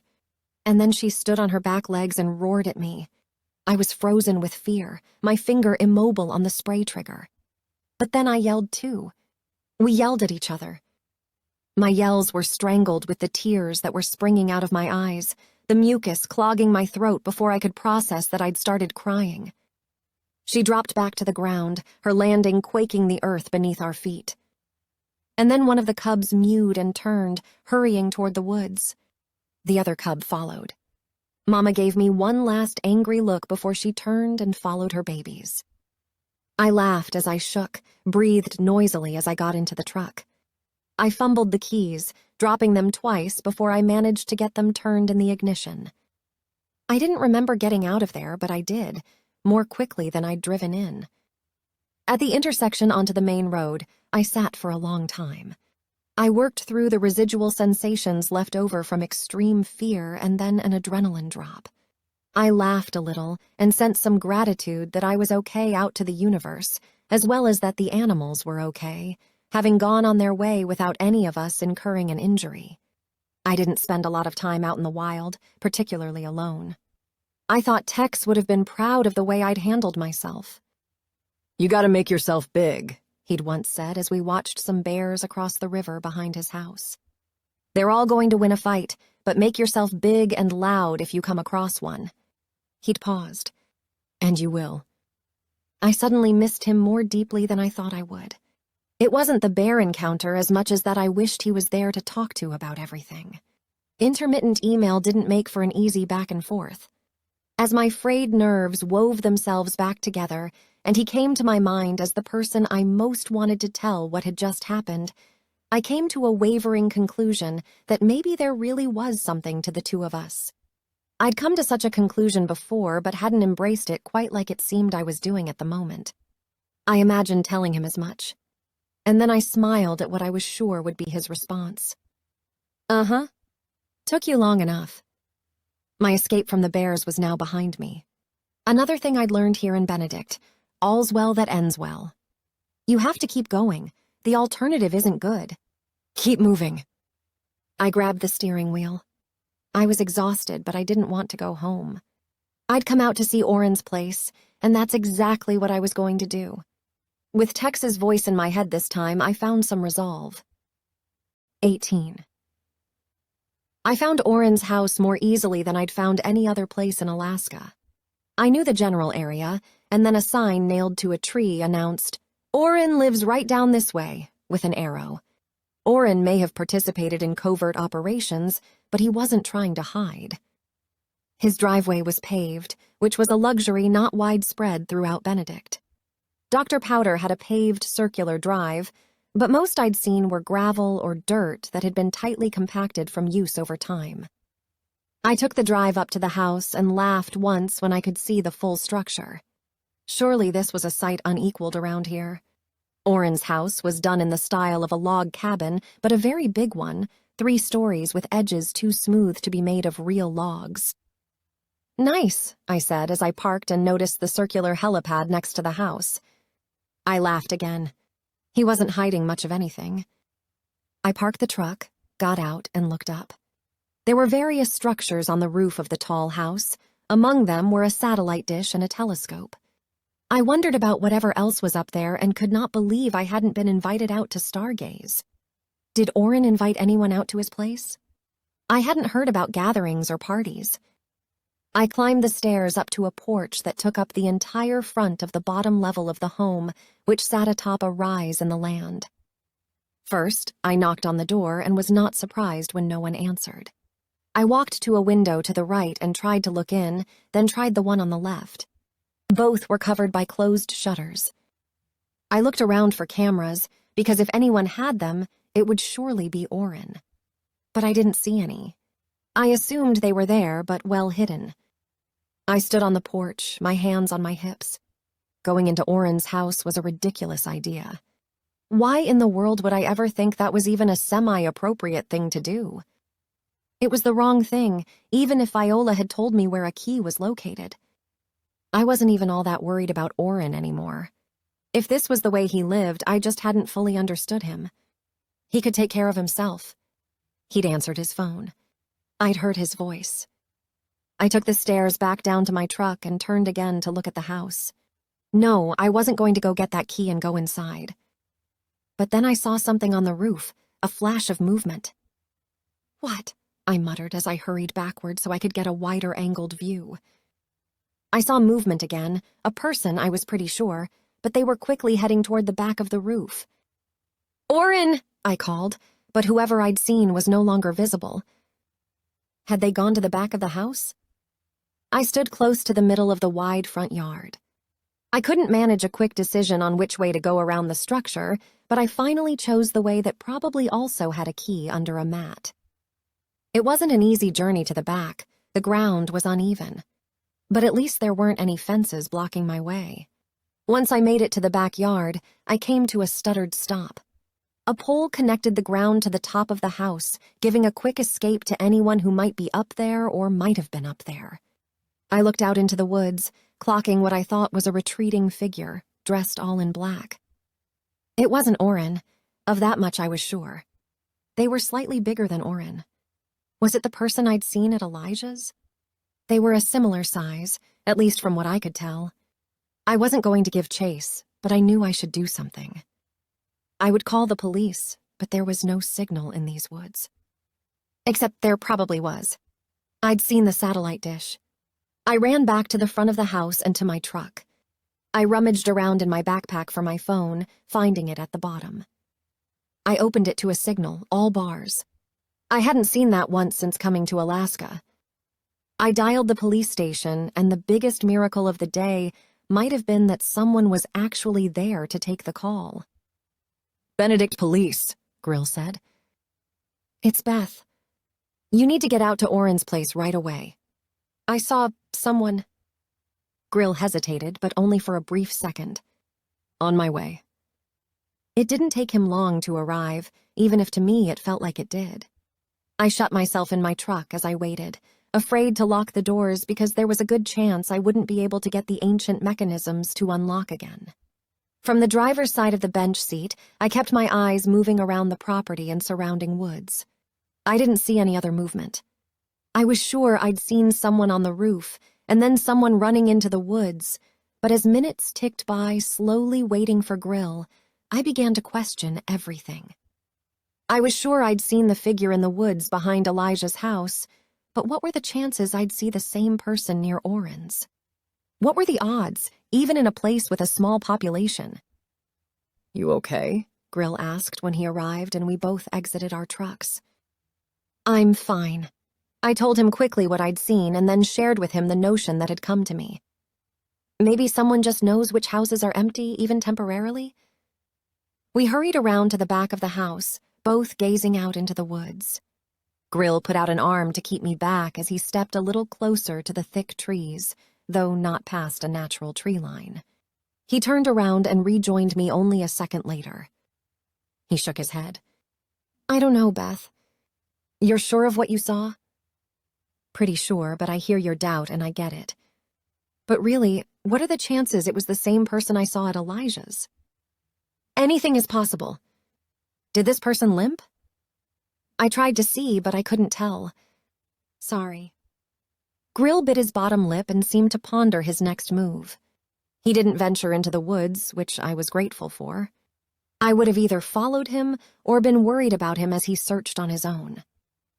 "It could have just been someone being curious," he concluded a few moments later. "Does Oren have cameras around? Maybe something got recorded?" "I'm sure he does, but I don't have access to his stuff." We peered into the woods for another few moments. There was no movement anywhere, not so much as a whiff of a breeze. Even the leaves weren't rustling. Grill looked at me. Though I can't get into his electronics, I can get into the house. He's even given me a key. I'm going to look around inside, and you can come in when I'm done if you'd like. I nodded. I'd love to. Not only was my mission Viola approved, but now Grill approved too. We walked back around to the front of the house, both of us stealing glances into the woods, but neither of us seeing anything bothersome. I waited on the front porch as Grill went inside and searched, appearing in the doorway only a few moments later. Come on in, Beth. I stepped into the main living space, which was a giant room filled with furniture and lots of other things. Computers, radios. Did I even spot an old CB radio? The oily scent of old mechanical parts filled the air, not unpleasantly. What is all this? Is it the world's technology all in one place? I asked. Not really. Sure, Oren has modern stuff, but he's a tinkerer. He likes to take things apart and put them back together again, maybe in new ways. I was too awestruck to speak for a beat. You can see why he's not married, huh? Grill said. I smiled at him, but he wasn't trying to be funny. He continued, Oren is brilliant, Beth, but he's also obsessive. His traits have helped him have a successful, secretive, and probably dangerous career, but he's the first to tell you how difficult he would be to live with. Has he ever been married? I didn't know anything about that part of his life. I don't know. I don't think so. The kitchen looked to only be used as more space for electronic equipment. Grill led the way through the house. Most of the rest of it was plain and bland compared to the main rooms. The 3 bedrooms on the second floor were neat and tidy, the beds made. The third floor was one large space filled with comfortable furniture, a huge television, an old pinball machine, and video game consoles. I watched a Super Bowl with him in here one year, Grill said as I took in the comfortable, retreat-like space. He doesn't even like football, but we had a good time. From the third floor, we climbed a narrow staircase and emerged onto the roof. Patio furniture sat alongside the satellite dish and a telescope that could surely see to the other side of space, but there was no sign of anyone having been there recently. Nothing seemed to have been disturbed. Oren added this, Grill said as we both looked down at the metal pole. I asked him once if it was for a quick escape or if he just thought it would be fun. He didn't answer. This could all be strange timing. People are curious, he shrugged. Oren knows that. He doesn't keep any secrets out here, but he does keep a lot of equipment. Maybe someone did just want to explore. He doesn't have to have hard copies of secrets because he keeps everything in his head, I asked. Something like that. Grill rubbed his hand over his beard and sighed. He doesn't do what he used to do years ago, whatever that was. He told me that any assignment he's given nowadays is much less dangerous than the old days. In fact, he usually gives me a heads up when he's leaving. He didn't this time, but since he answered his phone when you called, I believe he's okay. I'm on a contact list if something happens to him. Grill paused. He's lived quite a life. I think he enjoys the less dangerous assignments, but he misses the old days. I bet they were pretty fun. You're still not worried about him? A little, but he's a grown-up. I've got more important things on my plate. Oren would want me to find Kay's killer before I even thought of trying to track him down. I couldn't argue with that. We debated sliding down the pole but decided to take the stairs. On the way back down to the main level, I told Grill about the strange memorial-like setup I'd seen by the side of the road, as well as my discovery of the still. I didn't want him to know about the bears. He listened closely but didn't offer a comment when I was done. Do you know who the still belongs to? I asked as we stepped off the front porch and toward our trucks. I can narrow it down a bit. Millers or Oliphants? I asked. Maybe, Grill shrugged. It's not a bad lead, Beth. Maybe someone was over there. I will check it out. I'm not sure I can imagine someone throwing a rock across the river and hitting Kay so precisely, but again, anything is possible. I don't know about the memorial. I'll look at that too. but folks mess around with stuff all the time just to have something to do. Weather gets nicer, people roam around outside more, get creative because they don't want to go back inside yet. Makes sense. Do you have anything from the ME about Kay? Measurements like the depth the rock penetrated her skull? I cleared my throat. I'd spoken the words so clinically. No, not yet. Cause of death is blunt force trauma to the head, but I don't have a full report. I see what you're getting at, though. Those details would help us understand from where the rock was potentially thrown or how it made impact with her head. I'll try to push it. I nodded. Thanks for coming out here, Grill. I feel like I keep pulling you away from your real job for phantom sightings. I promise you I saw a person, people I don't know. I believe you. He paused. What? I asked when I felt like he was holding something back. He shook his head and said, Checking out trespassers is my job. Somehow all of these things might be connected. Though you should call me any time, particularly if you see someone else or the same person again. At least make sure you're safe and out of danger if you can't get to a phone right away. I nodded. Viola had said some of the same, though her warnings were more specifically about the Millers and the Oliphants. Thanks, Grill. We both got into our trucks and Grill followed me out of the driveway. I still wasn't ready to go home or get to work like I probably should have done. I'd all but forgotten about my book and the ending that hadn't felt quite like an ending. I had another idea, and fortunately it seemed vastly safer than potentially running into Millers, Oliphants, or bears in the woods. I steered the truck farther west and then stopped by Dr. Powder's house for the sole purpose of checking on old Al. Mrs. Powder, Linny, seemed in her typical cheerful mood as I came into the front room that also served as the lobby to wait for the doctor. No one else was there when I arrived. "Beth Rivers, it's always so good to see you," she said with her southern drawl. "Same, Mrs. Powder." "Oh, for heaven's sake, when are you going to start calling me Linny? It seems everyone does but you." "I don't know. It feels somehow disrespectful." "Pshaw," she waved my comment away. "Do you need to see the doctor?" "Actually, I was hoping to see Al." "Oh, yes, he did mention that you were up at his house with him and made him soup." She stood from where she'd been sitting behind the desk. "He's upstairs. Follow me." She set a small sign on the desk that said, "Be right back."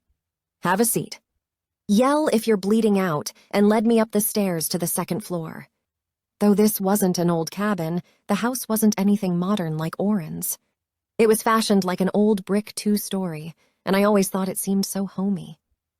I followed her to the back bedroom, where Al, dressed in sweats, was standing at the end of a bed covered with a patchwork quilt, holding on to the brass footrail and lifting his legs, one at a time. "Goodness, you're doing so much better," Linny said. "I'm ready to get out of this place," Al said, as if he might have said the same thing a few times recently. "A couple more days," Linny said. "Beth came to see you. Can I bring you both up some tea?" "I don't want any tea," Al said. "I'm good." "Thank you," I said. Linny left the room, pulling the door closed behind her and sending me lifted eyebrows when Al couldn't see. "You look so good," I said, and I plopped my hands on my hips. "How are you, 94? Al didn't want to smile, but he couldn't help himself. A small table and 2 chairs had been tucked next to a bay window. He signaled to the setup. "Have a seat, Beth." When we were both sitting, he gave me a long look. "Thank you for taking care of me." "Oh, you're welcome. I'm really glad you're so well." "I was well before, too," he said. "I don't know. I got a cold or something, and that put me down. I didn't eat right, and it just cycled into whatever it was when you found me. I won't let it happen again, but I'm not sure I'm going to get the chance. I suspect forces are working against me." "They can't stop you from going home," I said, not knowing exactly who they were. "They kind of can. I can't walk back up there. If no one helps me get back, I won't be able to make it on my own." "Well, maybe that's a sign that you should move closer to town." "That's what everybody keeps saying, and I don't like it one little bit." "I'm sorry, Al." Getting old is a pain in the ass, Beth. Try not to do it. I laughed. I'm not sure I like the alternative. No, probably not, but it sure isn't fun having your freedom taken away. I bit my lip. You seem to be okay, Al, and Oren was pretty convincing when we were walking up to check on you. You've made your own choices. You should be able to live however you want. I agree. Now, if you'd share that with all the powers that be, it'd be helpful. I shrugged. I'll do my best, but I'm not sure anyone will listen to me. Thanks. Al looked toward the shut door and then back at me. Did I imagine that crazy story you told me about how you got here? I shook my head. Nope, it was all that and more. I tried not to leave anything out, but I still haven't remembered everything. Gracious. How are you doing? I don't think I asked that specifically. I'm doing better. I'm sad and angry at the moment, but I don't think either have anything to do with me. I heard about the young woman who was killed. Kay Miller? Yes. You were friends? We were acquaintances on the way to being friends. I'm so sorry. Me too. That feud between those families. I knew it would turn dangerous one day. One day? I asked. It was violent before now, wasn't it? How well Al and Viola had known each other back in the day clicked back into place in my mind. They'd been like family, or so she'd said. She'd also mentioned that she couldn't talk to Al back then about what had happened to her, but that didn't mean they'd been out of each other's lives. Oh, you mean Zevon? Al said. I heard about his death. Right. Well, I don't think Ike Miller was Zevon's killer. I think that's just been another excuse for them all to behave badly.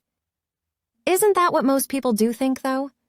I wondered enough about Viola's secret to ask some questions, see if her version really wasn't considered. Gosh, I don't know anymore. It's been so long since I've talked to anyone about it. Who do you think killed Zevon? I asked. Al shook his head. I don't know, and I never cared all that much. Ike was accounted for during that time. I'm not completely hard-hearted, but I just figured they all brought it on themselves. They were both unruly groups back then. No law here, no one to keep them in line. Most of us just tried to ignore them and cut a wide path. Ike's key was found near Zevon's body. Well, anyone in either of those families could have had that key, taken it. No, that wasn't strong enough evidence. I remember thinking it was planted. But the Oliphants think it was at least one of the Millers, right? That's what they say, he said, as if he didn't buy into it. Everyone knows that a woman was somehow involved. If I were to speculate, and I did back then, I would guess Zevon was killed because of a battle for one woman's affections. Whose? I asked cautiously. Camille, of course. I was shocked. Viola hadn't mentioned Camille's name at all when she'd talked about the origins of the feud, but Al wasn't talking about the feud. He was just talking about Zevon's murder. Viola had mentioned that there were others in their group of about 10, but Camille's name had never come up. If everyone thought Camille was somehow involved in Zevon's death, it was no wonder that Viola got away with what she got away with. Was her choice between Ike and Zevon? I asked. No, you apparently don't have the story. That's what I mean when I say anyone in either family could have killed Zevon. What's the whole story? Al sat back. It's been a long time, and I'm not sure I still have all the details in here. He tapped the side of his head. But both Blair and Zevon Oliphant were interested in Camille. Brothers? Sure. It happens. We're a small community. Was it speculated that Blair killed Zevon? Al hesitated. I think that saying that it was speculated would be giving it too much weight. Lots of things were discussed and wondered about, but no answers were ever discovered. No one really investigated it. It's the version that sticks out most in my mind, but that doesn't mean it's the same version that other folks held on to. The feud goes back further, I suppose. Viola sure hadn't mentioned this version, although what Al was saying made me think it was all just too much of a mystery to have anything solid. The key was all they had, but even that wasn't considered solid evidence. Beth, it wasn't the first time someone had gotten away with murder out here. Won't be the last, either. I'm sure there's more to come. Grill is here now, though, so real investigations will happen. It won't be as easy to kill as it used to be. The wild, wild Northwest, I thought. Al, why would someone have killed Kay? His eyebrows rose as if he was genuinely perplexed. I have no idea. No, I'm not looking for anything specific. What would a reason be, any reason? I see what you're saying. Al sat back in the chair again and rubbed his hand over his clean-shaven chin. Okay. Well, if she was disloyal in some way, but that's a pretty big spectrum. Particularly if she was disloyal with an Oliphant. Well, sure, of course. Okay, I thought about that one, and there's a rumor that she and Cyrus Oliphant might have had more than just a friendship. That would do it? Right. Okay, let's switch it up. Why would an Oliphant kill Kay? Just to get back at the Millers, Al answered quickly. Right, but let's try to go deeper, I said. You know these families. Can you think of something that might not be obvious? He thought for a long moment. That's kind of what I've been trying to get at. The feud goes back a long time. If she told a family secret to the other family, that would cause quite a ruckus. Like what? Do you know any secrets? I asked, though I wasn't hopeful. Secrets were secret for good reasons. Al's eyes unfocused as he fell into thought again. A few seconds later, his eyes popped up to mine again. Where was Kay found? Out near the river behind the community center. The Oliphants had a secret out that way a long time ago. I nodded. I was sure I was onto something with the still now, but I wanted him to say it. He huffed once. Another tale as old as all time around here. There's a still out there. I bet it hasn't moved. I nodded quickly. Yes! I saw it. Al chuckled. Bet it hasn't been fired up to this day. My enthusiasm stalled. Why do you say that? It's there to pull you off a scent. The secret's not about the still, Beth. The Oliphants found some gold up in that creek probably about 50 years ago and put the still there to make people think that's why they spent so much time in those woods near that creek. Nobody cares about moonshine. He looked at me. I don't remember how we all learned about the still or the gold, but a long time ago, we all somehow knew what was going on. Since she was found where she was, there's a chance that Kay's murder has something to do with gold. Maybe they found more. The water is thawing. It's running fast, but maybe the Oliphants or maybe the Millers found more gold. Money is a tale as old as time. I was completely shocked. Gold? It hadn't even crossed my mind. I hadn't seen any specks of anything in the creek, but I'd been looking for prints and evidence, not gold. As far as I knew, it hadn't crossed anyone's mind. I see, I said, my mind processing the new information. Al's face was serious. You should call Grill. Get him out here. I have a few things I need to tell him. He wasn't here back then. I should let him know. In a haze of confusion, I did exactly as he said. 19. In a twist that I could only call fate, I managed to again reach Grill in his office. He said he would head right over. Al explained some of the panning process to me as we waited for Grill. Al had done his share of panning, but had never found even one small nugget. I knew there was gold in Alaska. When I thought about it, my imagination conjured up images of people dressed in layers of animal hides bent over the water. I'd seen pictures. But panning for gold was a tedious activity, not made for the impatient or weak of back. And very few people actually found gold. Al told me that over the years there had been rumors about the Oliphants finding gold. The creek was part of public land, and as he explained, to take possession of gold you find while panning on public land in Alaska, you must have a permit. He went on to tell me that back in the day, the Oliphants didn't want to acquire such permits because they didn't want everyone else to know that they'd found gold. But how can you use the gold if you don't do the right things to acquire it? I asked. You can get away with anything if you know the right illegal way to do it, and the Oliphants probably know some of those ways. They must have known how to sell their gold to someone who wouldn't turn them in to the authorities. There's always someone willing to help you break laws if they benefit too. I nodded. A fence? Something like that, but you have to remember where we are. No one pays us much attention out here. Even less so back in the day. Grill pushed through the room door and, whether he meant it or not, threw me an impatient look.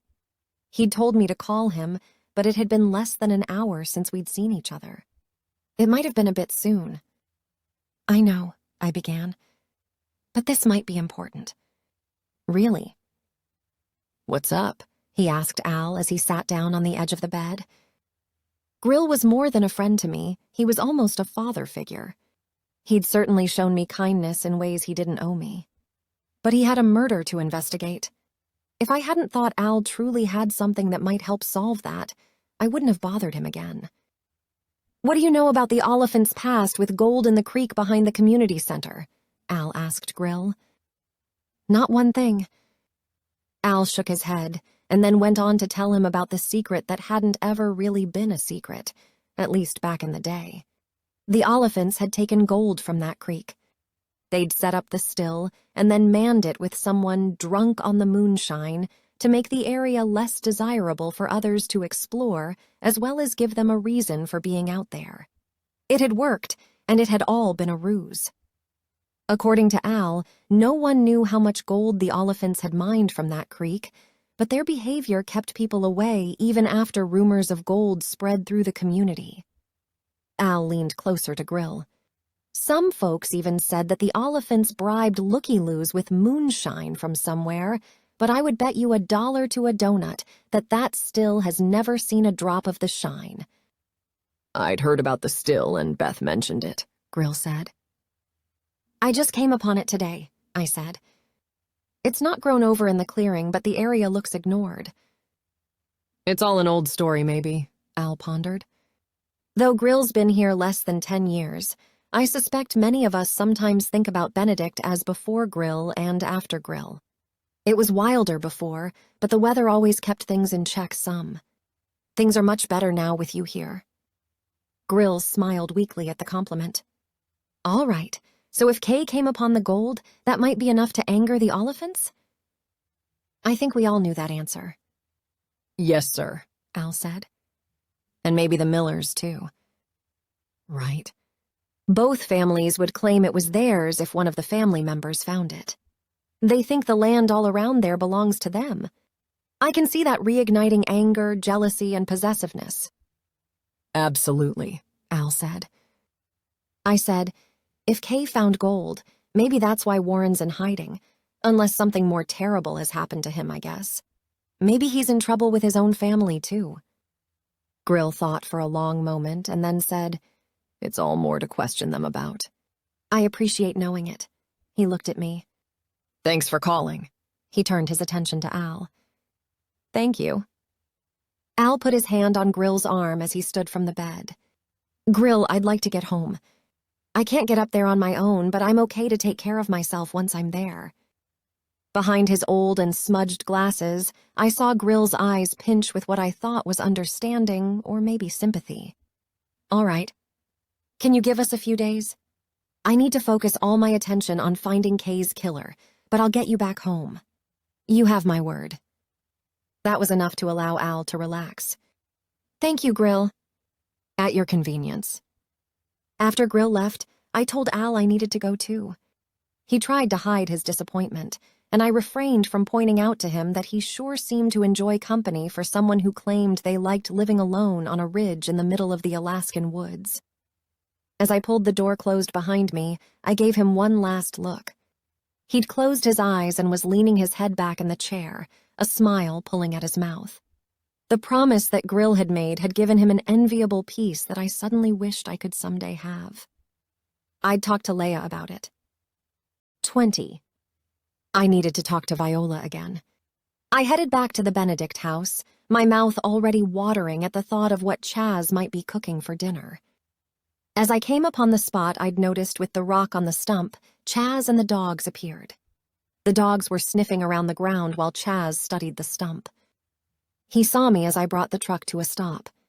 I parked and hopped out. Beth, hello, he said happily. He really did seem to be happy and to love it here, and the dogs only added to his joy. How's it going? I asked. Great. The dogs and I were curious about this monument. Bizarrely, I was too earlier today. I wondered if it was a tribute to someone, but I have no idea. Chaz nodded and then shrugged. Interesting. You want to ride back to the Benedict house? I asked as I greeted the dogs, who were equally happy to see me. That feels like cheating. I understand, but it's not too far. No, thank you. We all need the exercise, Chaz said as he patted his flat stomach. What's for dinner? I asked. Lasagna, but it won't be like any lasagna you've ever had. And for dessert, there will be banana pudding, again unlike any you've ever experienced. Sounds great. Maybe I should walk, and you drive the truck back to the Benedict house. He laughed but didn't respond. He turned his attention back to the stump. I don't know that this is a tribute to someone who was hurt, I said. It might just be that someone decided to put a stone atop a tree stump. Yeah, I don't think so, Chaz said, his face changing to a tortured expression. I think it's something more. You sense that? I was surprised by his reaction. I don't know. We looked at it a moment longer before I told him I'd see them all back at the house. I hadn't felt the same things he felt. I'd felt nothing, no sadness, but his reaction got my attention. Was he especially tuned in? I liked him. I even sensed empathy. He wasn't a sociopath, but he was a criminal. I needed to remember that. Even after I drove away and I could see in my rearview mirror that he still hadn't moved away from the spot.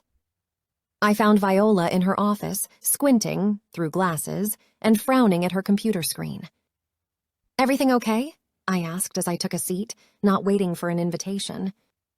Spreadsheets are torture, she said. Why can't I just do things the old-fashioned way with a ledger and a pencil with a good eraser? Who's stopping you? My accountant in Juneau. He has asked me to do it this way. I can help if you want. Viola turned to face me. She took off the glasses and pinched the top of her nose. Thank you. Let's see if I can get it figured out. If I can't, I'll take you up on it. What's going on out there? So much. I'm listening. I told her what I'd done, leaving out the run-in with the bears. I also held back telling her what Al had said about Camille.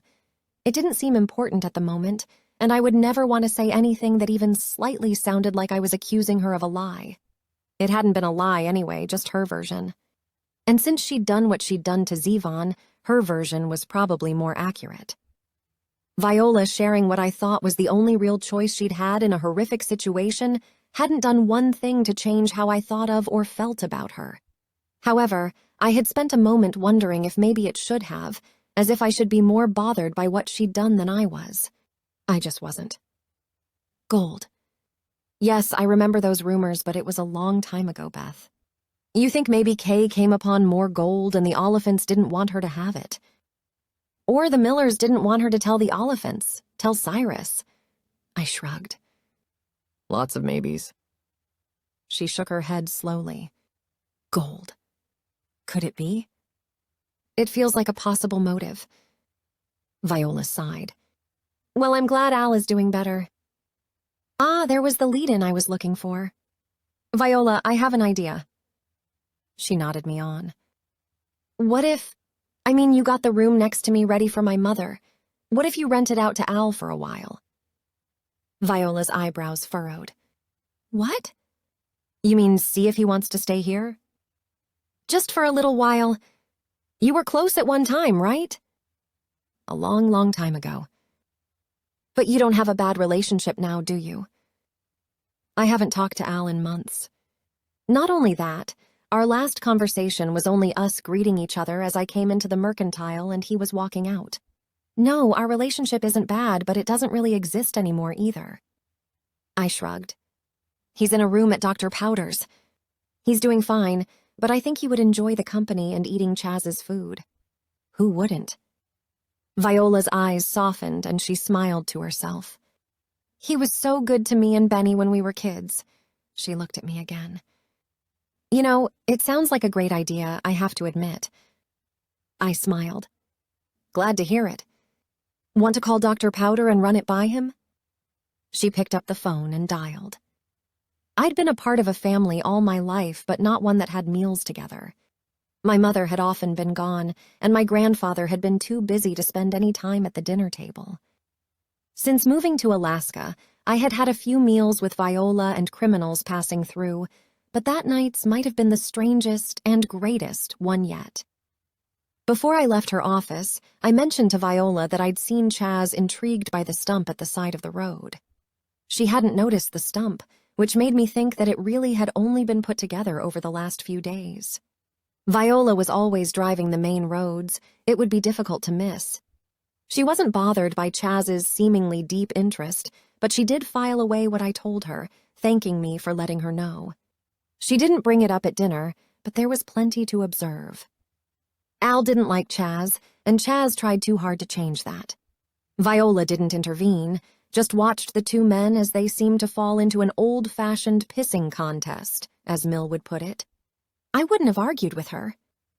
Al tried to question Chaz, and Chaz tried to remain friendly no matter the sense of interrogation that came with Al's tone. The food was incredible and, as advertised, unlike any I'd had before. Everyone but Al ate plenty, but he ate some.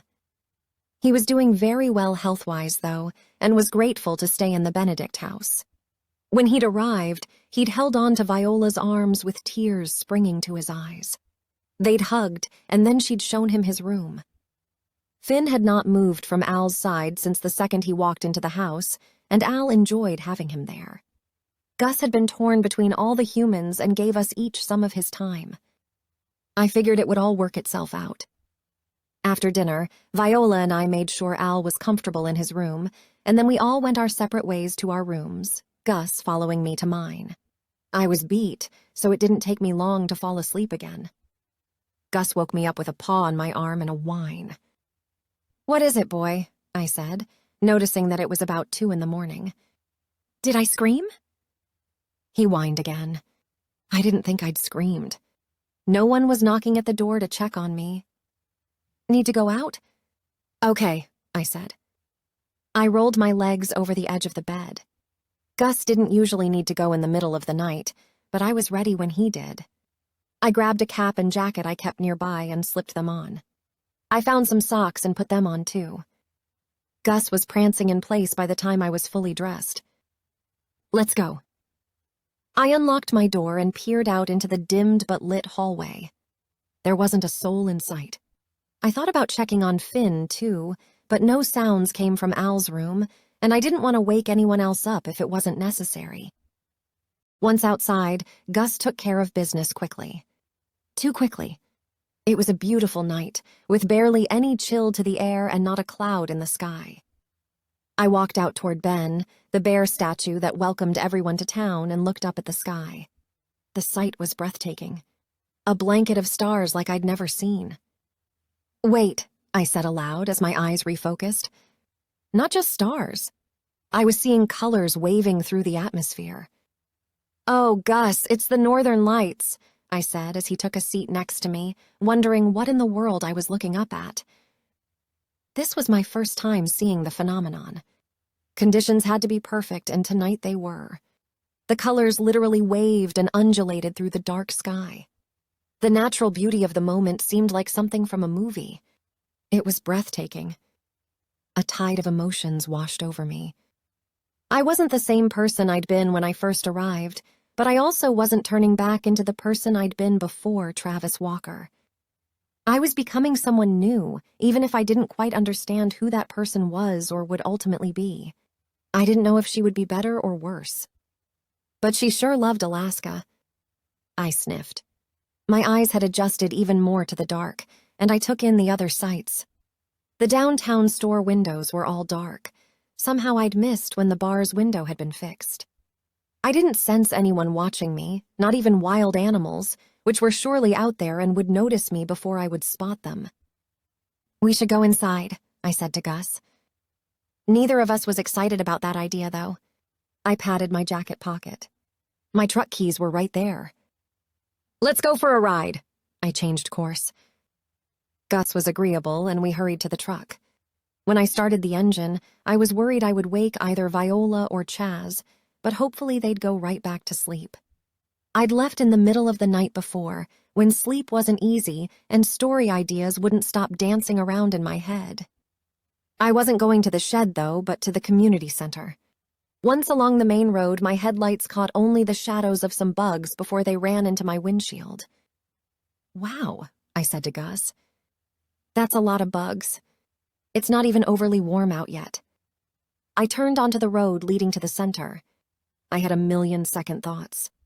A murder had been committed out here, maybe because of gold. Did I really need to check this out? I reached over Gus and locked his door, and then gingerly locked my own, sending a prayer out to the universe that the pulls would raise again. My headlights continued to lead the way. I was relieved when they landed on a familiar truck, even though it was tucked into the woods in a probable attempt to hide. Donner was there. I should have guessed that someone would be watching the place. And my arrival was about to blow his cover. I stopped my truck and thought about backing out, but my headlights shone through a side window of Donner's truck. From what I could tell, it appeared to be empty. Or maybe he was lying down, resting. Either way, I just needed to get out of there. But then I wondered if he was okay. I stopped and told Gus to stay put. I managed the pull tab up on my lock, moving slowly and sending some gratitude out to the universe for hearing the earlier prayer. I hopped out and jogged over to Donner's vehicle and peered inside. He wasn't anywhere to be seen. That probably meant that he was walking around somewhere nearby. "Beth," a voice whispered behind me. I turned quickly. "Hey, Donner." He was moving toward me, a small flashlight swinging at his side. "What are you doing?" I couldn't sleep. I thought I'd come out here just in case there was something to see. "You really can be your own worst influence. You know that, don't you?" Donner asked as he aimed the light down, away from my eyes. I shrugged. "Well, I didn't anticipate interrupting you." "Sorry." Donner stood in front of me now, pausing long enough to sigh as if surrendering to the idea that I was there. "I'm going to take a look around the place. You're welcome to come, but you have to keep up. I've got Gus in my truck." Donner shook his head. "No, I don't know what wildlife is lurking. I could handle it for you and me, but I don't want to worry about Gus, too." I wondered exactly what he meant by that, but I didn't push it. "Gus will be okay in the truck for a few minutes."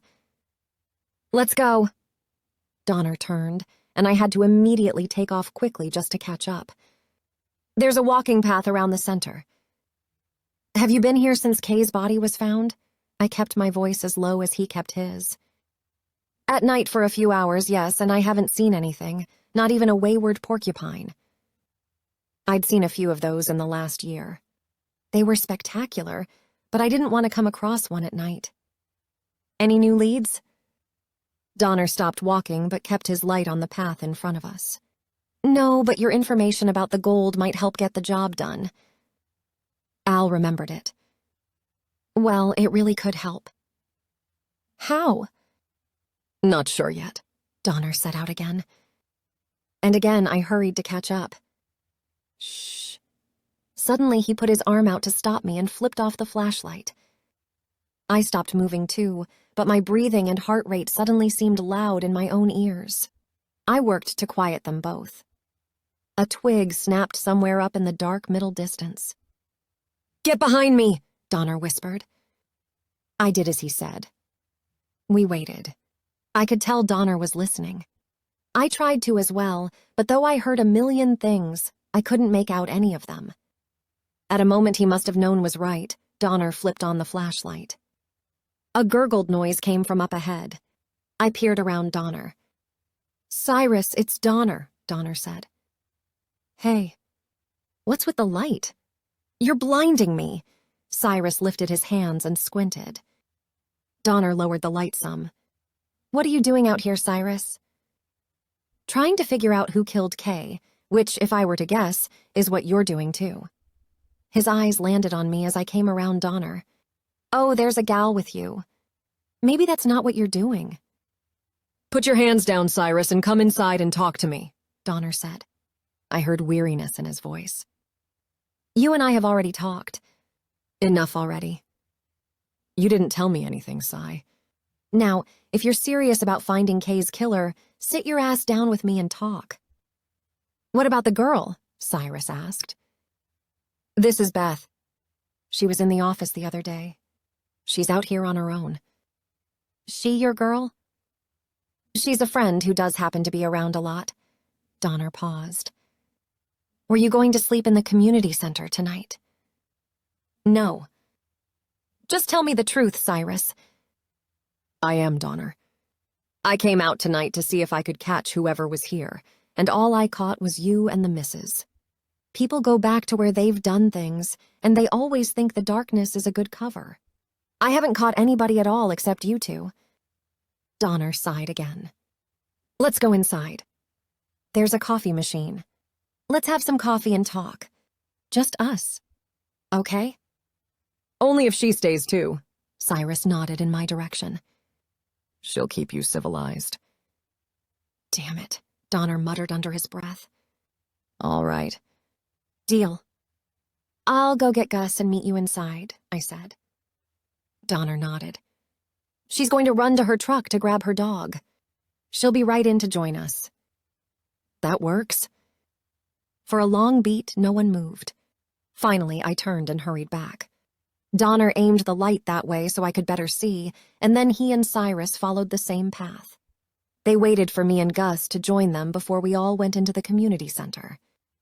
I couldn't believe I was going to get to be in on this. 21. Donner made the coffee as I gathered chairs and unfolded them. Cyrus wasn't sure what to do with himself, so he stood in the middle of the room with his hands in his pockets and looked uncomfortable. I didn't know what to say that would be either Grill or Donner approved, so I remained silent. Cyrus didn't seem to want to say anything either. He just watched as I set up the chairs and as I found a folding tray to add to the mix. Gus relaxed on the floor next to me. Donner brought out 3 coffees a minute or two after both Cyrus and I had taken seats. Why are you looking around out here? Donner asked Cyrus as he handed him a coffee. I told you. Because this is near where her body was found. I'm trying to catch her killer, Cyrus said. No, it's more than that. Why here, Cyrus? Give me something, a little more of the truth. If you really want to find Kay's killer, you know we're on the same team here. Tell me something. Donner sat down after he handed me a mug. Cyrus set his cup on his leg and frowned at the ground near his feet. Cyrus, if you really want to find her killer, we need the truth. Why can't you see that? Donner asked. It's the only way. What are you so afraid of? She and I weren't a couple, you need to know that. Okay, but I hear she was spending a lot of time with you. Cyrus nodded. She came to me first. First? When? Explain. She needed someone to talk to. About? Again, Cyrus hesitated. What was he so afraid of? Finally, he spoke. A few months back, I ran into Warren and Kay at the Mercantile. Kay was always nice to all of us in public. She knew about the feud, of course, but she tried to ignore it. I think she just wanted everyone to get along. I'd seen her with the dog and noticed that she sometimes came here to the community center. I think she liked the treadmill. Anyway, at the Mercantile that day, I overheard her telling Warren that she'd been out with the dog near here and thought she saw something shiny in the creek. Something that might have been gold. I mean, I was right there, across a table filled with socks from them. Warren saw me and grabbed Kay's arm, telling her to shush it up. Did he hurt her? Donner asked. Cyrus thought about that for a long moment. I don't think he hurt her, but he surprised her. She yanked her arm away from him and told him to stop. How did he take that? About as good as a miller would. What happened next? Well, to be fair, he did say he was sorry to her, but then sent her a hand signal, like to tell her to stop talking now. Cyrus demonstrated the signal by putting his finger up to his lips and then slashing his hand through the air. It wasn't subtle. What did you do? I smiled at them and told them to have a good day. Like a nice guy or a smartass? Donner took another sip of coffee. I'm always a nice guy, Donner. Donner sent him a level gaze. Okay, so maybe I was a bit of a smartass. Warren knew I overheard. You're sure? Yep, because that's the first night that Kay came over to the house. She what? Donner asked. He might have choked on his coffee if he'd been drinking. She came over to my family's house. That had to surprise everyone. Yep, he said. You should have seen the commotion she caused. My pops and brothers were up in arms. What's she doing here? It was embarrassing the way they behaved. Anyway, Mom at least had some manners and asked Kay to sit and talk a while. And? Donner prompted. Apparently, Kay had come over to apologize to me for the way Warren had behaved, but then the conversation just changed. She and Mom got along really well. Your mom? Donner said. Yes, sir, and that's who Kay was visiting all this time. After the first time, it wasn't me. Hang on. What about the dog walks? Folks have said they saw you together. Maybe, but only by coincidence. We were both out at the same time. Cyrus shrugged. Donner inspected him as if he didn't believe him. I didn't either, but I knew Donner was on a pretty good roll. Donner said, Still, though, she came over that night to talk to you. Did you talk to her? I did. I accepted her apology and told her she didn't need to give me one. I didn't tell her about any gold, though. Mom did. She told Kay that yes, there used to be gold in that creek, but that the creek belonged to the Oliphants, and she shouldn't let the Millers tell her any differently. Jesus, Cyrus, your mother lied to her? Donner asked. I don't know if she thought she was lying. I think in her mind the gold in that creek does belong to us. It's been that way for so long. Because your family just took what they happened upon. That's as good as what you all did. You stole from public land. Grill and I got the story, Cyrus. Sure, there wasn't any full-time law enforcement out here then, but there's a Juno file on the whole lot of your family. That gold was no more yours than anyone else's. And all you had to do was get a permit to mine and keep what you found. Permit?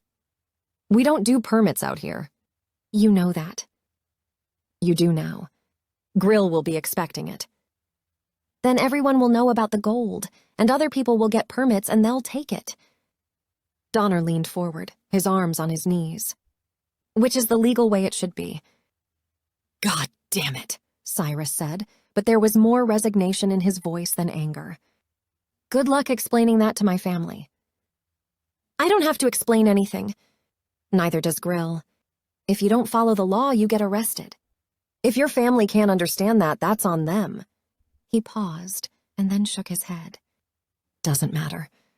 Tell me about your mother's friendship with Kay. I think I'm done talking now. Cyrus put the cup on the floor and stood. Sit down, Donner demanded. The tension in the room ramped up. Donner wore a weapon, but he hadn't drawn it. I didn't see a weapon on Cyrus, but I would have bet he had one. Arrest me. I'm going to take you up on it at some point, Cyrus. Sit down and tell me about Kay and your mother. Unless you killed Kay, you have nothing to hide anymore. I now know about your family's shenanigans with the gold. Talk to me. Proving that he wasn't as dumb as he'd made himself out to be so far, Cyrus sat. My mom reminded Kay of her mom. It's that simple. Well, that and my mom liked having some female company for a change. What did they talk about? I don't know. Cooking, cleaning, stuff like that, probably. I couldn't help but roll my eyes. Did you ever overhear them talking about those things? Donner asked. No. What did you hear them talk about? Cyrus pulled in some air through his nose and let it out the same way. For one, Warren. And what it would take to leave him and that family. I believe we've just come upon what some people might call the nitty-gritty, Cyrus. Tell me more, and then we'll go talk to your mother. The more you talk, the more sleep she'll get tonight. Keep going. Kay wanted away from them, Cyrus said, but his tone had changed. Sadness lined his words. I looked at Donner, who, if I was correctly gauging the suddenly deeper furrow of his brow, heard the same thing. He waited, but I couldn't. "Cyrus," I said. The two men looked at me like they'd forgotten I was there. What the fuck happened to Kay before she was killed? I had zero authority, except that I was Kay's almost friend, and maybe that was a rare thing. I suddenly realized that while I'd had a desire to form a deeper relationship, we might have already had as much of a friendship as she'd been able to have while living in the Miller household. Sure, I might not have had legal authority, but damn it, I had a right and a responsibility to help a friend. Cyrus almost rolled his eyes at me. "Hey," Donner said, getting everyone's attention. "Spill it, Cyrus." Cyrus nodded. Yeah. Okay, Kay and my mom talked about babies. I think Kay was pregnant, and for some reason she didn't want to tell Warren. Hell, I don't know. Ma won't tell me shit. She probably won't tell you anything either. My heart sank and my stomach churned. Pregnant. I even heard Donner almost gasp. I turned to Donner. "Where's her body?" "In Juneau." "Autopsy find a pregnancy?" "Not that I'm aware of." I nodded, grateful Kay's body was still available. I looked at Cyrus, who was looking everywhere but at Donner or me. I was suddenly so angry at these people, the Millers and the Oliphants. It was a fiery sensation that might only be salved if Kay were still here. Since that wasn't happening, I wanted all the answers. "Sit still, everyone." "Don't move a muscle." Donner took out his phone and moved to stand in the back corner of the center's main room, where there must have been a cell signal. He called Grill and told him to meet him out at the Oliphant's place. After Donner made the call, he told Cyrus he was driving him home and that he would be talking to Cyrus's mother right then and there. "I'm going too," I said as we stood outside the community center. "Beth." "Don't even, Donner. I owe this to Kay." He looked at me, clearly not understanding what I was saying to him, but either knowing he couldn't stop me or not wanting to put up the fight. Making sure Cyrus wasn't in earshot, he said, "I had to leave a message for Grill. He might not make it out there when we're there." He'd faked the conversation, as I suspected he'd done before. "I'm going, Donner." "All right. I don't want Cyrus to give her any warning that we'll be talking to her, so we're doing this now." "It'll be good to have a girl there anyway. You might be able to talk to her better than I can." I didn't tell him he should refer to me as a woman.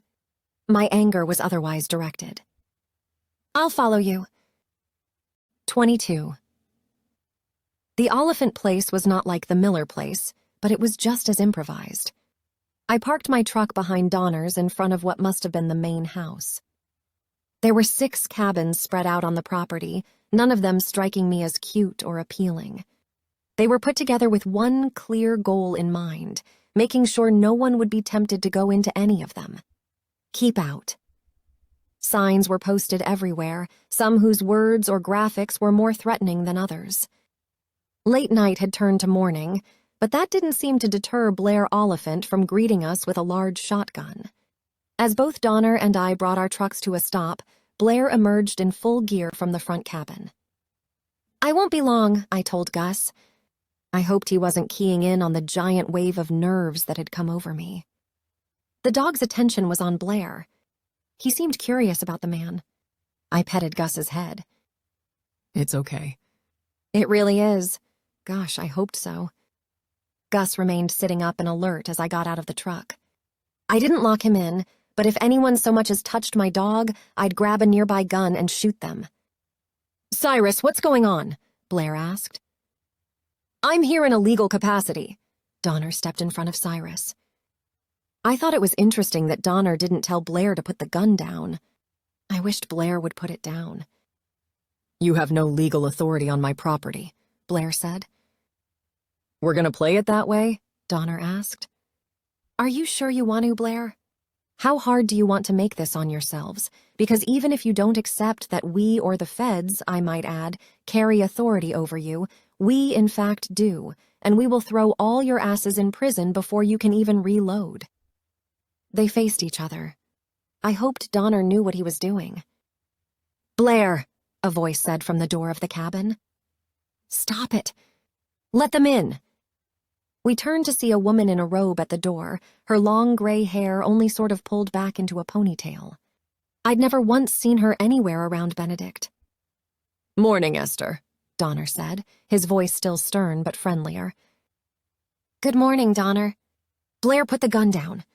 I knew they'd be out here at some point, though I am surprised it's so soon. Don't suppose you had something to do with that, Cyrus? Esther said. Cyrus shrugged. Sorry, Mama. I tried to get away from them. Come in, Esther said. I followed Blair, Cyrus, and then Donner into the house as Esther remained on the rickety porch, watching us pass. You are? Esther asked me.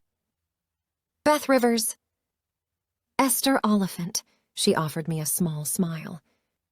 I'm very glad you're here. That was a surprise, but as I considered her words, I wondered if Kay had mentioned me to her. Nice to meet you, Esther, I said. Same. She followed me inside and then walked around everyone, leading the way through a messy front room to a surprisingly big and messy, though not really dirty, kitchen. Sit down, everyone. I've already made a pot of coffee and I have some banana bread I whipped up yesterday. Esther signaled at the faded wood table and chairs. I wondered if she was always the boss. Blair leaned his gun against one wall and took the chair in the corner. Cyrus kept his eyes away from his parents and took a seat opposite Blair.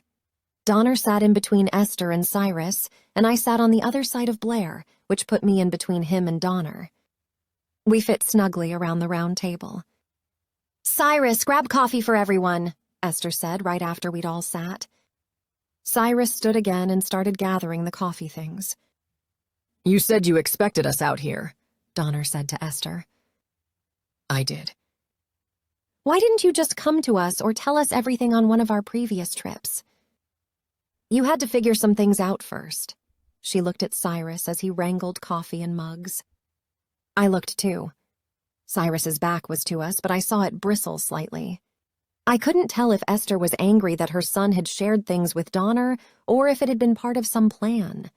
I also wondered if Esther had been afraid to come forward because of Blair and whatever iron fist he might sometimes rule with. Maybe that's why she'd given Cyrus this task. I did sense she was very much in charge, but Blair was no shrinking violet. And, Esther continued when it appeared that Donner wasn't quite buying what she was selling, we're all here now, so let's move forward. All right, Donner said. Start from the beginning of your relationship with Kay. Cyrus handed out coffees and then sat again as Esther nodded slowly. It hasn't been a long one. She's been married to Warren for 10 years or so, Donner said. Yes, and I first met Kay about 3 months ago. That is pretty recent. It is. She was out walking her dog, one she got from you. Esther nodded at me. My God, she loved that animal and he loved her. Finn, that's his name? I nodded and she continued. Finn will mourn for her. I hope he's in good hands. I took him from the Miller house, I said. Donner furrowed an eyebrow in aggravation, but Esther smiled. Good girl, she said. Anyway, I was out back in one of our greenhouses. They aren't much use to us during the winter, but I still love to be out there in them, even if I'm just cleaning up. I was there when I saw Kay and Finn walking by. I stepped out of the house and said hello. At first, she jumped and apologized. Said she must have gotten off her route. She didn't mean to be trespassing. I felt her fear. It was real, and it shook me up. Esther leaned her arms on the table and crossed them. Something came so clear to me at that moment. What was that? Donner asked when it appeared Esther had fallen into thought. She looked up at him. How utterly ridiculous we were all being. This stupid feud, all of it. I asked her to join me for some cake here in the house. Esther laughed. She said no thank you, ma'am, and hurried off. I wanted to yell after her and tell her to come back, but I didn't want to scare her more. So I thought and thought about what to do. Blair cleared his throat and shifted in his chair. Esther looked up at him. No, my menfolk were of no use to me on this one. I had to figure it all out on my own. Again, Blair shifted, but I didn't think we'd get any details regarding how unhelpful he'd been. Well, let me rephrase. My menfolk, other than Cyrus, were of no use to me. Cyrus is my baby, the youngest, and maybe it's because it's like they say, that first pancake is your practice pancake. Cyrus is the best man I've raised, though Lord knows I've tried. Esther sighed. Cyrus put his hand on his mother's arm, squeezed it once, and then pulled it away again.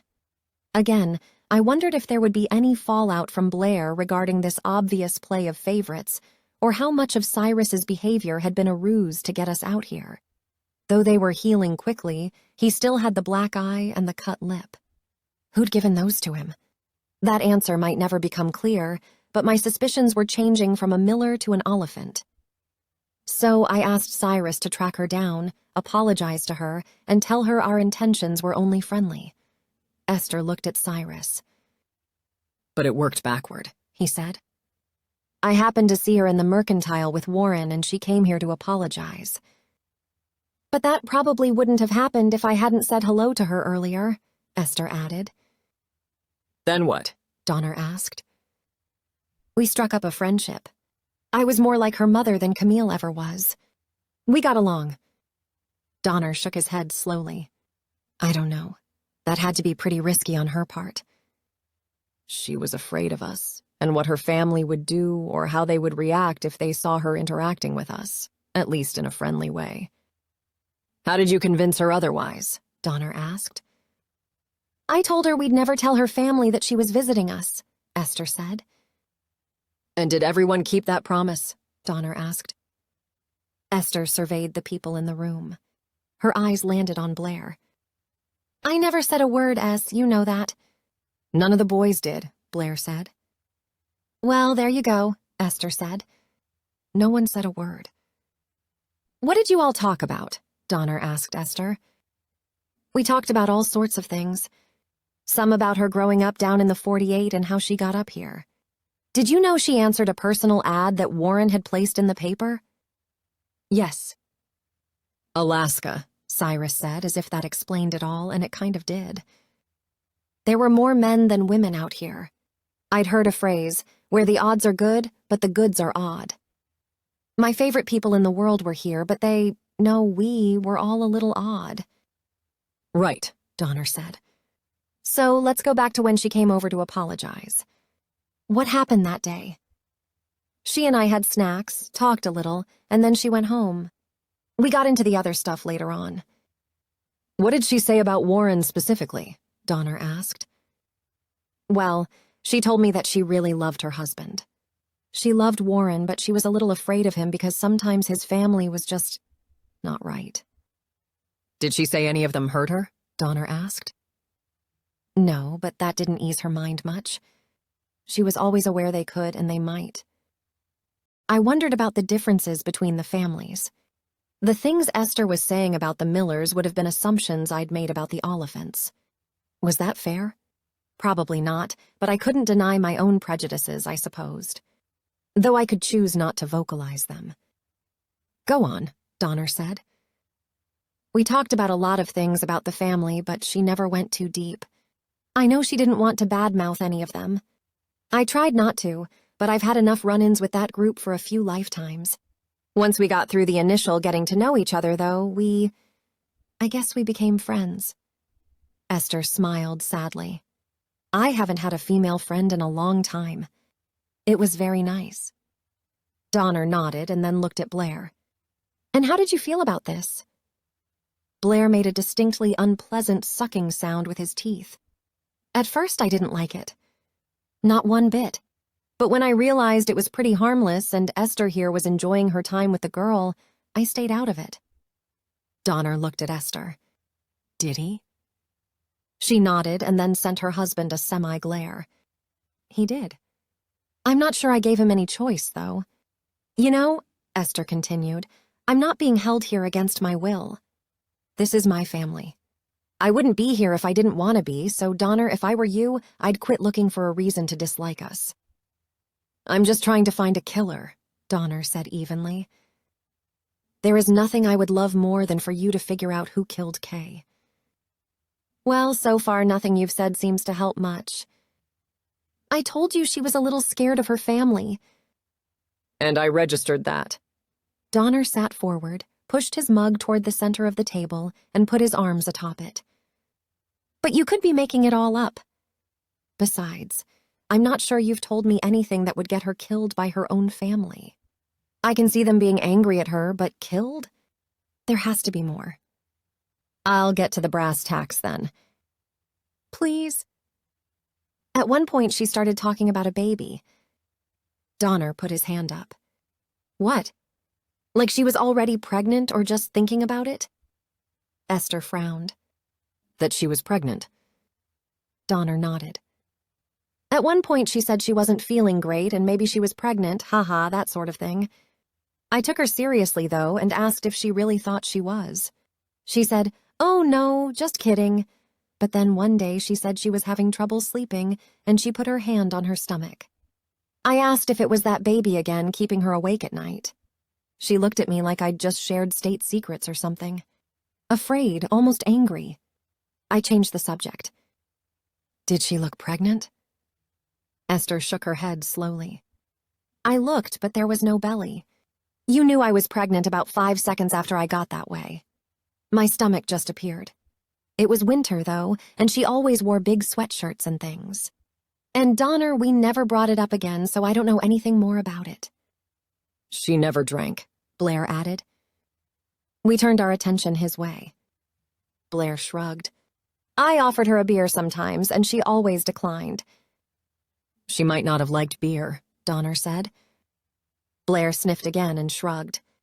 Maybe.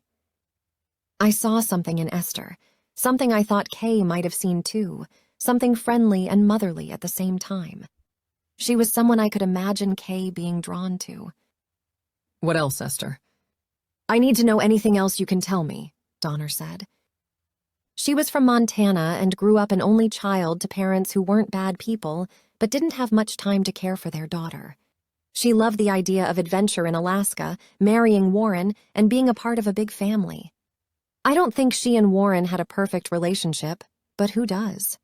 I don't think that means he didn't kill her, though. I don't know where his loyalties really lie, with her or his family, but I've seen those Millers defend one another no matter the destruction it caused them. Separating the facts from the Oliphant's desire to somehow throw the Millers under the bus was something I was sure Donner was up to. That's all I've got, Donner, Esther said. I was fond of the girl. I'd wish for a daughter-in-law just like her, but I don't think my boys will ever get married. Cyrus remained stoic. He knew this wasn't the time for that sort of conversation. Is that the way they plan to live their lives? Single men out in the woods? I suddenly understood why Warren had placed an ad for a wife. Why he might have been looking for something different than being single out here. What about the gold? Donner asked, looking back and forth between Cyrus and Esther. I heard them, her and Warren, talking about it, but I don't think Mama and Kay ever even talked about it at all. Cyrus looked at his mother. No, sir, not once, Esther said. My gaze went to Blair. He'd told them all to keep their mouths shut. Sure, Esther might be in charge, but Blair had his own forms of intimidation. I looked again at Cyrus's black eye, his lip. If Blair was responsible for those injuries to his own son, then I was impressed by Cyrus and Esther's manipulations to get the law out here, now with the knowledge of the pregnancy. But Esther was lying about the gold. I had no doubt. What were the real reasons for Blair not wanting them to tell the police? The gold? I hoped there were no repercussions for Cyrus and Esther. Thank you for your honesty, Donner said. He looked at Blair. Let me tell you all right now. If I see or hear about any other injuries to anyone in your family, Blair, I will put you on a plane to Juneau and let them get the truth out of you. Blair lifted a haughty eyebrow and sniffed again. I mean it, Donner said. I'll make sure that doesn't happen, Esther said. Thank you all, Donner said. Grill will be here soon. Don't shoot him. We won't, Esther said. We stood and left the house, surprised to find the other brothers all sitting on the front porch with their guns across their chests. Donner didn't act the least bit intimidated, and I worked not to, but I was sure my eyes went a little wide at the guns. There were so many. I gave Kingston as stern a glare as I could. He ignored me, but Esther didn't.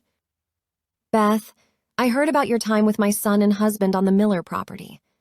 It will never happen again, she said. You have no need to worry. I just looked at her and nodded my gratitude. Donner walked me to my truck, which was behind his, but he kept himself between me and the weapons, which I appreciated and worried about. I knew this could have all been some sort of setup, and I also knew that even though Donner had left a message for Grill as to where he and I were going, we could be shot and hidden somewhere before Grill could even make it out to us. Thanks for letting me come along, I said as I sat in the driver's seat and scratched behind Gus's ears. He'd been resting and was no worse for the wear. Beth, I've got work to do and I don't want to worry about you. You don't need to worry about me. I glanced toward the porch where they all stood, watching us. They aren't aiming this way, at least. Not yet.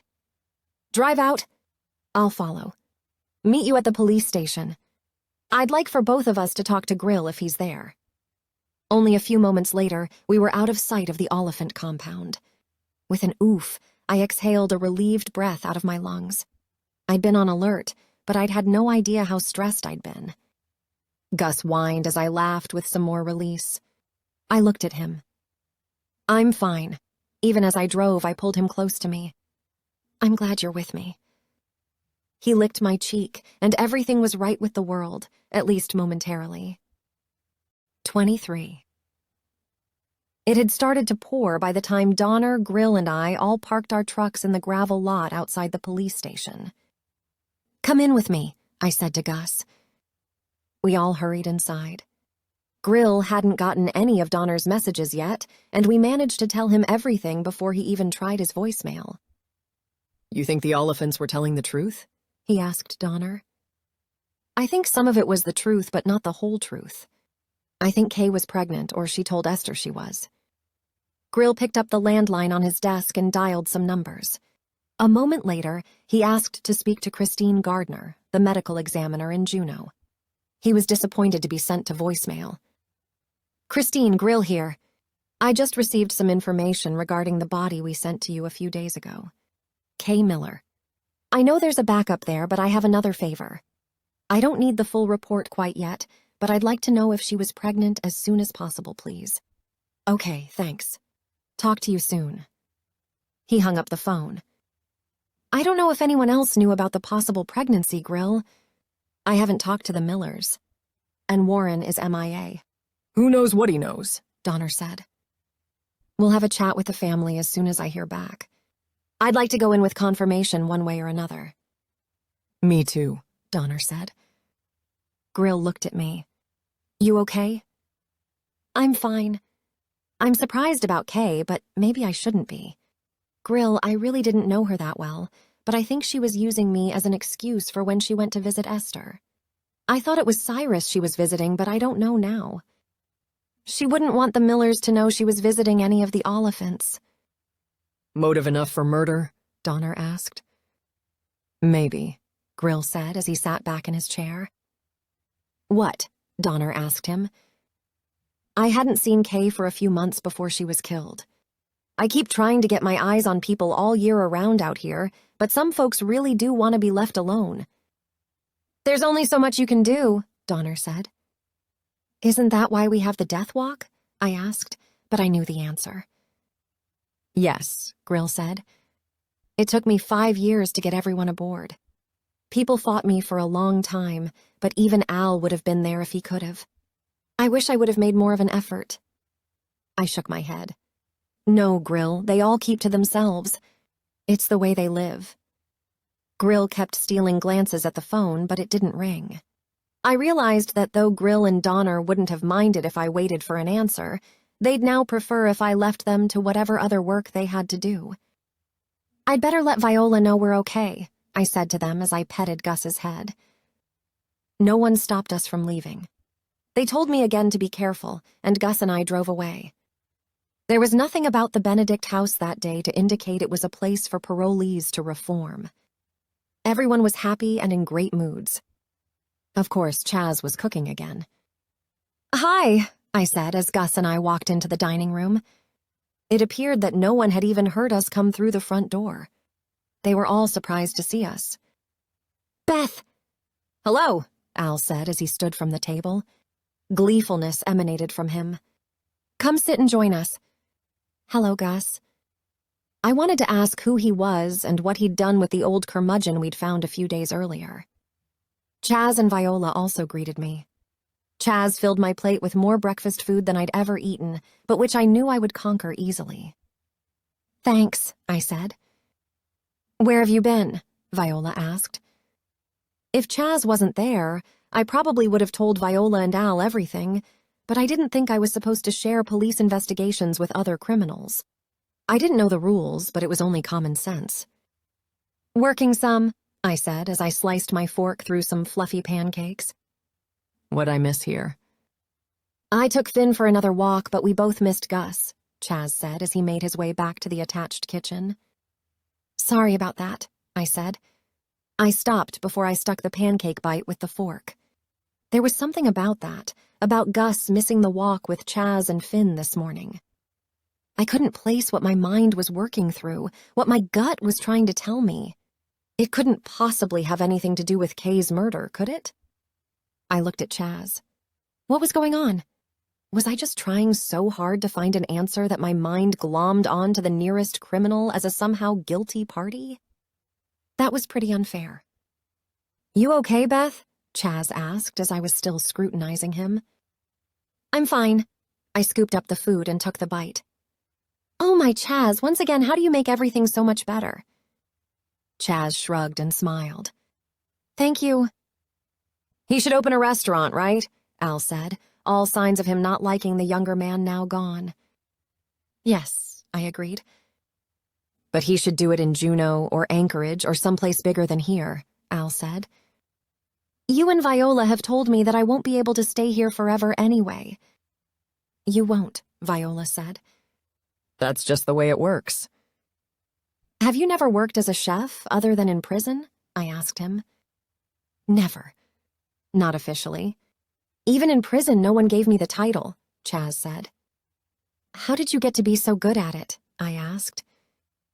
"Just a hobby that I practice every day," Chaz smiled sadly. Even when incarcerated. No one laughed, but we all returned sympathetic smiles. No, that wasn't quite right. Al and I smiled sympathetically. Viola didn't. She gave him one of her suspicious side eyes. It was a quick maneuver, but I knew it and I knew I'd seen it.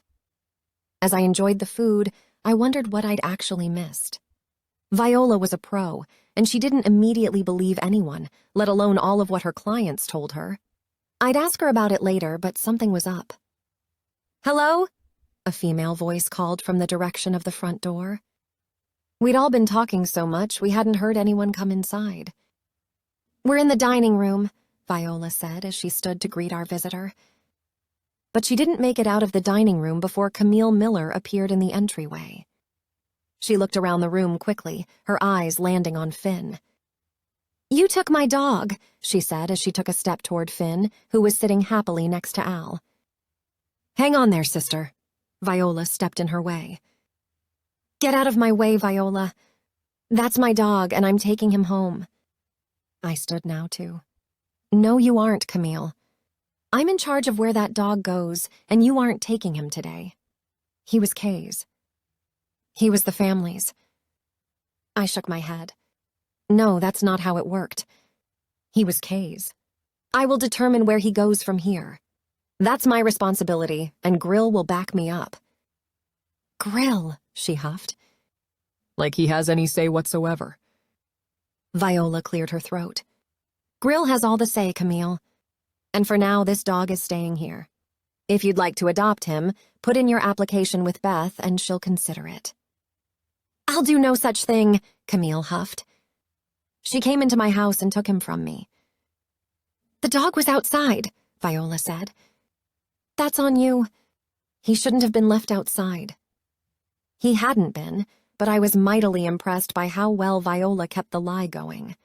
Even I had to take a moment to remember how it had truly happened. Fortunately, Finn being outside wasn't too far-fetched. "He was on our property then. She trespassed to get him," Camille said. Al and Chaz had been quiet and observant through these contentious moments, but now Chaz came around from the kitchen, and Al, all 94 years of him, stood from his chair. "You won't be taking that dog," Al said. "Get on home, Camille. Beth will do right by that dog, but your behavior isn't doing your chances any good."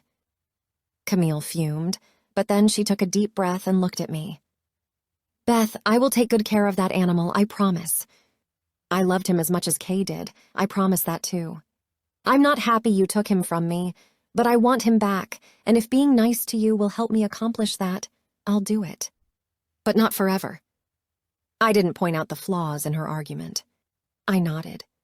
"I hear you, Camille, and I appreciate your effort to let me know how much you care for him. I will 100% take that into consideration, and I'll let you know what I decide." She was about to blow again, but maybe her better angels whispered something in her ear because she finally gave one last pursed lips huff and left. We could hear her this time because she made sure to slam the door. Just as I was about to thank everyone for their support, Viola's office phone rang, clanging away the contention-filled air. She excused herself to answer it, but a moment later she called for me. I joined her in the office. "Grill." "For you," she said, handing me the phone. She didn't leave. "Grill?" "Yep, just wanted you to know that Kay wasn't pregnant when she was killed." "That's a relief." "Only initially. She wasn't pregnant, but there were indications that she'd given birth recently." "What?" I sat down on the corner of Viola's desk as I digested the news. "Yes, probably within a couple weeks of being killed. There's a baby somewhere. That's what we're working with. She didn't say anything about any of this to you." "Not one word, Grill. Not one." He kept talking, but I wasn't listening as well as I should have been. I was trying to remember something that would help me know where a baby might be. I had nothing, I was sure of it. "Beth?" "Sorry, what can I do, Grill?" "Nothing. If there's a baby somewhere, I'll find her. Or him. I will." "I believe you." We ended the call, but I was so distracted by what he'd said that I didn't hang up the handset. Viola took it from me and placed it in the cradle. "A baby?" she asked. "That's what Grill said." "Do you suppose there's a baby out there?" "I don't know, Beth. But you need to know that more babies get born under the radar out here than you might ever want to know about. It happens, but that doesn't mean that something bad happened." I thought about Tex and the way he became the father of 2 girls. It wasn't a happy story how they got to him, but it had worked out well for everyone in the end. "I get that," I said. "Okay?" Viola looked at me with furrowed brows. "I just wish I could help. Why didn't I know about this, Viola? I think Kay was trying to tell me something on that last walk, but she just couldn't bring herself to do it. And then Warren showed up. God, where's the baby?" I'd been to the Miller house. I'd kept to that front room. If only I'd been more like my mother, if only I'd searched. I could see Mill now in my head. See? Sometimes you have to make things your business. If she'd still been here and with me, we might have found that baby.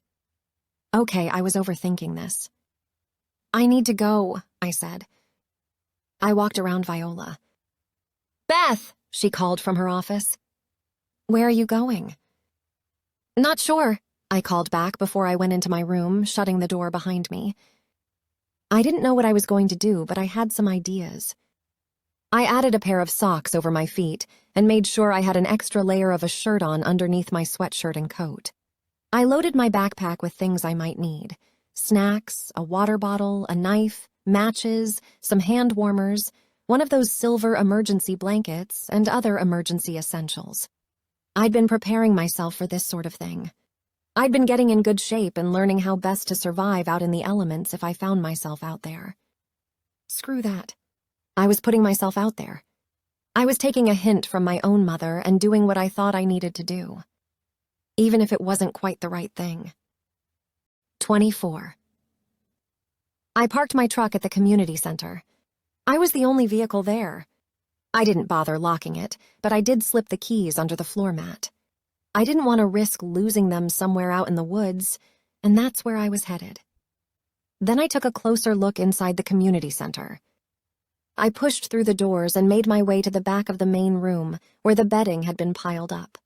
I'd seen it but hadn't given it a second glance. I knew Grill had left it there just in case someone really did need a place to sleep. Pinching only a corner of the green felt blanket, I picked it up and shook it out. Nothing substantial fell from it. I put it close to my nose and sniffed. Mint. I was pretty sure I smelled mint. Whatever that meant. There were no visible stains on it, but from what I'd been through with Travis, I knew there might be some valuable DNA somewhere in the threads. Sending these things to Juno might be one of Grill's next steps. There were also 2 pillows with mismatched pillowcases, one dingy white, the other dingy beige. No visible stains on either of the cases. I shook one of the pillows and thought that something didn't feel quite right, so I took out the pillow inside and then shook the pillowcase again. Something fell out. I tossed the pillowcase aside and crouched to see the small item. It was a matchbook, similar to the 2 I'd just put in my backpack, though mine were inside a small waterproof container. The words on the matchbook read Rocky Point. That was it, nothing else. It sounded familiar, but I couldn't place why. I didn't have any way to Google it at the moment either. I wanted to take the matches, but thought I should leave them for Grill. With a pen I grabbed from a nearby table, I wrote the words on my hand, then checked the other pillow but found nothing inside. When I sniffed it, though, I smelled a distinctly recognizable scent. Cigarette smoke. I'd recognize that smell to the end of my days. Just catching a whiff now took me back to long car rides with my mother or my grandfather sitting at his desk in the police station. I'd never been a smoker, but I'd grown up with them. Since smoking was prohibited in public places in Benedict, I didn't really know who smoked and who didn't, but if I came upon someone who smelled of cigarette smoke and mint, I was going to ask them about these items. I made no other discoveries, even as I searched the rest of the center, turning on the bathroom lights and checking all the stalls, too. I looked for indications that a baby had been present, checking the garbage cans for discarded diapers or maybe baby food containers, but found nothing. Hoisting my pack over my shoulders, I set out from the center. I'd thought about bringing Gus, but I didn't want to have to worry about keeping him hidden. I had plans that included going into places I wouldn't necessarily be welcome. I could see where I'd driven to on the other side of the creek, toward the still, but I wasn't going there. Today I was going to take the path on this side of the creek, the side where Kay was killed. My first destination was the Miller compound, and I wasn't even sure I could get to it this way, but I thought it was a distinct possibility, and I wanted to see if there were any clues out that direction. Had Grill or Donner walked this path? I had no idea, but I really didn't think they had. Grill was a good officer of the law, and Donner was at least a great interrogator, but with such limited resources, Grill might not have thought it necessary to take a walk this way. I did. Or I told myself that it was important. Tex had taught me a lot about being out in these woods. I appreciated his lessons, but hadn't yet had the chance to apply them. When I came to a fork of sorts in the path, I stopped and reached for a red ribbon in my pocket. I had a bunch of them. I tied the ribbon around a nearby branch of a tree that would guide me back to where I'd come from. For good measure, and just in case someone wanted to remove the ribbon, I took out my knife and carved a small arrow into the bark. I continued on, marking my path along the way, probably for about 45 minutes when I finally came upon civilization, though it wasn't the civilization I'd been hoping for. At least not at first. I'd planned on casing out the Oliphant compound at some point, but hoped to do so at the Millers first. But this trail had taken me right to the Oliphants. Damn, I said to myself as I hid behind a tree, realizing the direction I'd gone. At least I could now visualize the woods better. So be it, I thought. I wove my way, tree by tree, closer to the compound. I'd come up the side of all the cabins so I could see if anyone went in or out of any of the doors. I crouched low, getting down on my knees. I grabbed some binoculars from the pack and surveyed the property. Trucks were parked here and there, but there was no sign of other vehicles. If Grill had come out here, he was gone by now. Smoke curled up from chimneys on all the houses. It might be June, but it wasn't warm enough not to have heat. I'd been so focused on just looking around that when I heard the noise of a door bursting open, I had to lower the binoculars to determine which house the noise had come from. It was the main one, and Cyrus was the one making all the ruckus. "Cyrus, get back in here," Esther said as she came out onto the front porch. She was fully dressed, her hair now pulled back tightly. "Mama, this is all bullshit, and you know it." "It's not right." "God damn it, Cyrus, get in here before Grill or Donner drive up here and wonder what in the Sam Hill is going on." "I'm done talking about it, Mama." "Done!" "I know what I need to do, and I'm going to do it. Right now." "Cyrus," Esther pleaded. "You'll get yourself killed. Don't do it.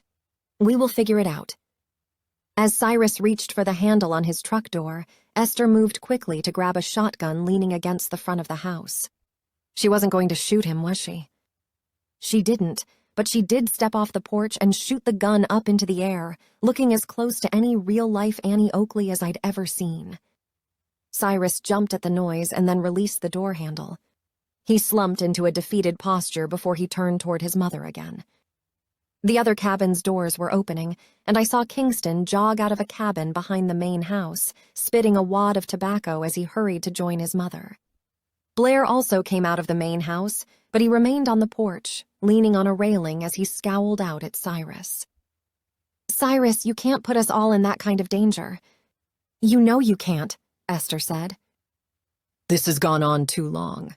He swept his hand through the air. "It's all gone on way too long, and nothing good can come of what's happened.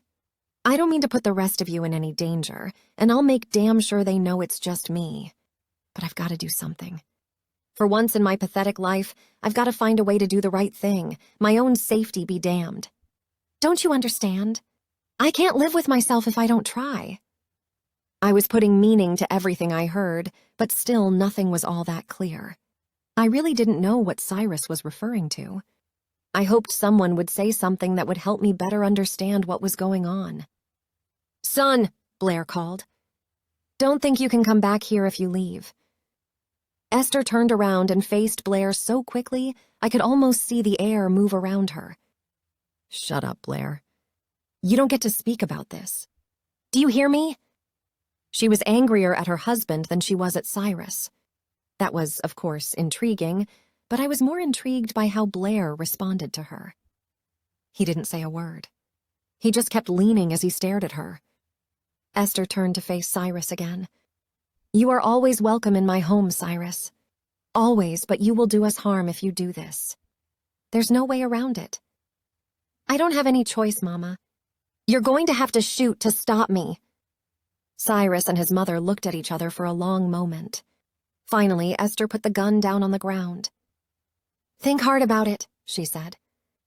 "I'm proud of you for being a man. Just try to come home safe and sound. Do you hear me?" "Yes, Mama, I do." Without a word to his father or brothers, Cyrus got into the truck and drove away. Kingston, his hands on his hips, looked at his father, who just shook his head. Then they went back into their respective cabins.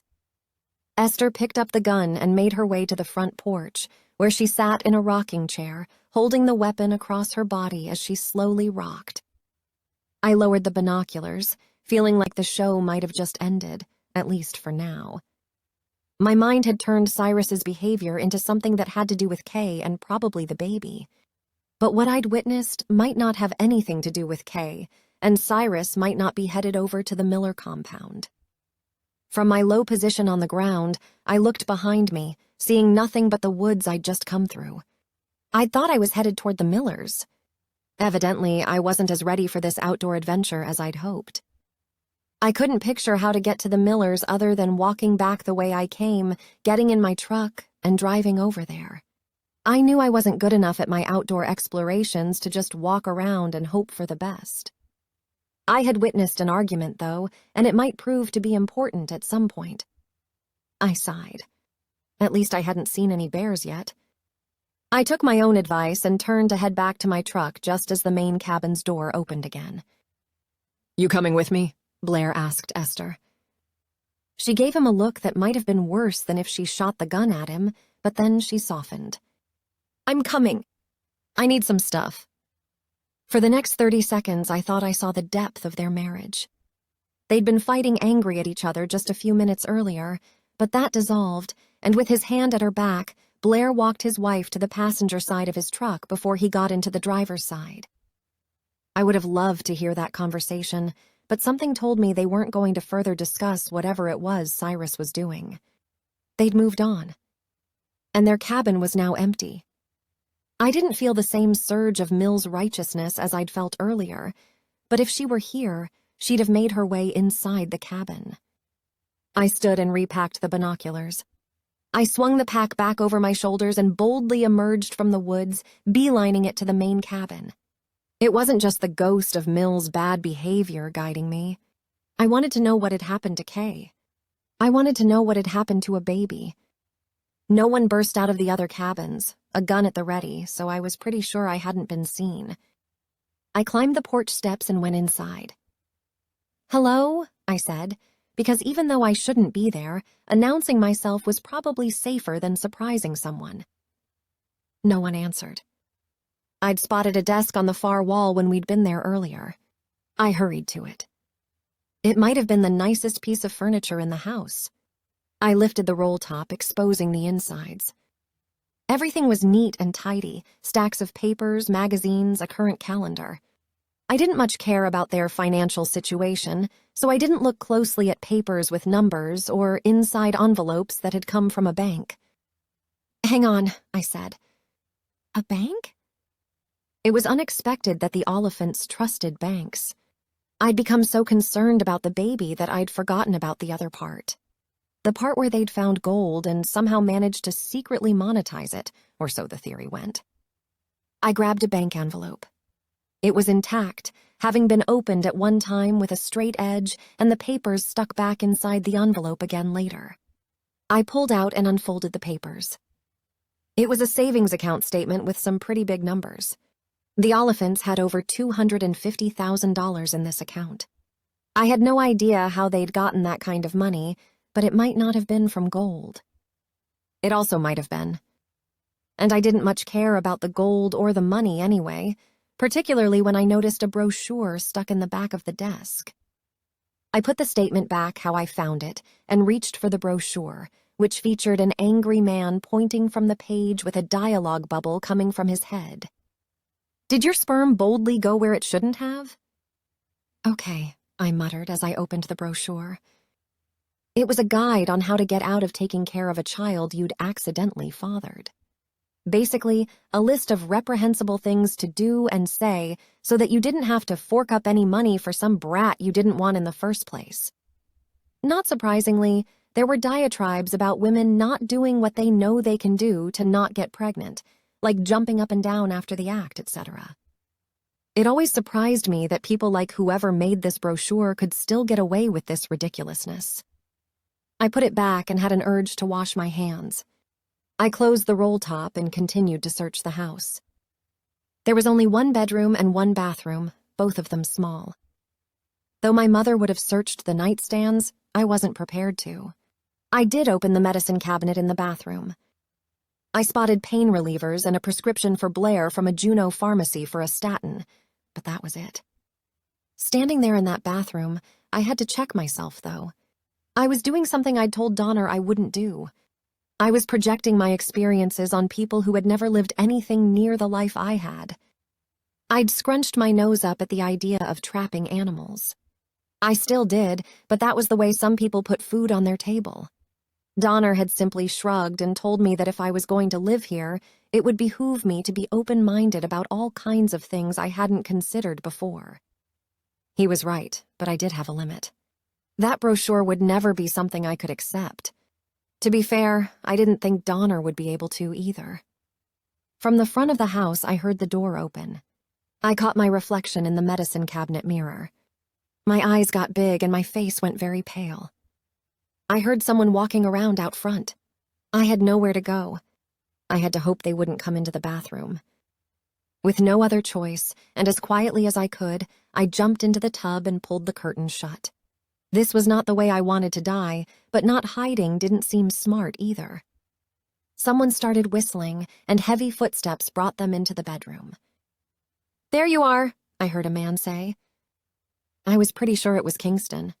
I heard creaking, and then I thought I heard the dial of a safe. A few seconds later, a clunk.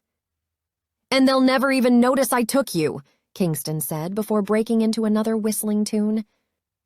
The closing of a heavy metal door and another clunk reached me in the bathroom, followed by more footsteps making their way out of the bedroom and then the house. I didn't notice I'd been holding my breath until I let it out. Thank goodness he hadn't needed to use the bathroom. I propelled myself out of the tub and into the bedroom. A serene picture of a waterfall hung on the far wall. I hurried to it and then pulled on one side. The hinged side swung it wide and exposed a safe. "Now, that's what I'd expect," I said, thinking that Mill would be extraordinarily proud of all that had just happened, though she wouldn't have been half as freaked out as I'd been. At that moment, I realized I was balancing on a thin wire. I wasn't sure if I needed to be more like her or be glad I wasn't. The answer was always fuzzy. I closed the picture back over the safe. Okay, Kingston was probably stealing from his family. Did I care? Not really, but I would certainly remember the moment. Maybe I could use it against him if he threatened me again.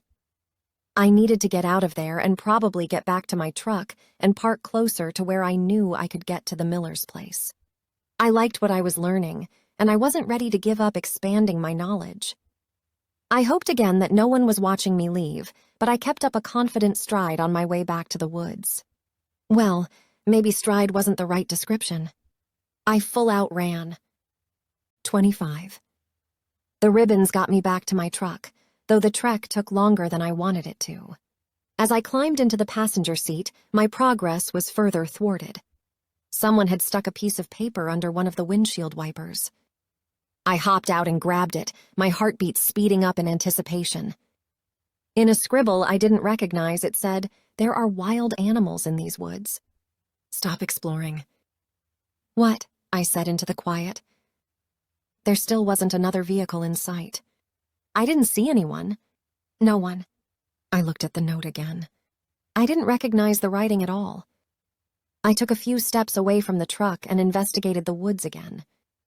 "Show yourself!" I called into what truly felt like a void.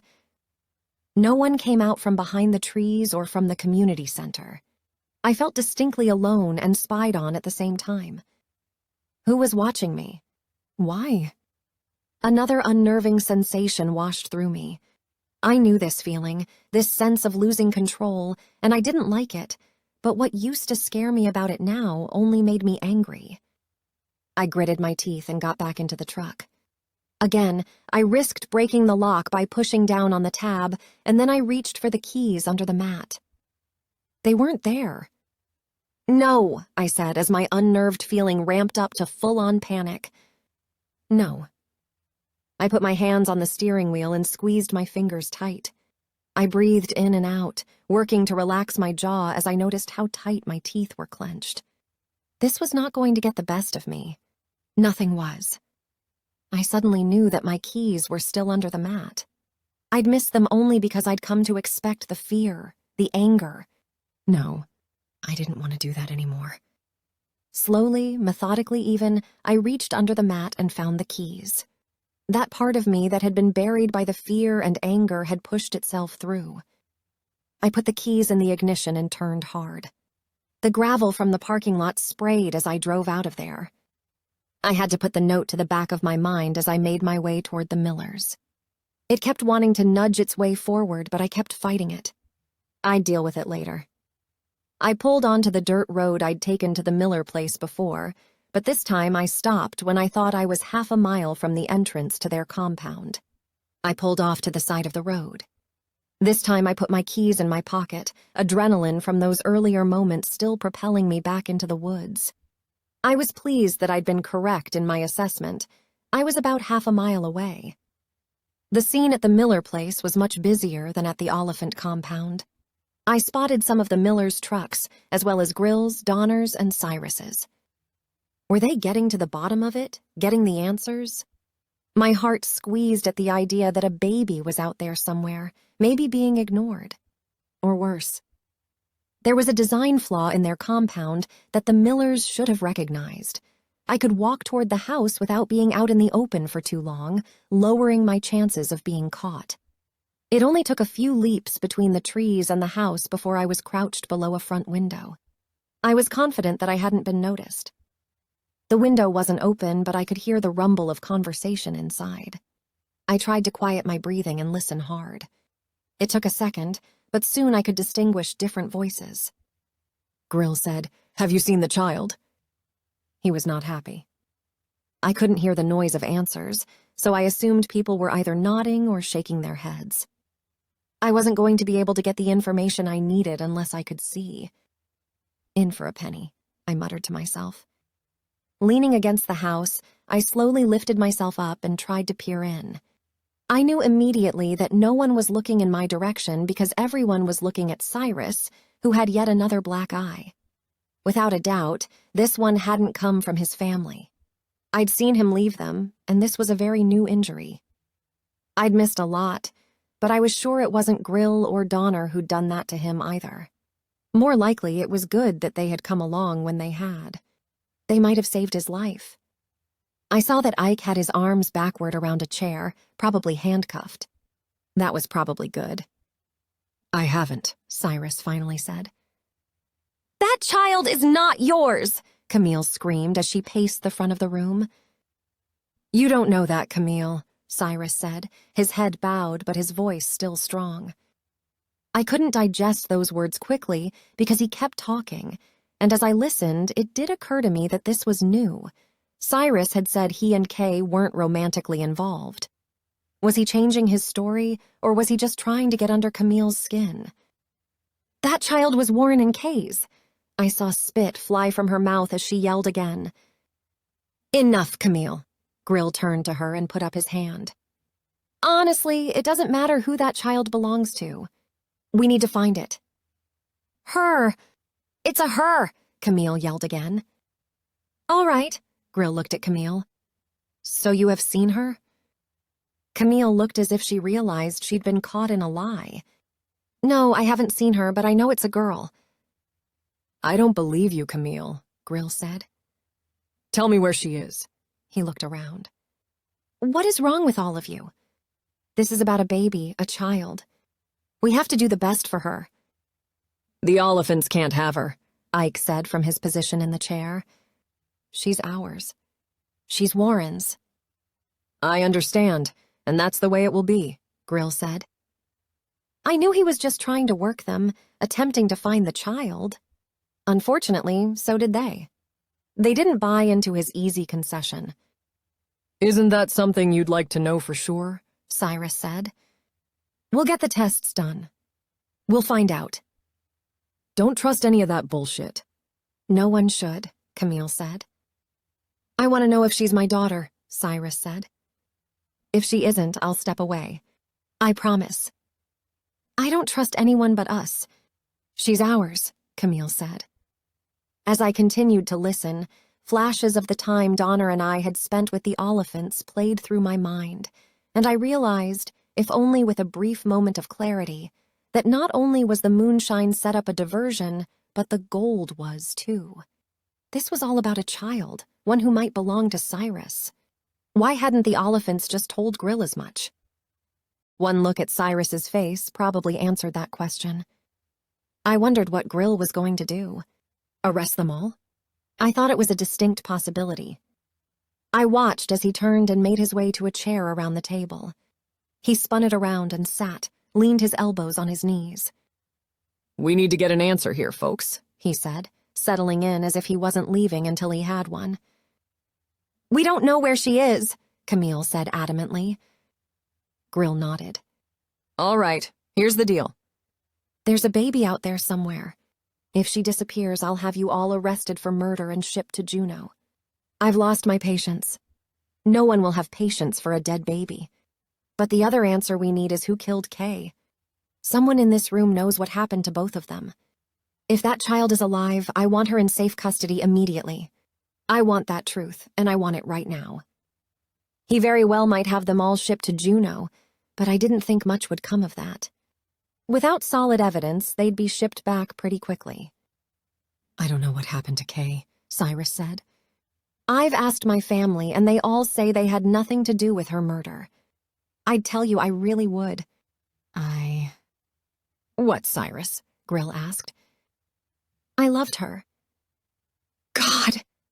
He loved her, another man's wife. He loved her! Camille was still pacing and still raging. I'm sure your family was just as thrilled as we are about your involvement with Kay. It sickens me, and I'm sure it sickened them. It didn't. Cyrus looked at her. My mom really liked her. Told her to get away from you all, in fact. Camille lifted her fist and rushed toward Cyrus. Donner stepped in front of her and held her back. Stop it, Camille! Grill bellowed. No more. I cringed as I watched. None of this was going well. Answers weren't being uncovered. Donner pushed back on Camille, forcing her farther away from Cyrus. A long moment later, Grill looked at Cyrus.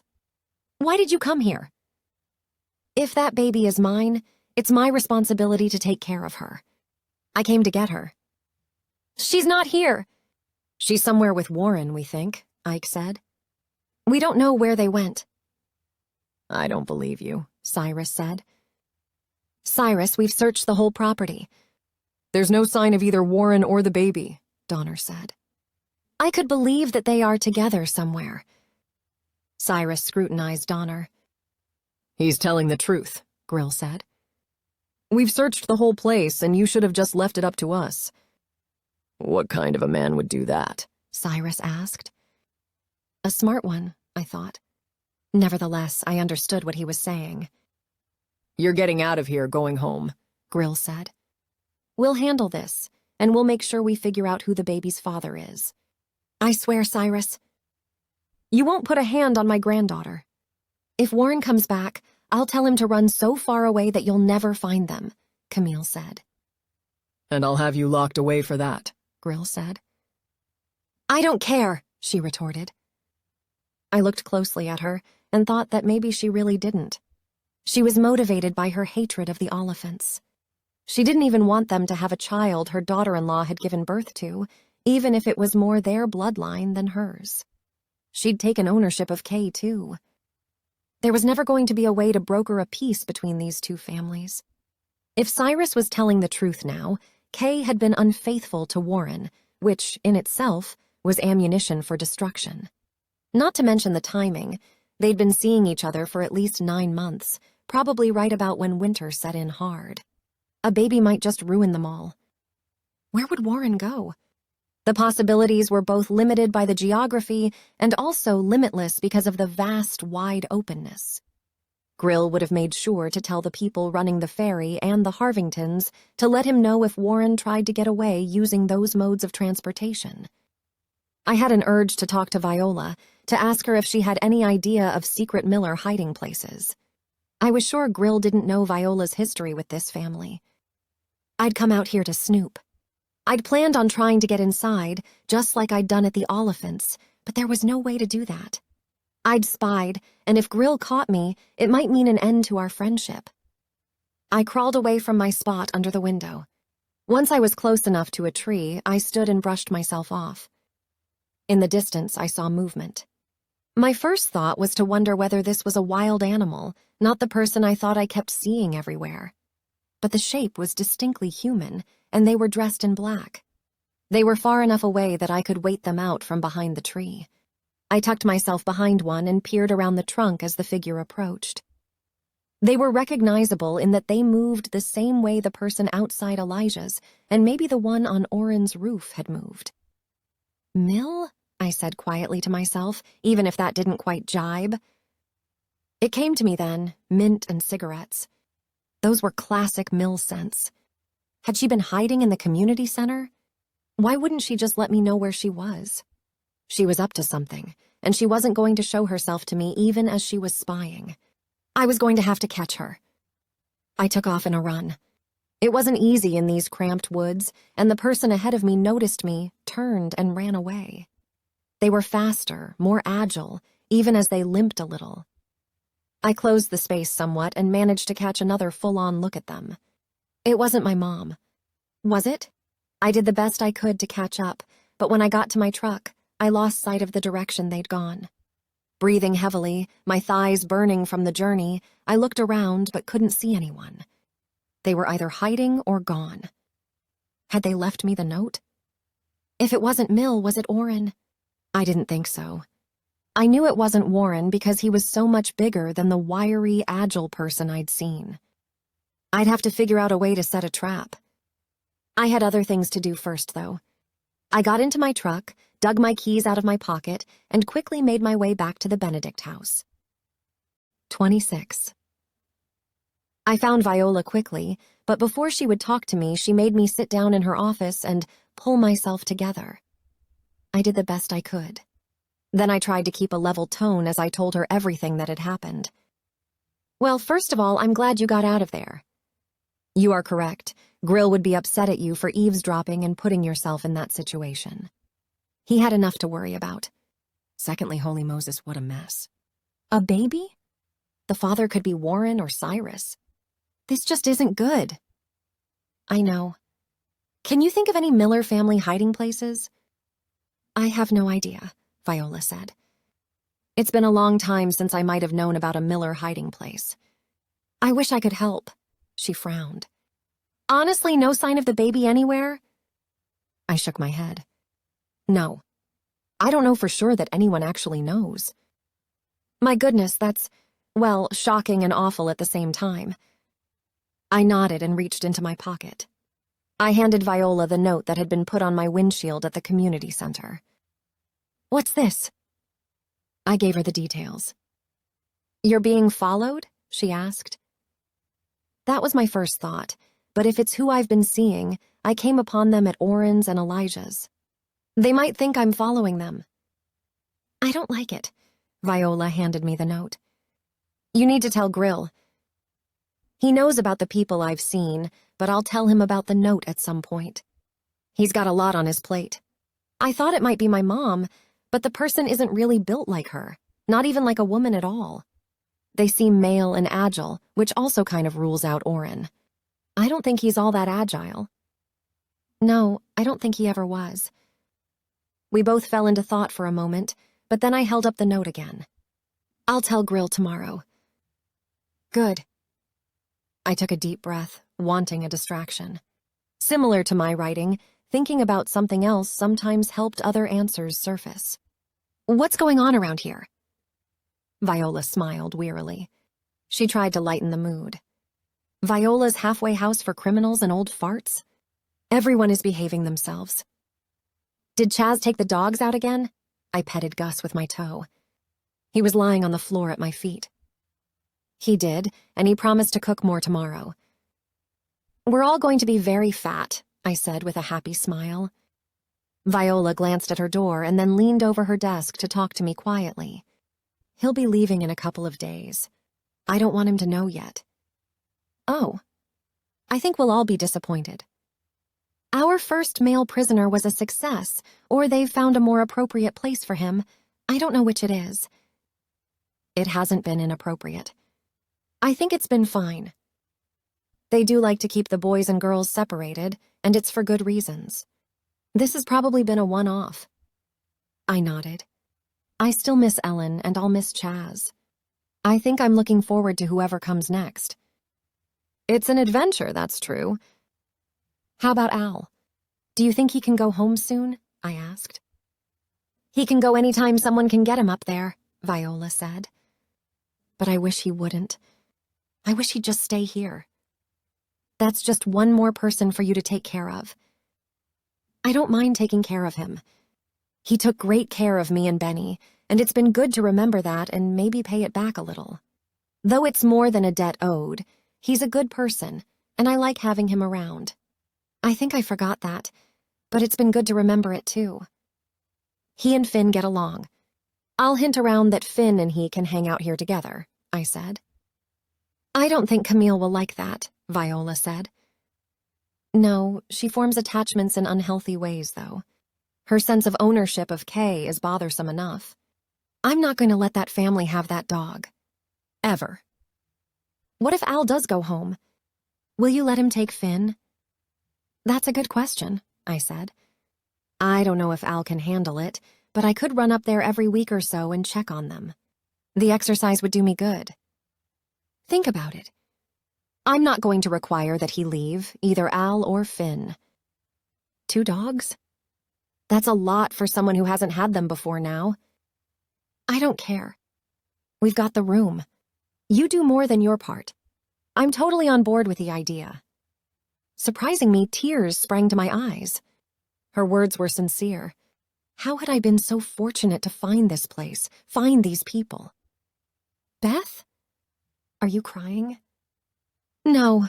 I wiped away a tear before it fell down my cheek. Of course not. I forget sometimes, Viola said. You forget what?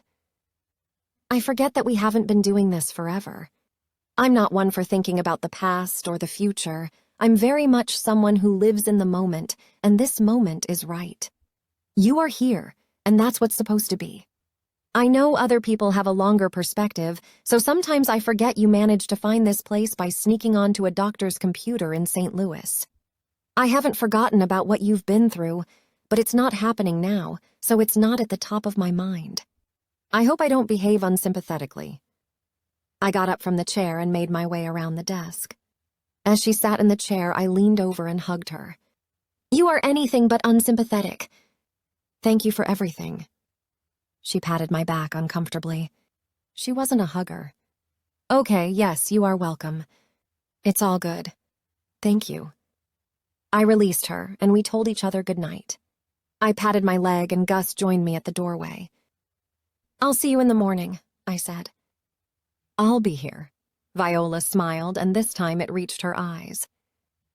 My dreams were out of control, vivid scenes that didn't make a lot of sense when put together. I could have awakened myself sooner, but I didn't want to. Even while asleep, I was sure these images in my brain were trying to tell me something. I just needed to pay attention to what the message was. No, my subconscious knew something, and if that fact or those facts could become uncovered, a mystery might be solved. Flash of the creek, flash of gold, guns, trucks, the safe, gold again. Gravestones. Gravestones? My dream self said aloud. Why gravestones? My eyes popped open and I sat up in bed. No, that can't be it. I swung my legs over the bed and switched on the light. Gus was up immediately, looking at me with a concerned question. What's up, human? Oh, Gus, that can't be it, can it? I pleaded. He whined at my tone. It was 4 a.m.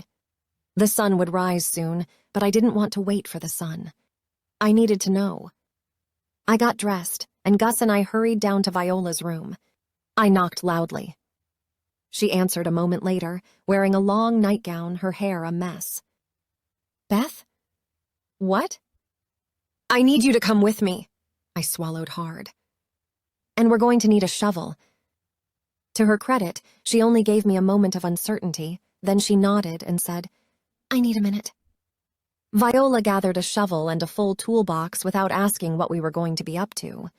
Silently, we loaded everything into the back of my truck and then got inside. No, Gus? She asked when the doors were closed. No, not this time. Okay, what's up? First of all, I hope I'm wrong about something. I steered the truck out to the main road and took a right. That does not sound good. Remember that tree stump I told you about, the one Chaz was intrigued by? It caught my attention, but only because I didn't think I'd seen it before. Okay. What about it? I'm about to show you. Why? I can't. You'll see. It didn't take us long to get there. Viola looked out the windshield and then back at me. It took her a second, but I could tell she had come to the same conclusion I had. Oh no, Beth, you don't think... That's what we're here to find out. We grabbed the shovel and hurried out of the truck. 27. Together, Viola and I stared down at the tree stump with the rock atop it. It didn't have to mean anything at all, but my thoughts, my dreams, were telling me I needed to take a closer look. It was still dark, but I'd grabbed a flashlight from the toolbox and aimed it in that direction. What if it was some sort of tribute? What if it was a tribute to someone who'd been buried there? A gravestone. For a baby. Viola and I looked at each other and then back at the improvised sculpture. With her toe, she pushed away some leaves that appeared to have been piled there purposefully. "The ground has recently been disturbed," she said. Shit. Digging at that spot had taken place probably within the last week. I grabbed the shovel from her hands, but she held on to it too. "I really do think we need Grill," she said. "I don't disagree, but I can't not dig. I'm sorry about that, Viola, and I appreciate you coming out here with me, but I have to know. And I have to know now." The face-off didn't last long. She let go of the shovel a beat later and then aimed the flashlight for me. "Be careful, Beth." "I will be." I lifted the shovel. "Stop!" a voice called from the gloom. I knew that voice. "Oren," I said, the shovel coming to a halt. He emerged from the woods. "What in the hell are you two doing?" "Where have you been?" I asked, though relief that he was there now seeped in and loosened my limbs some. No matter the odd circumstance, it was good to see him alive and well. I also determined that he was not the person I'd been seeing. Oren was taller and thinner and didn't walk with a limp. "Beth, I work sometimes. It's what I do. My assignment has been around here this time." "You left me up at Al's," I said. "It was okay and it worked out, but why are you hiding?" "I'm only hiding from one person," Oren said. "And you're about to mess up my mission." "Oren," Viola said, "would you mind telling us what's going on? We really do think we have a good reason to dig here." Oren's long braid moved down his back. He sighed, but didn't immediately offer up an answer. "I wanted to dig here because I'm worried someone might have buried a baby here, Oren." "Why should I not do that?" I said. "What? A baby?" "Whose?" he said. For someone usually in the loop, he'd been out of Benedict's for a few days. As quickly as I could, I told him what had been going on, though the speedy story didn't allow the reverence it needed. "Good Lord," Oren said. I had no idea. The Oliphants and Millers all keep to themselves so much. I haven't seen Warren or a baby anywhere, but I'll keep an eye out. "Why did you think the baby might be buried here?" I shrugged and looked at the odd sculpture. It's a new thing, this setup. I noticed it even though it's not all that noticeable. My dreams told me to come look at it. "Your subconscious is working overtime," Oren said. "Well, maybe." "You should have just told Grill, but I understand your need to know. It's not a burial site, not for a human, that is. Something is buried there, yes, and my job is to catch the person who buried it. That's what I've been doing." "Who?" I said at the same time Viola said, "Oh no!" I looked at her. "Chaz." She was still looking at Oren. "Yes, but that's all I can tell you. Now please leave and let me keep watching this spot. He brings the dogs by here all the time.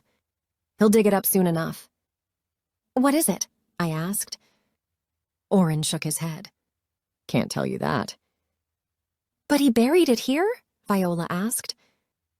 "No, he was working with someone back in Anchorage. They buried it here for him. I was called to find and follow them right when I came down from Al's. I'm sorry I abandoned you both, but I felt I had no choice." "Oh, Chaz is good, Slick," I said.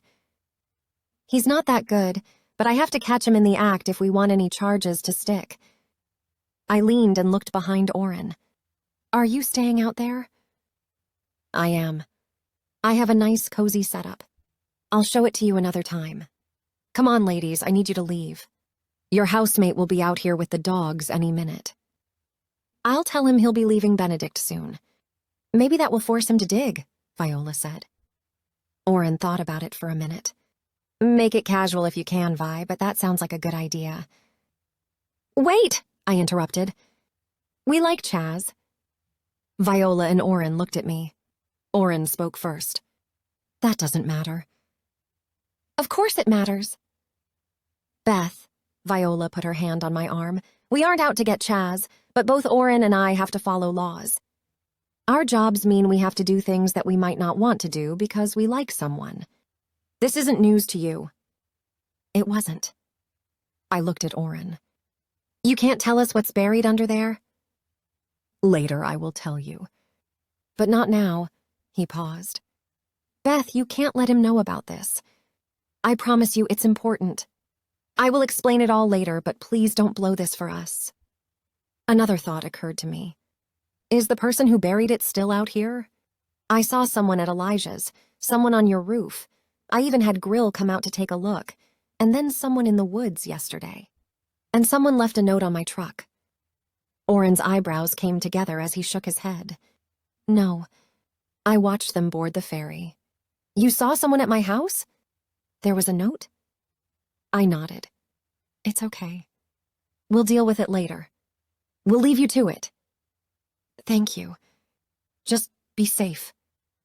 We will, Viola said. Alrighty then. Viola nodded at Oren. I'm damn glad there's no baby buried under here. That would have made some very bad news, and we don't need more of that. Go, please, and maybe push him along, Viola. Oren turned and disappeared back into the woods. It wasn't as dark as it had been when we first arrived, but even with the long braid, Oren melted back into the natural backdrop. Viola said, Let's go, Beth. She took the shovel from my hand and marched it back to the truck. I followed behind after a long beat later. I'm so relieved there's no baby buried there, but I'm sad about this, I said when we were on our way back home. I know you won't believe me when I tell you this, but it will be good for Chaz to get caught again. He's not a bad guy, but he's got to stop being a criminal. He'll learn there are no shortcuts or he won't. He needs to hit bottom? Something like that. It's a little different, but I guess the impression needs to be made deeply. He can't keep breaking the law and hoping to get away with it. I've told you this before. There are very few successful criminals. Yes, you have, but I think I want him to be successful. That's why I have the job I have. I don't get attached that way. I held back a laugh. Yes, she did, even if she didn't want to admit it. I wasn't going to be the one to point it out to her, though. We made it back to the Benedict house just as Chaz was wrangling the dogs outside. Don't screw this up, Beth, Viola said right before we got out of the truck. I won't. I meant it, even if I didn't want to. Where did you two go? Chaz asked as we approached him and the dogs. Early morning workout at the community center. Viola crouched and gave attention to both Gus and Finn, managing tandem neck scratches. The dogs both leaned into her hands. Wow, that's impressive. Chaz smiled. I smiled and squeezed his upper arm, a little too flirtatiously. You've inspired us. He looked at my hand on his arm and then at me. Yay me. Hey, Beth, I need to talk to Chaz. Go on in if you don't mind. Viola stood up straight. I didn't think I'd ruined the chance to catch Chaz, but no one could have missed my awkward moment. Sure. Have a good walk. I hurried inside and shook my head at myself as I closed the door. If I could be fired, Viola might do that today. Good morning, Al said as he came down the hall. He wasn't walking like a 94-year-old. He moved well, with confidence. In fact, if I wasn't pretty sure it hadn't been him dressed in black out in the woods, I might have had some suspicions. He was built like the man I'd seen. You are doing so well, I said. I'm getting back to my old self. Your old self is pretty spry. Yes, ma'am. Is Chaz cooking again? He put his hand on his belly. He's walking the dogs, but maybe when he gets back, if he wasn't arrested. Viola came through the door. Good morning, Al. Vi. She looked at me and did a tiny eye roll, so tiny that I didn't think Al even noticed. Then she looked at Al. I need to talk to you. Okay. His eyebrows came together. What's up? Come to my office. Beth, thank you for the morning. I'll chat with you later. I was left standing there in the entryway all by myself. I won't lie. I did have the urge to run after Chaz and tell him not to dig up whatever it was. I also wanted him to tell me what it was. Instead, I made my way into my room and repacked up my backpack. If I couldn't find the baby or Kay's killer, maybe I should try to get some work done. 28. I stared at the piece of paper I'd threaded through the typewriter. I had nothing. It happened sometimes, and I'd been writing for so long that I knew what to do to combat it. Just start. Put something on the page and then later cull for the 1 or 2 words you might want to keep. But this nothing wasn't a normal nothing, which for me was something like a long tunnel with a lot of blank space, but something there at the end that I'd get to eventually. This one felt like a well, though it wasn't empty, just deep and dark, hiding things that didn't want to be seen. Sadness filled the spaces inside with part of me that mourned Kay's death, and another part that was worried about a baby. I couldn't dwell on Warren's potential fate or Cyrus's growing list of injuries or the man in black. It was too much. I wondered if Leia was available, but then I decided I should first try to figure out some of this stuff on my own and use some of the tools she'd given me. My writing block was probably because of everything else anyway.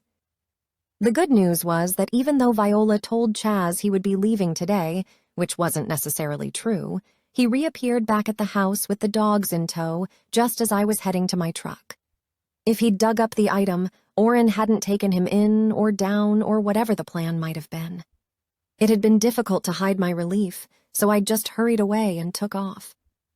From deep in my backpack, my phone rang. I'd take any distraction, so I grabbed the pack and dug for it. "Hello?" I answered without looking at the caller ID. Very few people had this number, and there wasn't one I didn't want to talk to. "Beth, hello," Detective Majors responded. Detective, what's up? "I have news." "Okay." "It's good news." I laughed. "The suspense is killing me." "We got him, Beth. We got Travis Walker." I dropped the phone onto my desk. My throat tightened.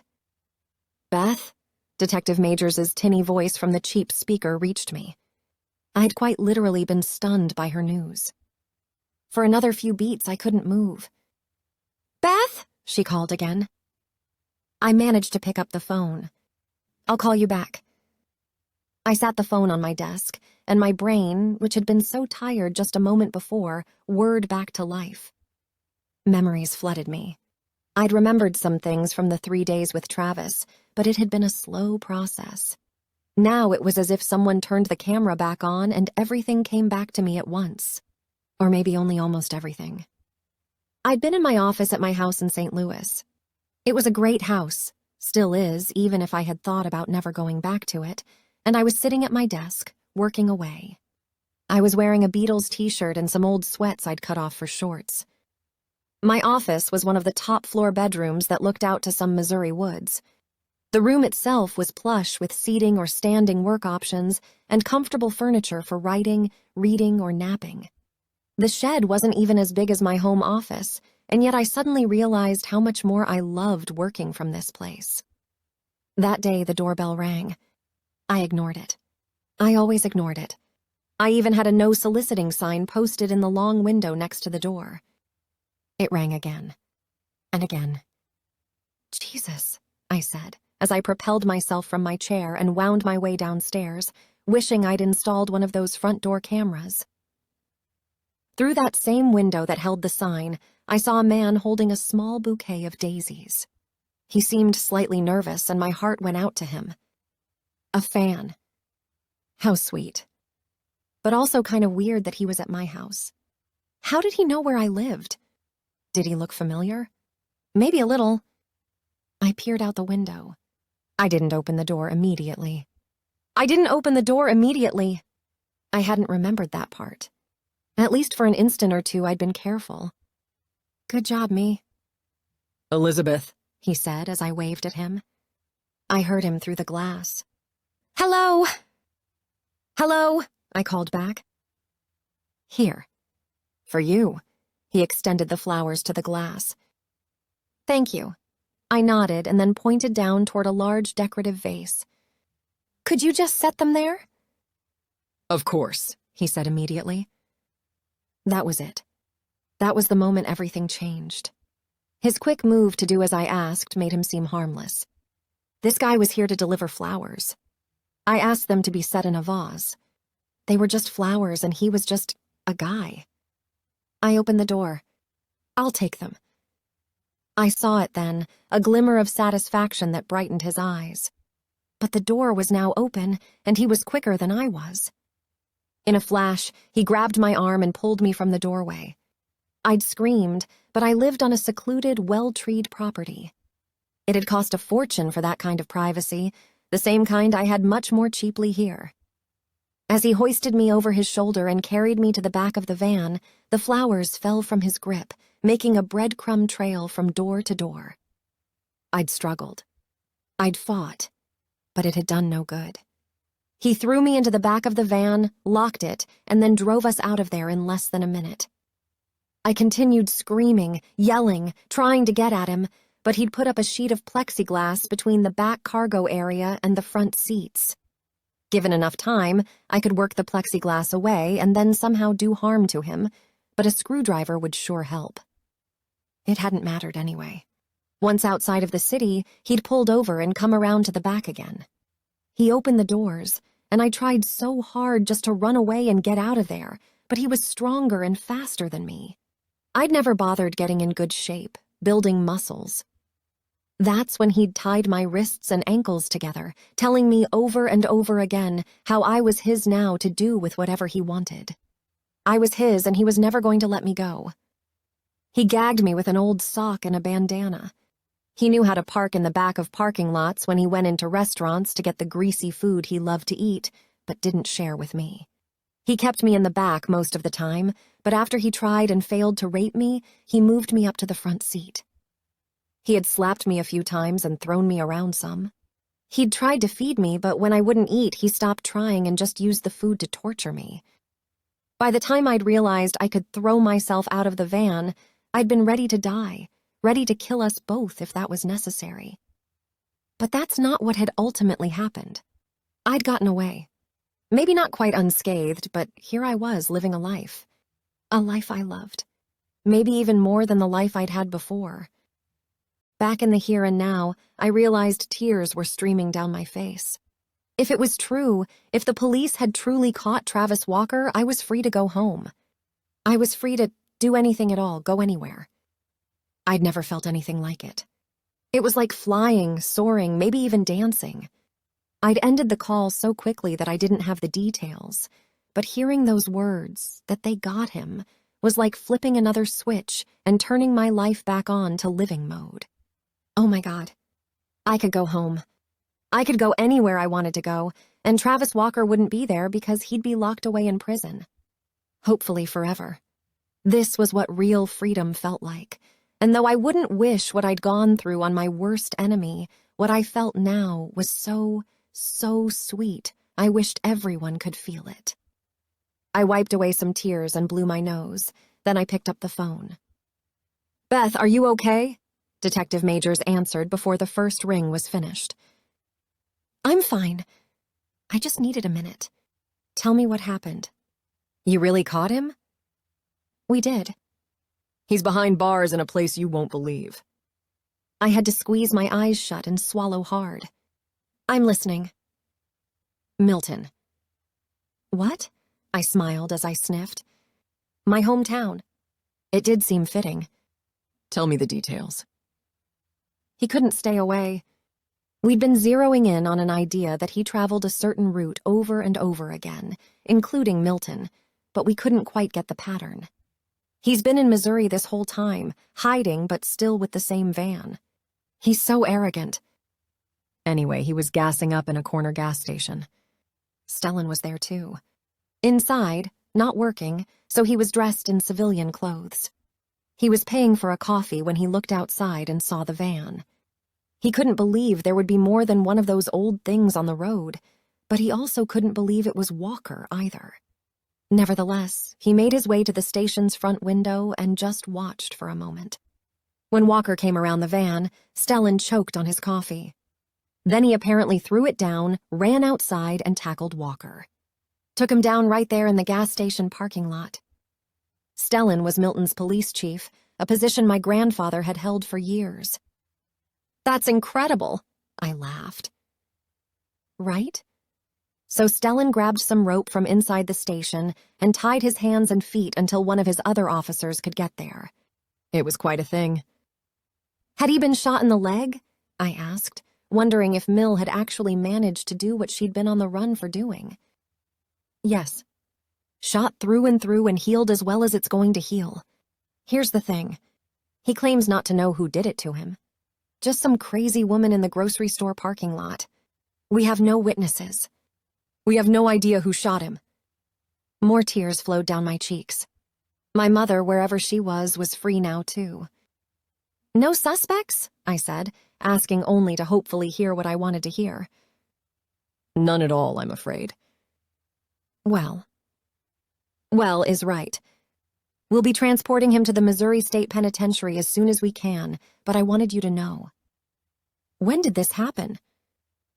Just this morning. I got off the phone with Stellan and then through a couple update meetings only 30 minutes ago. He's behind bars, Beth. Locked away forever, I'm sure. I hope so, I laughed. I can imagine Stellan tackling him. I'm sure it was a scene and a half. Stellan is so excited that I'm not sure we'll be able to stop him from floating away. I'll call him. Sounds good. I've got nothing on your father yet. I'm working on it, but nothing at all. I understand. God, Detective Majors, I don't know what I am. Happy, relieved, all of it. It's a good day, Beth, a damn good day. It is. We were both silent a moment, the things that had brought us together still palpable over the distance. But now there was an even heavier dose of gratitude on my part. "You can come home, Beth, if you want," she said a minute later. Right. I don't know what I'll do, but I'll figure it out. That makes sense. Let me know if you need anything. I need updates, any sort you want to call or email me with. I'd love to know what the news is saying down there, too. I'll keep you in the loop. It's going to be all over every media outlet very soon, I'm sure. I don't even know yet if anyone managed to catch any footage on their cell phones, but we'll probably see that before we even see anything else. I'll forward you everything. Thanks. Another silent pause stretched. You okay? Detective Majors asked. This might be one of the rare times in life that something has exceeded expectation, Detective. I knew I'd feel free and safe once he was caught, but I actually feel freer and safer than I could have imagined. It's quite wonderful. Yeah, it is. It's the best. We disconnected the call, and I thought about what to do next, with this new freedom. Maybe just enjoy its sweetness for a little bit. 29. I called everyone. First, my mother, who didn't pick up, so I texted her, hoping she'd somehow get the message. Then my neurosurgeon, Dr. Gennaro, who actually squealed over the phone. I called Orrin, leaving a message on the regular library landline, not his fancy satellite phone, and then I called Stellan. Beth? He said when his receptionist patched through the call. We got him. Sounds like it was a one-man operation. You got him, Stellan. He laughed. Well, I did make a mess with my coffee. I let him tell me the story again, and I savored it just as much as I had when Detective Majors had told me. Did you get hurt at all? Tackling him, I mean? No. I played linebacker in college. I know how to do it right. I smiled. Is he talking? No, he's asked for a lawyer. I'm not pushing it, though. I want all of this done as right can be. I don't want any excuses for any sort of mistrial or such nonsense. I'm going to have to come back there for a trial, aren't I? Probably. That going to be okay? Yes. Honestly, I couldn't wait to do whatever I had to do to put him away forever. Can you tell me where you are now? I opened my mouth to tell him, but something stopped me. I will. Soon. It's been a secret for so long that I need to pry it loose, not just yank off the Band-Aid, you know? I do. Do you mind emailing me with any updates, though? Not at all. You can count on it. Stellan, thank you. I'm so grateful. Well, me too. I can't believe how it happened, but I'm just glad it did. I hope this is just a nasty chapter you can put behind you now. Me too. When we ended the call, I thought about who else needed to know. The obvious choices were Viola and Grill, but my captor's capture seemed much less important than finding Kay's killer or tracking down a baby, or whatever Viola was doing with Chaz. I couldn't wait to tell Tex, but I didn't know if I should email him or tell him in person when he and the girls returned next week. I'd think about it. I'd been absently twirling a pen in my hand and suddenly dropped it. I crouched to reach under the desk. As I bent over and leaned down, I put enough pressure on the office chair to send it backward, crashing against the wall. I landed on the floor, my right hand and both my knees hitting the hard surface none too softly. "Geez, that was graceful," I said aloud. I was cramped in the small space, but as I looked down at my hand, something occurred to me. I lifted my hand and stretched my arm as far to the right as I could, and then spotted where on the floor it would land if it did so while being stretched. "Oh no," I said aloud, knowing my grandfather would have much sooner caught what had just become clear to me, what I should have seen. Shit, I said as I stood. I gathered my backpack, hurried out to my truck, and made my way back to the community center, my mind replaying things over and over again, but not able to visualize the scene like I needed to. Once parked, I jetted out of the truck and ran along the berm until I came to the spot where Kay's body had been. It had rained, and the creek had indeed risen. The indentations that were there before weren't visible at all any longer. But from up on the berm, I crouched and estimated the angles. "Oh, Gramps, I'm so sorry," I said aloud. He would never have missed this. And then I spotted something else, something shiny along the creek. It was just a small speck, but I was pretty sure it was gold. We'd all considered that Kay had been next to the water because of the gold, but the gold might not have had anything to do with her murder. What suddenly came to me clearly, though, was that she hadn't been here alone. I could see now how there had been two people crouching right next to the creek, not standing, but crouching side by side. If I'd been trained as a crime scene investigator, I would have better understood the distance from her body the handprint had made. I'd assumed it was Kay's because it could have been hers from when she fell. But it was more likely that it belonged to someone who'd been next to her. The location was just a little too far from where Kay's hand could have reached. Or so it seemed. I'd still need the measurements. I realized that if anyone, Tex would have figured it out immediately. Though he wasn't formally trained, he knew everything about tracking, about understanding the interruptions that humans and animals put into the environment, and about what they meant. The other part that had tripped us up was that the handprint belonged to someone with a small hand, probably a woman, which might be why we'd all thought it was Kay's. If a woman had killed Kay, which one? I'd narrowed it down to two, Camille or Esther. They were equal suspects in my mind. I glanced along the water, now seeing specks of gold here and there, or maybe that was my imagination. It was a beautiful creek in a breathtaking setting, but sadness overwhelmed me. "Okay, I'm so sorry," I said. The wind whispered through the trees, which I interpreted as a nudge from her to keep on doing what I was doing. I sniffed away some more tears that hadn't quite fallen yet. "Got it!" I turned and hurried back to the truck. I sat there for a long moment, snippets of scenes from the past few days coming to me. I had to weed out the unimportant things and focus on the most important problem. Where was the baby? Probably with Warren. Okay, where in the world was he? I whittled away even more. Where could he go? Not far, particularly with a baby in tow. He'd need shelter. He couldn't just hide in the trees, not with a baby. I had an idea, but it would be unwise to execute my plan without help. Well, it would be unwise for me to do anyway, but I wasn't going to let that stop me. It wasn't a solid idea, but if I took away everything else, it kind of made sense to me, and it all began with the death walk. I made my way back to my truck and went to find Grill. I hoped it might make sense to him, too. I didn't find Grill, but at least Donner was at the station. I didn't tell him about Travis Walker. We'd all discuss it at some point, but it wasn't important right now.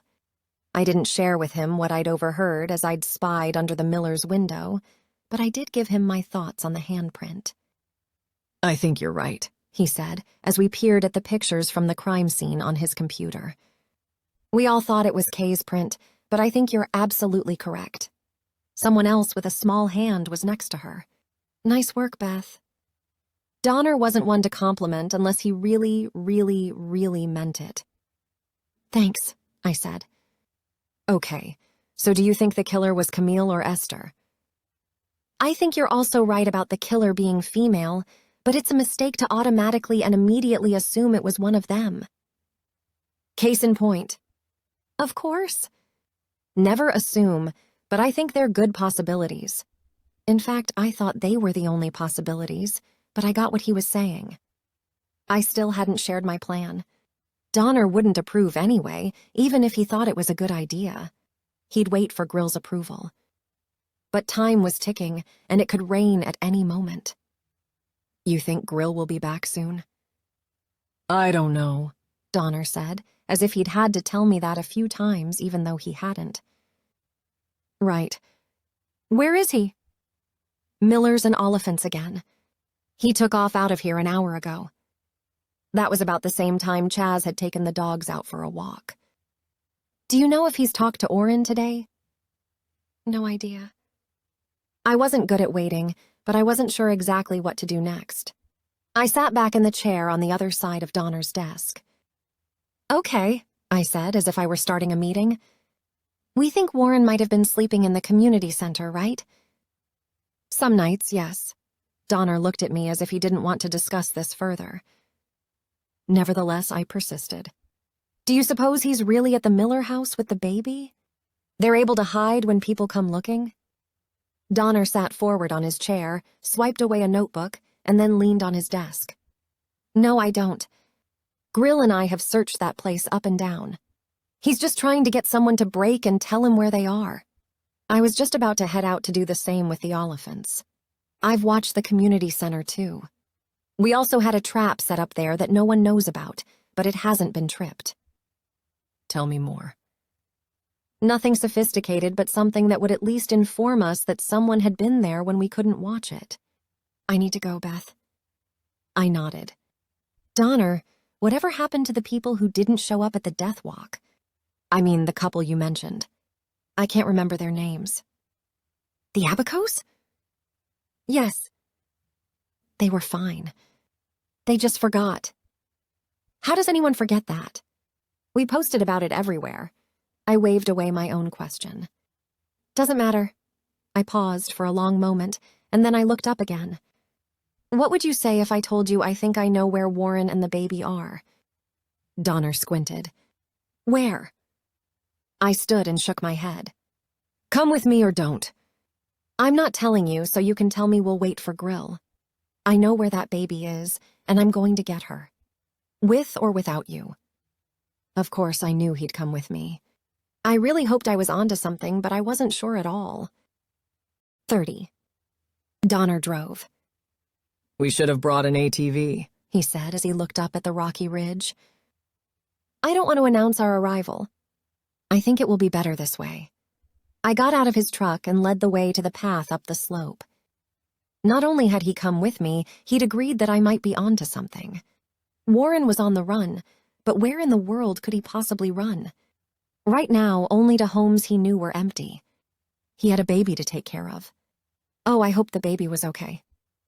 I couldn't pinpoint the sequence of events or the exact reasons, except that empty houses were places to hide, and I would bet that Warren somehow figured out Al's place was empty. Word had surely gotten around that Al had been brought down and was spending some time at Dr. Powder's. I bet everyone knew he was now staying at the Benedict house. There were lots of abandoned places in these woods, but not all of them were furnished and equipped with the things needed to stay safe from the environment. If Warren was on his own, he could use those ill-equipped places, but if he had a baby with him, he'd want more shelter. Al's place was not only available, it was off all the beaten paths. The more I thought about it, the more it made sense. Once we were by the airport, Donner used the cell signal to leave a message for Grill before we set off up the slope. I wasn't in any better shape than I'd been a few days earlier, but I was in more of a hurry. Sure, I'd been concerned about the old guy up there then, but now I was even more worried. I was easily able to keep up with Donner's sure and quick steps, though I breathed much heavier than he did. Neither of us cared. We just wanted to get to the top. Once there, we stopped and kept hidden behind some trees. Al's cabin was far enough away that we couldn't look in the windows from where we were. There was no obvious activity. No one coming in or out of the door, no shadows moving over the glass of the windows. Stay here, Beth. Donner stepped around the tree and headed around the perimeter, probably planning to come up to the side of the house. No, Donner. No way. You might be putting a baby in danger. Or I might be able to help. Donner sighed. Be careful. You too. We made our way around the perimeter, scurrying and then stopping for moments to stay hidden. Still no activity came from the house. I wondered if I'd been completely wrong about all of it. But I still felt something in my gut, something that told me I wasn't. As we made it to the side of the house, Donner leaned in and listened next to a window. There's someone in there, he whispered to me. I hear movement. I nodded and strained to hear what he was hearing. All I got was the light breeze rustling the leaves. Donner thought for a moment, and then he signaled me back behind a tree. Look, I'm just going to have to go in there. Surprise is the only way here, he spoke quietly. But you can't come in. I'd be in trouble if you got hurt. He paused. I'd feel bad about it too, but I can't let you. He thought he was appealing to my sympathetic side. I could see through him, but he was correct, and I didn't want to be the reason for him getting into any trouble. I'll stay out here until you say it's clear, I said. Thank you. I stepped back out from behind the tree so I could watch him open and then run through the door, his gun not drawn. Police! Show yourself, he called. I heard a noise like a man's surprise. Voices said something, then a gun fired. That was the end of me keeping any sort of promise to stay outside. I suddenly didn't care what might happen to me if I ran into a place where guns were being shot. Adrenaline sucks away all intelligence, apparently. Donner! I yelled as I ran, coming to a stop right inside the front door. Donner turned and looked at me. Cyrus held a gun pointed up at the ceiling. Cyrus? I asked when I realized no one had been shot except for the ceiling. Beth, get back outside, Donner said. No. I stepped next to him. Put the gun down, Cyrus. Donner turned his attention toward the man who hadn't received any more injuries to add to his already black eyes and cut lip. Get out and leave us alone. Cyrus still kept the gun where it was. Light streamed in through the hole he'd shot in the roof, highlighting a tornado of dust mites. Cyrus, we need to know what's going on. We need to know if the baby is okay. I know you didn't kill Kay. Donner moved one arm in front of me and put the other hand up to Cyrus in a combined pleading and halting motion. I didn't kill Kay. I loved her. I've loved her for a long time. I know. Okay, let's just get to the bottom of everything. I need to see that baby. You'll take her from me. Tears welled up in his eyes. Not if she's yours, we won't. She's mine, even if she isn't mine. God damn it, don't you see that? Kay hated Warren. She loved me. I loved her. The baby is mine. You've got both me and Beth on your side. Donner lifted his hand a little higher. He still hadn't drawn his gun, and I kind of wished he would. The screaming sound of a baby's cries came from the back bedroom. I wanted to wilt from relief. She was okay. You're not on my side, Donner. The law has never been on my side. Never. I'm not really the law, you know that. I'm a ranger. I know what you're saying, and I promise you, I'm here for you, man. All the way. No one is taking that baby from me. No one. Cyrus made a move with the gun as if he was going to point it in our direction. Out of the corner of my eye, I saw Donner reach for his. Come on, buddy, you don't want to do this, Donner said. I didn't want anyone to do anything more with the guns. I didn't think about anything, most particularly my own safety. I just reacted.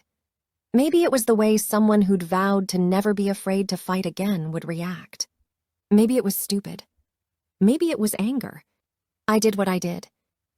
I ran at Cyrus and tackled him just like a linebacker in a peewee football game, maybe like Stellan had Travis Walker.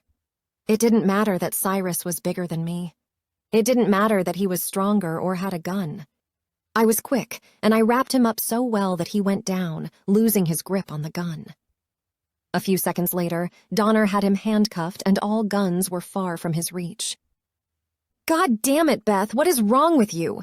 Donner asked as he made sure both guns were out of the way. "Sorry," And you? Donner said to Cyrus. "If you weren't an idiot, we could have gotten this all figured out." I wanted to add another punch to Cyrus's face. Grill would have done anything to help you all. If you don't know that, then you are an idiot. Okay, Beth. Donner said pleadingly. Enough. The baby cried again. Leaving Cyrus, who was handcuffed and seemed properly ashamed, Donner and I made our way back to the bedroom, where, thank all the things in the universe, we found a perfect baby girl. She was swaddled in a blue crocheted baby blanket. I might have seen something like it on the side table in the Miller house the time I'd gone in for Finn. Also with her was a bag packed with the items needed to care for her, including formula and bottles. There might be a question as to who the baby's father was, but there was no doubt that she was well taken care of. She had a head full of brown hair and big blue eyes, but she didn't look much like Kay. She didn't really look like anyone yet.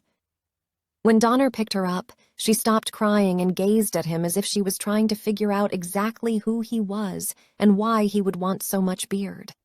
She couldn't have been even a full month old. "Do you think Cyrus did something to Warren?" I asked. "I think it's a good bet," Donner sighed, though I could tell he was immediately smitten with the baby. He handed her to me. "I've got to get Cyrus out of here and back down to the station. I'd like to keep the baby out of reach of everyone until I can get Grill up to speed. Can you take care of her here until I get back?" "I don't know what to do." "No one does until they're forced to learn. She's in good shape. I have to see if Cyrus will tell me what he's done to Warren. I can't be worried about you and a baby, too. You got this?" "I don't got anything." I looked at her. She still wasn't crying again, but her eyes were now curious about me. "Wait until I showed her my scar." "You'll be fine." "I'll be fine." "We'll be fine." I ran a finger over one of her cheeks. She smiled. "Hurry back." Donner nodded and stepped out of the room. As I sat on the bed, I heard him gather Cyrus none too gently, and the two of them left out the front door. "Oh, little girl, it's so unfair. Your mom was lovely. I'm so sorry." I didn't know how to tell the perfect human that I held that her being okay gave me more hope than I might have felt in all my days. Time and life do go on. It's the craziest thing. 31. "I need to call you something." She blinked up at me, still curious. I continued. "I can't keep calling you baby, but I need to call you something today. What should it be?" She might have shrugged. I smiled at her tiny movements, her impossibly small fingers. Oh, and the toes. I had to peek at her toes. She was so little. "When were you born?" I didn't know a thing about babies, but I thought this one couldn't even be a month old. "You are so beautiful." I knew a few words of French. "Belle." "That works." Belle became restless and squirmed in my arms. I had no idea what to do, but I took it down to the basics. How was the diaper? Seemed just fine. Okay, she must be hungry. I could figure this out. Cradling Belle in one arm, I carried her and the baby bag to the front room. Making a bottle wasn't going to be as easy as turning on a burner. A laundry basket piled with folded towels rested in the corner. It made a perfect spot for Belle to rest and watch me figure out how to make a bottle. Oh, and cry loudly while I was doing it. I know. I will get this figured out. I got the fire going in the belly of one of the stoves and then found a pot and filled it with water from a barrel in another corner. Who filled the barrel for Al, and wouldn't he much rather live where he could do everything so much more simply? Thankfully, the instructions on the container of formula were easy to understand. When a baby is crying, nothing happens quickly enough, but somehow I did manage to get a bottle mixed up and then warmed. I even tried a drop on the inside of my wrist to test the temperature. I gathered her from the laundry basket, and we sat on the end of the couch.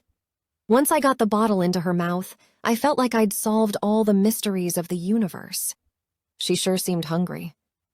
Once the bottle was empty, I worried that she'd want more, and I was mentally calculating the steps I'd need to take again. But she fell into a deep sleep before I could even try to burp her. For a long time, I just looked at her. I'd never craved having a baby, but even I could feel my ovaries stand at attention. We ever gonna do this? Probably not, I said quietly. But I would love to be this little girl's aunt or something. I happened to look up and out the front window. In the distance, at the edge of the woods and the rocky drop-off, I saw a person approaching. At first, I thought Donner had come back, but it took only another moment to realize it wasn't him, and he probably hadn't sent this person. Oh no, was it the mystery person in black I kept happening upon? No, in fact, it wasn't. Camille Miller was walking this way with what seemed like a clear goal in mind. Oh shit, I muttered. I looked at Belle. Sorry, she was still asleep. I got up and grabbed all the baby things and the laundry basket. I took everything and Belle back to Al's bedroom. I opened the closet and stuck the basket inside, then put Belle atop the towels again. She remained fast asleep. She wouldn't fall out. If she woke up, I was sure she'd wail loud enough for anyone in the near vicinity to hear, but I could hope that her full stomach would keep that from happening. Just as I closed the door to the closet, I heard the front door open. Warren. It's me, honey, Camille said. Silently and quickly, I debated whether or not I should just hide in the closet with Belle. Maybe Camille would just go away if she didn't see Warren or the baby. But maybe not. I decided it was better to play offense than defense on this one. I stepped out of the bedroom and walked toward the front. Camille? What are you doing here? I asked. My appearance surprised her so much that she couldn't hide her reaction. Her eyes went wide, her mouth agape. What are you doing here? She asked. Al asked me to come up and check on things. I paused. Was Warren staying here? No. She shook her head quickly, but she must have remembered that she'd just said his name. I mean, I wondered. I was just checking. Interesting, because your tone sounded like you were expecting to find him here. I wasn't. Sorry to bother you. She turned and reached for the door handle. Why, Camille? I said, stopping her. I couldn't let her go. I'd pegged her as one of Kay's possible killers, but my money was firmly on Camille, even if I didn't quite understand all the reasons why. She paused, but didn't look back at me. Why what? Why did you kill Kay? She turned and faced me. I didn't kill Kay. I don't know what happened to her. Oh, come on, I said. I get it. She slept with another man, an Oliphant. I'd have probably killed her too if I'd been in your situation. I didn't kill her. Sure you did. You lured her down to the river, showed her where she could find gold. I was making this up as I took a confident step toward her because it really did seem like a plausible story. Gold would have been her way out, wouldn't it? She didn't have any money. She couldn't get away. You told her you were going to show her a way, huh? I can see it now. You pretended to be on her side. Camille's mouth pinched tight. No. Yes. I took another step toward her. I smiled. I know what it feels like to be angry, so angry that nothing but murder will solve the problem. I did know this, I realized. I'd wanted Travis Walker killed, but incarceration wouldn't be a bad solution either. Nevertheless, I suddenly understood this horrible woman in front of me, which both terrified me and I hoped made her feel like she had a friend. You understand that anger? Camille's expression softened. So much, I held her gaze. I was telling her the truth, and I would bet she could see it in my eyes. Then you know that sometimes you just have to do what needs to be done? Yes! Totally, I did. Oh, how I did. Camille smiled wryly. I don't know how you figured it out, but yes, I lured her there. I had to get rid of her. Why? She was going to take the baby and go away with Cyrus. I see. Do you think Warren is the baby's father? He's the father in all the ways that count. He was Kay's husband, and she should have been faithful to him. She's my granddaughter. Camille hit herself in her chest. Mine. I get it, I said. All that woman's anger, anyone's anger, needed for fuel was the belief that they were right. Just because someone else might not feel things the same way didn't make feelings any less real. God, I'd seen that with my mother time and time again. I need to find them. Camille turned and reached for the door again. I thought about how I could further stop her. I didn't have a weapon, and I wouldn't want to harm her anyway. She'd go into hiding too now if I let her go. I was testing Belle's napping ability, but I said, Want some coffee before you go? I'd love to tell you my story. You have a story? Do I ever?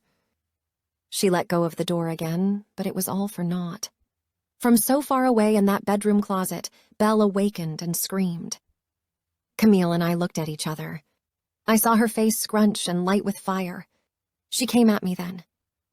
Kay had been my friend, not a potential friend, but a real friend, no matter how little we knew each other. I knew that if she were there, she'd fight like she'd never fought before to keep her baby out of this woman's hands. I channeled Kay and I fought hard. It was good old-fashioned fisticuffs. We punched and hit each other. When she tried to crawl away from my grip, I grabbed her and dragged her back. I wasn't supposed to get in a fight. Well, Dr. Gennaro had told me with a smile that I wasn't to ever play football or hockey again. She said I could ride a bike, but only if I wore a helmet. She said if I ever bumped my head or got hit in the head, I needed to get to a hospital as quickly as possible. I didn't try to protect my head with Camille. I just fought. She landed a hard punch to my jaw, and for a moment I blacked out and saw stars. I was a combination of woozy and insistent, telling myself to get it back together again so I could continue the fight. Something like a whoosh sensation pulled air away from my body. From flat on my back, my hands reached in the air, trying to find my assaulter but not touching anything. Finally, my vision cleared some, and I noticed my ears were ringing so loudly that I couldn't hear the words the person standing above me were saying. Someone had Camille in a grip around her neck, holding her arms behind her back. I didn't quite understand how they were managing the hold. I realized they were dressed all in black, even a black hat and ski mask. I sat up as my ears started to clear, and I could hear the words between the two people. "Let me go!" Camille screamed. "There's a baby here. I have to get the baby!" "No way, sweetheart," the other voice said. It was male and somehow recognizable. Or maybe it was just the Missouri drawl that made me think I knew it. I wanted to help the man keep Camille secured, but I couldn't quite get all the pieces back together that quickly. I watched as he used a rope to tie her wrists and ankles and then tie her to one of Al's chairs. I didn't like watching that, but I had to tell myself it was better than letting her go. When Camille was secure, I finally noticed again that Belle was still crying from the bedroom. I got myself up off the floor and took a wobbly step toward the hallway. The man put a hand on my arm and said, "Sit. I'll get her." Again that voice. "Who are you?" The man nodded, but then hurried down the hall to gather the baby. I thought I caught the scents of mint and nicotine, and I decided this must be who has been staying at the community center. By the time he returned, the full laundry basket in tow, Belle had somewhat calmed and my senses had come back to me. I was now worried he might try to take Belle. I hoisted myself off the couch, glad my head wasn't spinning quite so much anymore. No one was going to take that baby, unless they killed me first. Camille might have come close. I'd fight again if I had to. He brought her over to me and had me sit again. He went to his knees, took the baby gently from the basket, and put her on my lap. "She's fine." "Right as rain," he said. "Tell me who you are," I said after I made sure Belle was indeed fine. He nodded and then reached for the ski mask. He pulled it off slowly. A shock of thick gray hair covered his head. Lines framed his eyes and his mouth. His jawline wasn't as tight as it used to be, but I was surprised I hadn't recognized his eyes already. The word choked my throat for a minute, but I finally managed to get out, "Dad?" "Hey, Bethy, I can't tell you how good it is to see you." God, I love this man. He'd left when I was a kid, but I hadn't forgotten that love. I'd held on to it, making it bigger, making him better than he ever was. I'd been angry at him too, though. A surge of love spread through me, and tears welled up in my eyes. Because love was greater than anger, right? Maybe. At least it should be. And then, as carefully as possible over the baby in my lap, I pulled my bruised fist back and hit him hard in the chin. 32. All right, here we go, Oren said before he plunged the shovel into the earth. Viola and I were excited to see what he'd uncover. Chaz and his amazing food were gone. He'd never come for the item that had been buried here. Because he hadn't dug it up, he would probably be a free man soon. Of course, maybe he'd planned it all just that way in case he was being watched.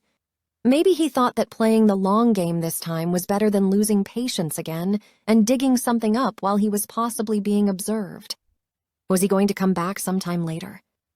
Oren had been called in because Chaz had actually been successful in embezzling money from the tech company he'd been working for. Well, allegedly. In fact, it appeared that Chaz being caught was all part of the ploy, that he'd had a partner in crime, though that person was still a mystery. Someone had taken money. Other law enforcement couldn't track the money to Chaz.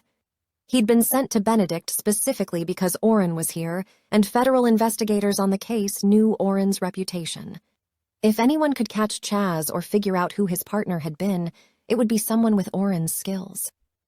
Oren hadn't managed to get the partner, and the only real way to prove Chaz's involvement was to catch him in the act of digging up whatever had been buried here. Allegedly, money. But he hadn't been caught. Whatever was buried hadn't been unearthed by Chaz. It was an incredible day in Benedict, Alaska. The sun was shining and not a cloud was in the sky. It smelled like a Midwestern spring. It seemed so strange to recognize that milky, weedy scent and picture Missouri but think of Alaska as home. Could two different places be home? As Oren dug, I closed my eyes and leaned my head back, letting the sun warm my cheeks. Things hadn't felt this good in a long time. I'd finished my book. The day Belle had been found, which was the same day I'd punched my dad in the face, I'd spent all night at the shed rewriting that ending even while I'd battled a doozy of a headache. Inspiration. I'd take it no matter where it came from. It had only been 2 days, but a lot had happened while I'd been writing and then recovering from my all-nighter and everything else. Al was back at his home, and Finn was with him. They'd be fine, and I'd check on them both at least once a week. Al seemed pleased about the idea of my company. Regarding Finn's company, well, he was downright ecstatic. Donner was going to fix the hole in Al's roof. My dad turned himself into Grill and was currently staying in a room in Grill's house. He'd been one of the people who'd stayed in the community center and Elijah's house until they started watching those places. He'd moved around for the last week or so, even spending a night in one of Oren's back rooms. He'd never crossed paths with either Warren or Cyrus, but he'd been careful. The matches I'd found had come from him, from Rocky Point, Mexico. I should have remembered that that was a place Oren had tracked him to, though it had been from a long time ago. I was simmering with anger at him, but also excited about the chance to spend time with him, when I was ready and when I didn't feel like punching him in the face again. Mill had called him months ago and told him where I was. Weirdly, from what I could put together, that call had also ended her obsession with finding him. She'd never gone down to Mexico for a showdown with him. Though I was glad about that, it was unlike her, and I hoped she was okay. Grill couldn't find any old charges from his drug-dealing days in Missouri that hadn't expired. Dad was in the country as a free man. "So I just got confirmation this morning," Viola said, pulling me from my reverie. "The baby is Cyrus's." Despite his earlier lies, he and Kay had been seeing each other for about a year in secret, even before Finn came into her life.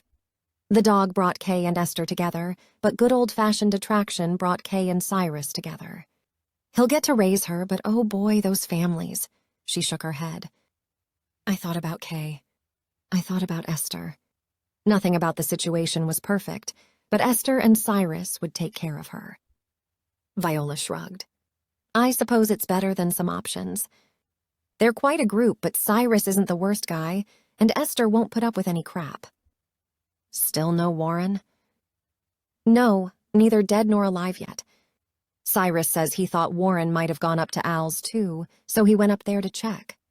When Cyrus got there ready for another fight, Warren just gave up, claiming to not want to be responsible for another human life, that it was too much work. Cyrus told him to just go, that he'd take care of the baby." "Does Grill believe that?" Viola bit her bottom lip. "I don't know. I think he's glad to have found the baby. That was his big concern." Camille had killed Kay. She'd also been the one to mark off Kay's name at the death walk, even though the murder hadn't taken place until that night. Kay had seemingly run away, taking the baby with her that morning. Camille decided that if everyone thought Kay had been at the walk, no one else would search for her. Camille would be left with hours to find Kay herself. Somehow I'd gotten the story right.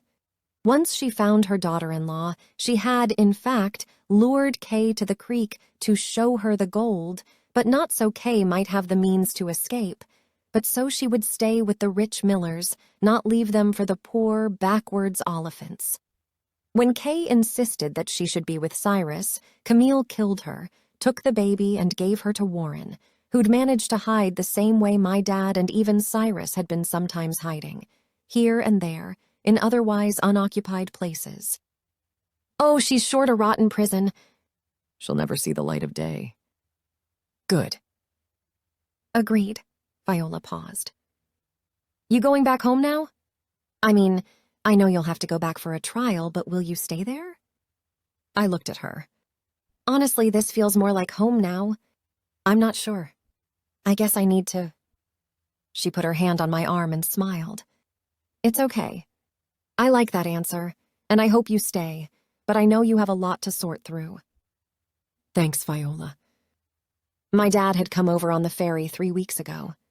Though Grill had been checking manifests, Dad had created a few fake IDs over the years. Lenny Mackinac didn't resemble anyone Grill was on the lookout for, and the name didn't raise any red flags. Grill made it clear to my dad that his real identity was going to be his only choice from here on out. I'd heard Dad was okay with that. I was sure we'd go over it all in detail. Someday. Orrin looked up from his shoveling duty. "I hope you stay too." "Thanks," I smiled at him. Orrin reached into the hole he'd dug and pulled out a metal cash box. It was hinged but didn't appear to be locked. He glanced up at us. Well, this is it. We nodded and moved closer. Ready? We nodded again, even more eagerly. And ever so slowly, he opened the case. Inside was one single folded piece of paper. Orrin reached in with gloved hands and grabbed it by its corners. He unfolded it and read silently for a moment. He looked up at us. "It's a recipe for, and I'm quoting here, the on-the-lamb lemon cake." "What?" Viola asked. "That's what it says. However, it's not a traditional recipe, I don't think." Orrin held the paper out for us to look at, but he didn't want us touching it. The cake recipe ingredients read, 2 of the loveliest ladies, 2 great dogs, a strange house in the middle of nowhere, Alaska, and an old guy. Mix them all together, and you realize bad decisions might not always pay well, but they can lead to exciting adventures. I looked at Viola and then at Orrin. "You never caught him digging?" Nope, and I watched closely. Somehow, Viola said. After he was taken away, maybe his partner came back. Damn, Oren said, but without any vehemence. Had he taken into account how much we liked Chaz after all? Had he actually looked the other way? I doubted it, but we'd never know. I'll remember that moment forever, because regardless of the mystery of how the recipe actually got into the box, I realized something so deeply that I almost shouted it aloud. We weren't anywhere near the end of this story, and that was a very good thing.